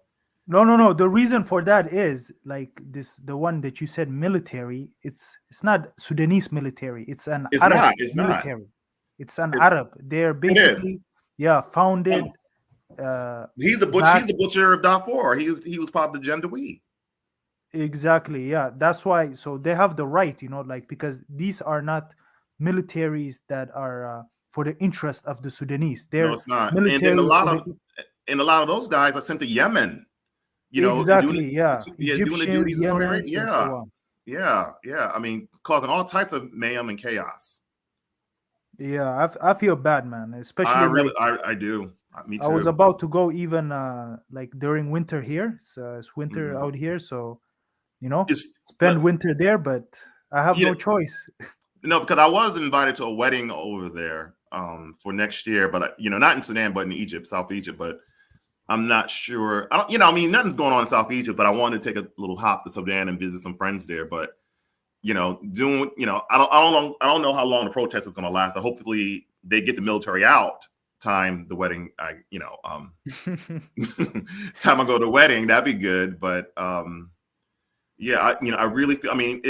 They really did a good job, the people there. And I was really a very wise protest to get all the people. But who I was really surprised for is one of the groups from Darfur joined sides with the military, which really, oh man, that had me so angry. Angry. And that's the issue of us. That's how they been winning all this time. They right, and it was pure. It was out of pure selfishness. He want a job. He want to feel important. Yeah. Even in Ethiopia too, same thing is happening. The people who are against the government now they're helping they were against the so-called rebel. Now some people are helping the rebels. So but it happens everywhere. Yeah, but I'm glad as far as the Sudanese were smart and all groups of people, especially educated. That's what it needed to happen in the Nigeria situation, and also Guinea situation. Is if you don't have the backings of the middle class or the educated class, and you just have one splinter group, it's not going to work. Or a collaboration of everybody around the country, not just one region. Especially in the Nigerian case, it's not going to work. I don't know. I would say intervene. Right. Yeah, go ahead. My bad. African. Yeah, I just wanted to say it's actually really late here. I'm getting kind of tired. All right. I would like to close out. Okay. But yeah, if anyone wants to say their final thoughts or their final statements, they can go ahead.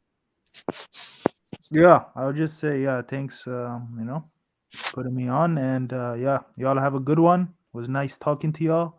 It was nice talking to you, niggas. And I think I seen you on Clubhouse, right? Who, me? Yeah. I don't know about that one. Clubhouse. Yeah. I don't know, man. I think a while ago, I think I seen you. I gotta think. You gotta text me that website. Y'all don't know Clubhouse? That's why I haven't been on here for a while, yo. No, I don't know Clubhouse at Oh all. yeah, I go on Clubhouse when I'm What bored. is Clubhouse? Yeah, what's Clubhouse? Really? Are you guys serious? I'm Seriously. shocked. Actually, I won't blame them. Me too. It's just been 2 months since I got put onto it, but it's like just like this. It's similar to this, people coming together and. Is it like YouTube? Oh, No. I think I know what you guys talking about. like I a just chat never been room. on it. What did you say, Guardian Archives? Oh, it's like a chat room, like basically what we're doing right now. Yeah. They got a feature with Twitter too, but for Clubhouse you need to use an Apple phone. You don't have it on Android. I don't have Apple at all. No one. I'm not on Clubhouse. So I never heard of it. Okay, my bad. Yeah. I only have Android, unfortunately. Yeah, I'm on Clubhouse. I'm always in anyway. Yo, what's your like what's mine is the same as here, like Oh really? Okay, I'll add you. I'm in So a Wait, how I'm you in get Clubhouse? the African link up. I'm usually in the African link up, and Do I have sometimes to I have go in ADOS rooms. But yeah. Do I have to have an Apple phone for that? I think so. I don't know. I'm not That sure. I'm new sucks. to it. I just got introduced like 2 months ago. That's why I haven't been on like Now the I'm schedule haven't been interested. working out. Right now, No, what I like about Clubhouse is that you can listen to it like a podcast, so you can just listen to it in the background, and no one knows who you are. It's nice. I'm not gonna lie. Yeah, and So I have now to get they're an Apple. upgrading with replays, and you can listen back. Oh yeah, the replays. Right. Yeah, it's upgrading quickly. Every now and then I see like something new. Hopefully they add Androids on there. I mean, could I go and use my personal computer in Clubhouse? I don't know. think so. How long you been on it, African Millennial? I've been on there for maybe a month. Oh, okay, about the same. Me too. About Wait, 2 months. is it an September app? 22. It's an app? Yeah, it's an Apple app. Okay. No, I've been on it. I've heard of it. No, I've heard of it, but not the name. Now I know the name. Yeah, it's very interesting. You'll find like rooms of, like either East African rooms, African American, ADOS, this, like all kind of rooms. It's wow. It's some people would say even it's addictive. Okay. Yeah. I have to get. I guess I have to switch to an Apple phone. Oh shoot, niggas, is this you, the one with 307 followers? Yeah, I think so. Yeah. Dang. Okay. That's fast. After 2 months. Yeah, because it's you can find your own community, so okay. There's lots of like either Ethiopian, Eritrean, Kenyan, so yeah, African I like in general. how Clubhouse is very specific too, because even if you just want to listen to, let's say, like only East African or only Somali news, like they have that. Yeah. Cool. I know I wasn't talking too much, but honestly, I just not know anything about Sudan. So that's not I'm not in that area. So it was none of my business. So I'll let you guys take care of it. No. I mean, the reason why I know about it is, unfortunately, I served Uncle Sam. I can't believe I said that, but I did. Uncle Sam. So yeah, but it was a very interesting conversation. I enjoy listening to it. I know a lot of people don't have issues with the Bantu thing. I know why African Millennium does not, she got every right to not identify herself as Bantu. But I know like a lot of East Africans, some East Africans tend to identify themselves as Bantus, like Somali Bantu, now the group, like other Kenyans also. So I understand why they do it, because they feel that's who they are, and understand why other people do not identify themselves as Bantu. Even though some East African, they can have like 20% of nilotic or 20% of kushite, they still identify themselves as Bantu. That's because that's the language they speak, and that's who they are. They feel like that's who they are. So yeah, and that's why I feel about it, and and understand why the people don't like the term basically. Thank you. And next we can have Fit Length and Grits. You know what? I enjoyed this conversation a lot. You know, I enjoy these conversations. And the term Bantu, you know, it's kind of a misnomer for me.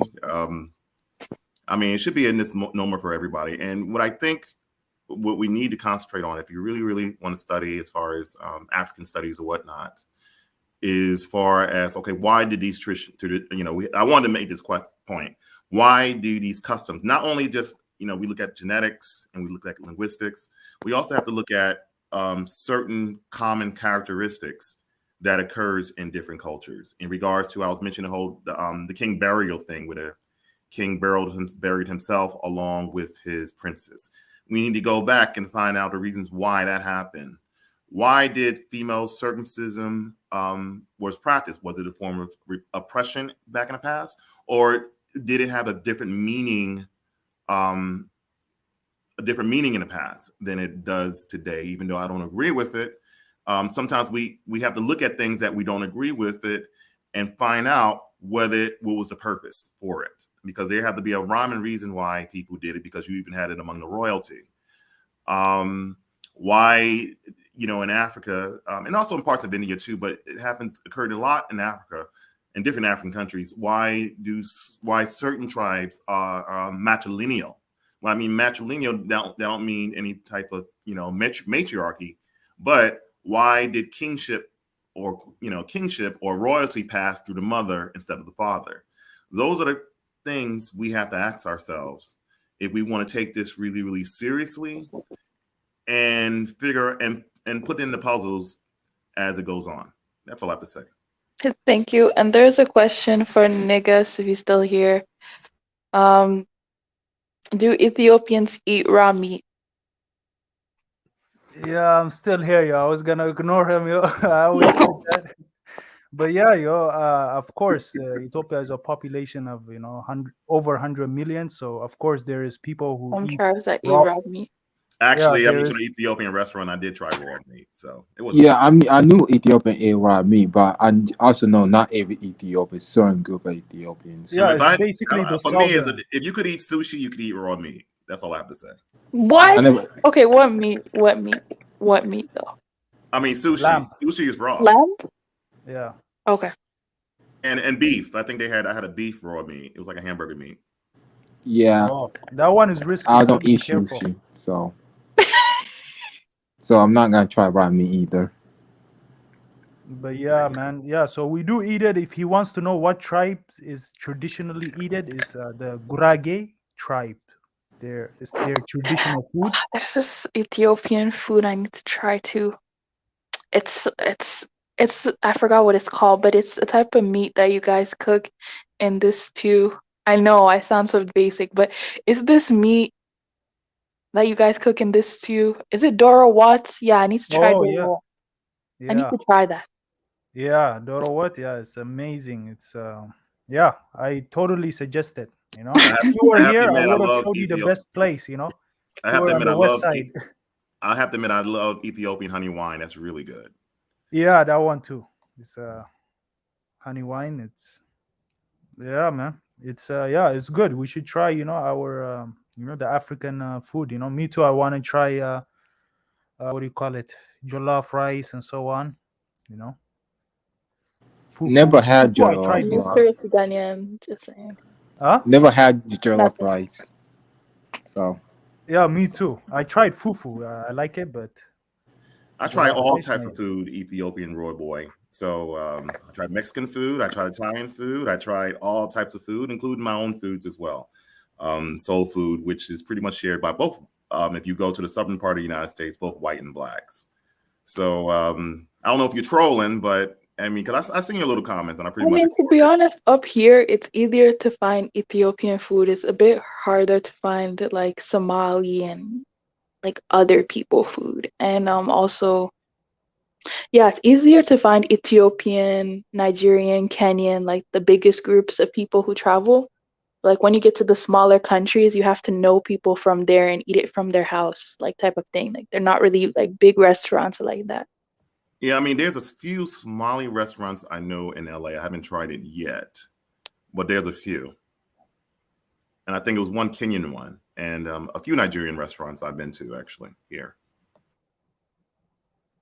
Yeah, soon there'll be more when they come. We need more immigration. I don't know how the way the United States is going nowadays. Nah, Canada. I meant. Nah. I want my people to come to Canada. Oh, the cold We state. love it out here. Yes. Canada's coming up Oh because no. I know this is a completely different subject, but it is so hard to get a visa to the US. Oh my goodness. Really? From Canada? No, not speaking from my perspective, but I mean like getting a visa to the US, getting a student visa, like it's not easy. Because the They also have really population there is strict already laws up there. crazy. It's like 300 million something, and they have Mexicans, Haitians, and so on trying to get in. So I don't blame them. That's another story altogether. It's everybody trying. I don't know what's going on, man, that border, but Yeah, it's wild. it is wild. I mean, the thing is, a lot of them not coming from their original countries. A lot of them coming from, like Brazil, Venezuela, Chile. I was reading. I don't know what's going on in those countries against those people, but it's something else. And even as far away as Bangladesh, I said, how the hell do they come here? Yeah, man, it's crazy. The advertising. Caravans. Okay, take care, everybody. But Oh, yeah, you take care, nigga. Yeah, see y'all on Take care. Clubhouse, hopefully. Oh, I gotta get Apple. Peace. all right, so we can have the Guardian Archives go ahead with the closing statement. Okay, so I don't have much to say. So mainly, just to continue on what Chitlin and Gris was saying is that we just have to discover our history, relearn it from the proper perspective, from a neutral, non-prejudiced perspective. Even researching these terms or these terms and names for ourselves, we need to not just use them, but understand where it came from, and then maybe even replace them. So Bantu, for example, like why not just, we could use, even if we could do off geography, like maybe East African language groups or South African language groups, because sometimes it does get a little confusing when you use Bantu and then not everybody knows what are you speaking specifically when you speak on that. Are you talking about the language group? Are you talking about a specific tribe of people? What is it? So that's one thing. I think as a collective people, we should, put more emphasis on studying our own history and researching our own history and telling our own history, even making our own museums and things of that nature. There's nothing wrong with, researching your own history and sharing your own history. It's not biased. It's just, doing what you need to do. Every group of people shares their history. In Europe, they have museums. They share the Greek monuments and Roman monuments, English monuments. So our own African countries and our own societies should be making our own histories. And then you could always, once you have it from the first person's perspective, if somebody else has a second-hand perspective, let's say the European has writings that they have, Africans have writings that they have, if you really want to know the truth, if you feel like one side is biased, you can always just examine, compare, and contrast what people have to say. But we have to at least put our own perspective and actually add that to the table, or put that perspective out in the world. Because if we don't tell our own, if we don't do the work to research our own history, then everybody just gonna tell us whatever, and then they'll switch up the story whenever they feel it's convenient. So that's my main final point. Thank you. Definitely agreed. This live stream made me realize I need to read more. I mean, Africa's so big. Jeez, like, oh my God. When it comes to West Africa, I kind of get it, but then when you get to like East, South, that's why when the Sudanese brother came up here, I was just listening because I had no idea what happened to Sudan, to be honest, or like any of that part of Africa. So I was just like, wow, I need to go back to the books. Like, this is amazing. But yeah, that's nice. You unmuted. Did you have Oh, something to say? yeah.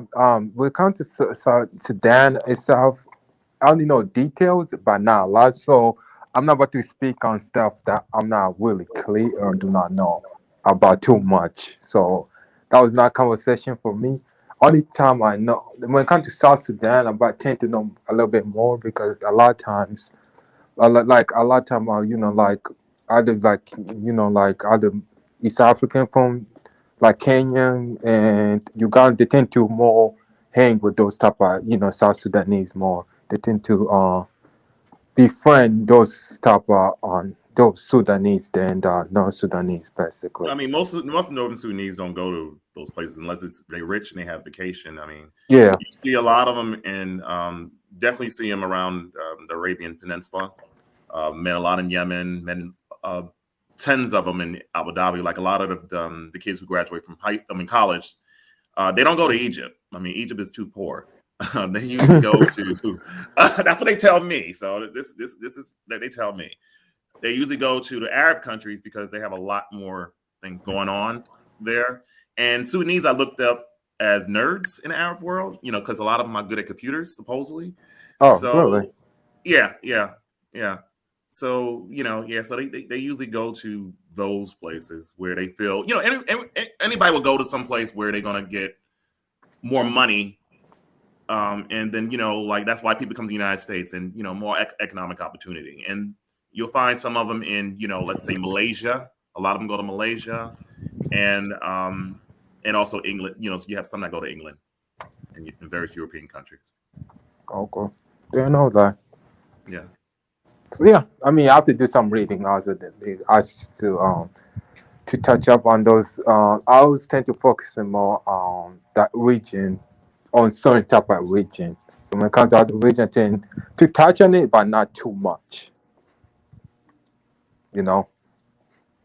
I mean, I would have been like you because my experience with them is basically from interactions. And, you know, like I said, Uncle Sam, that's the main reason I was there.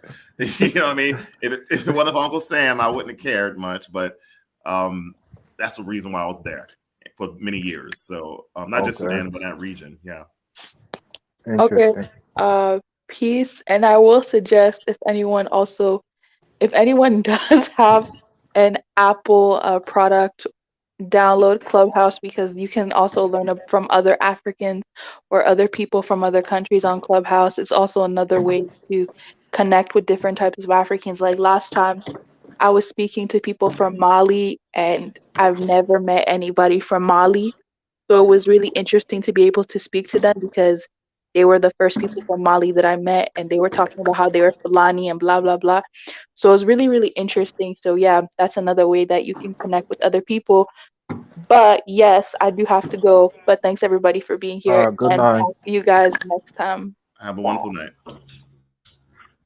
Yeah, good night. Good night.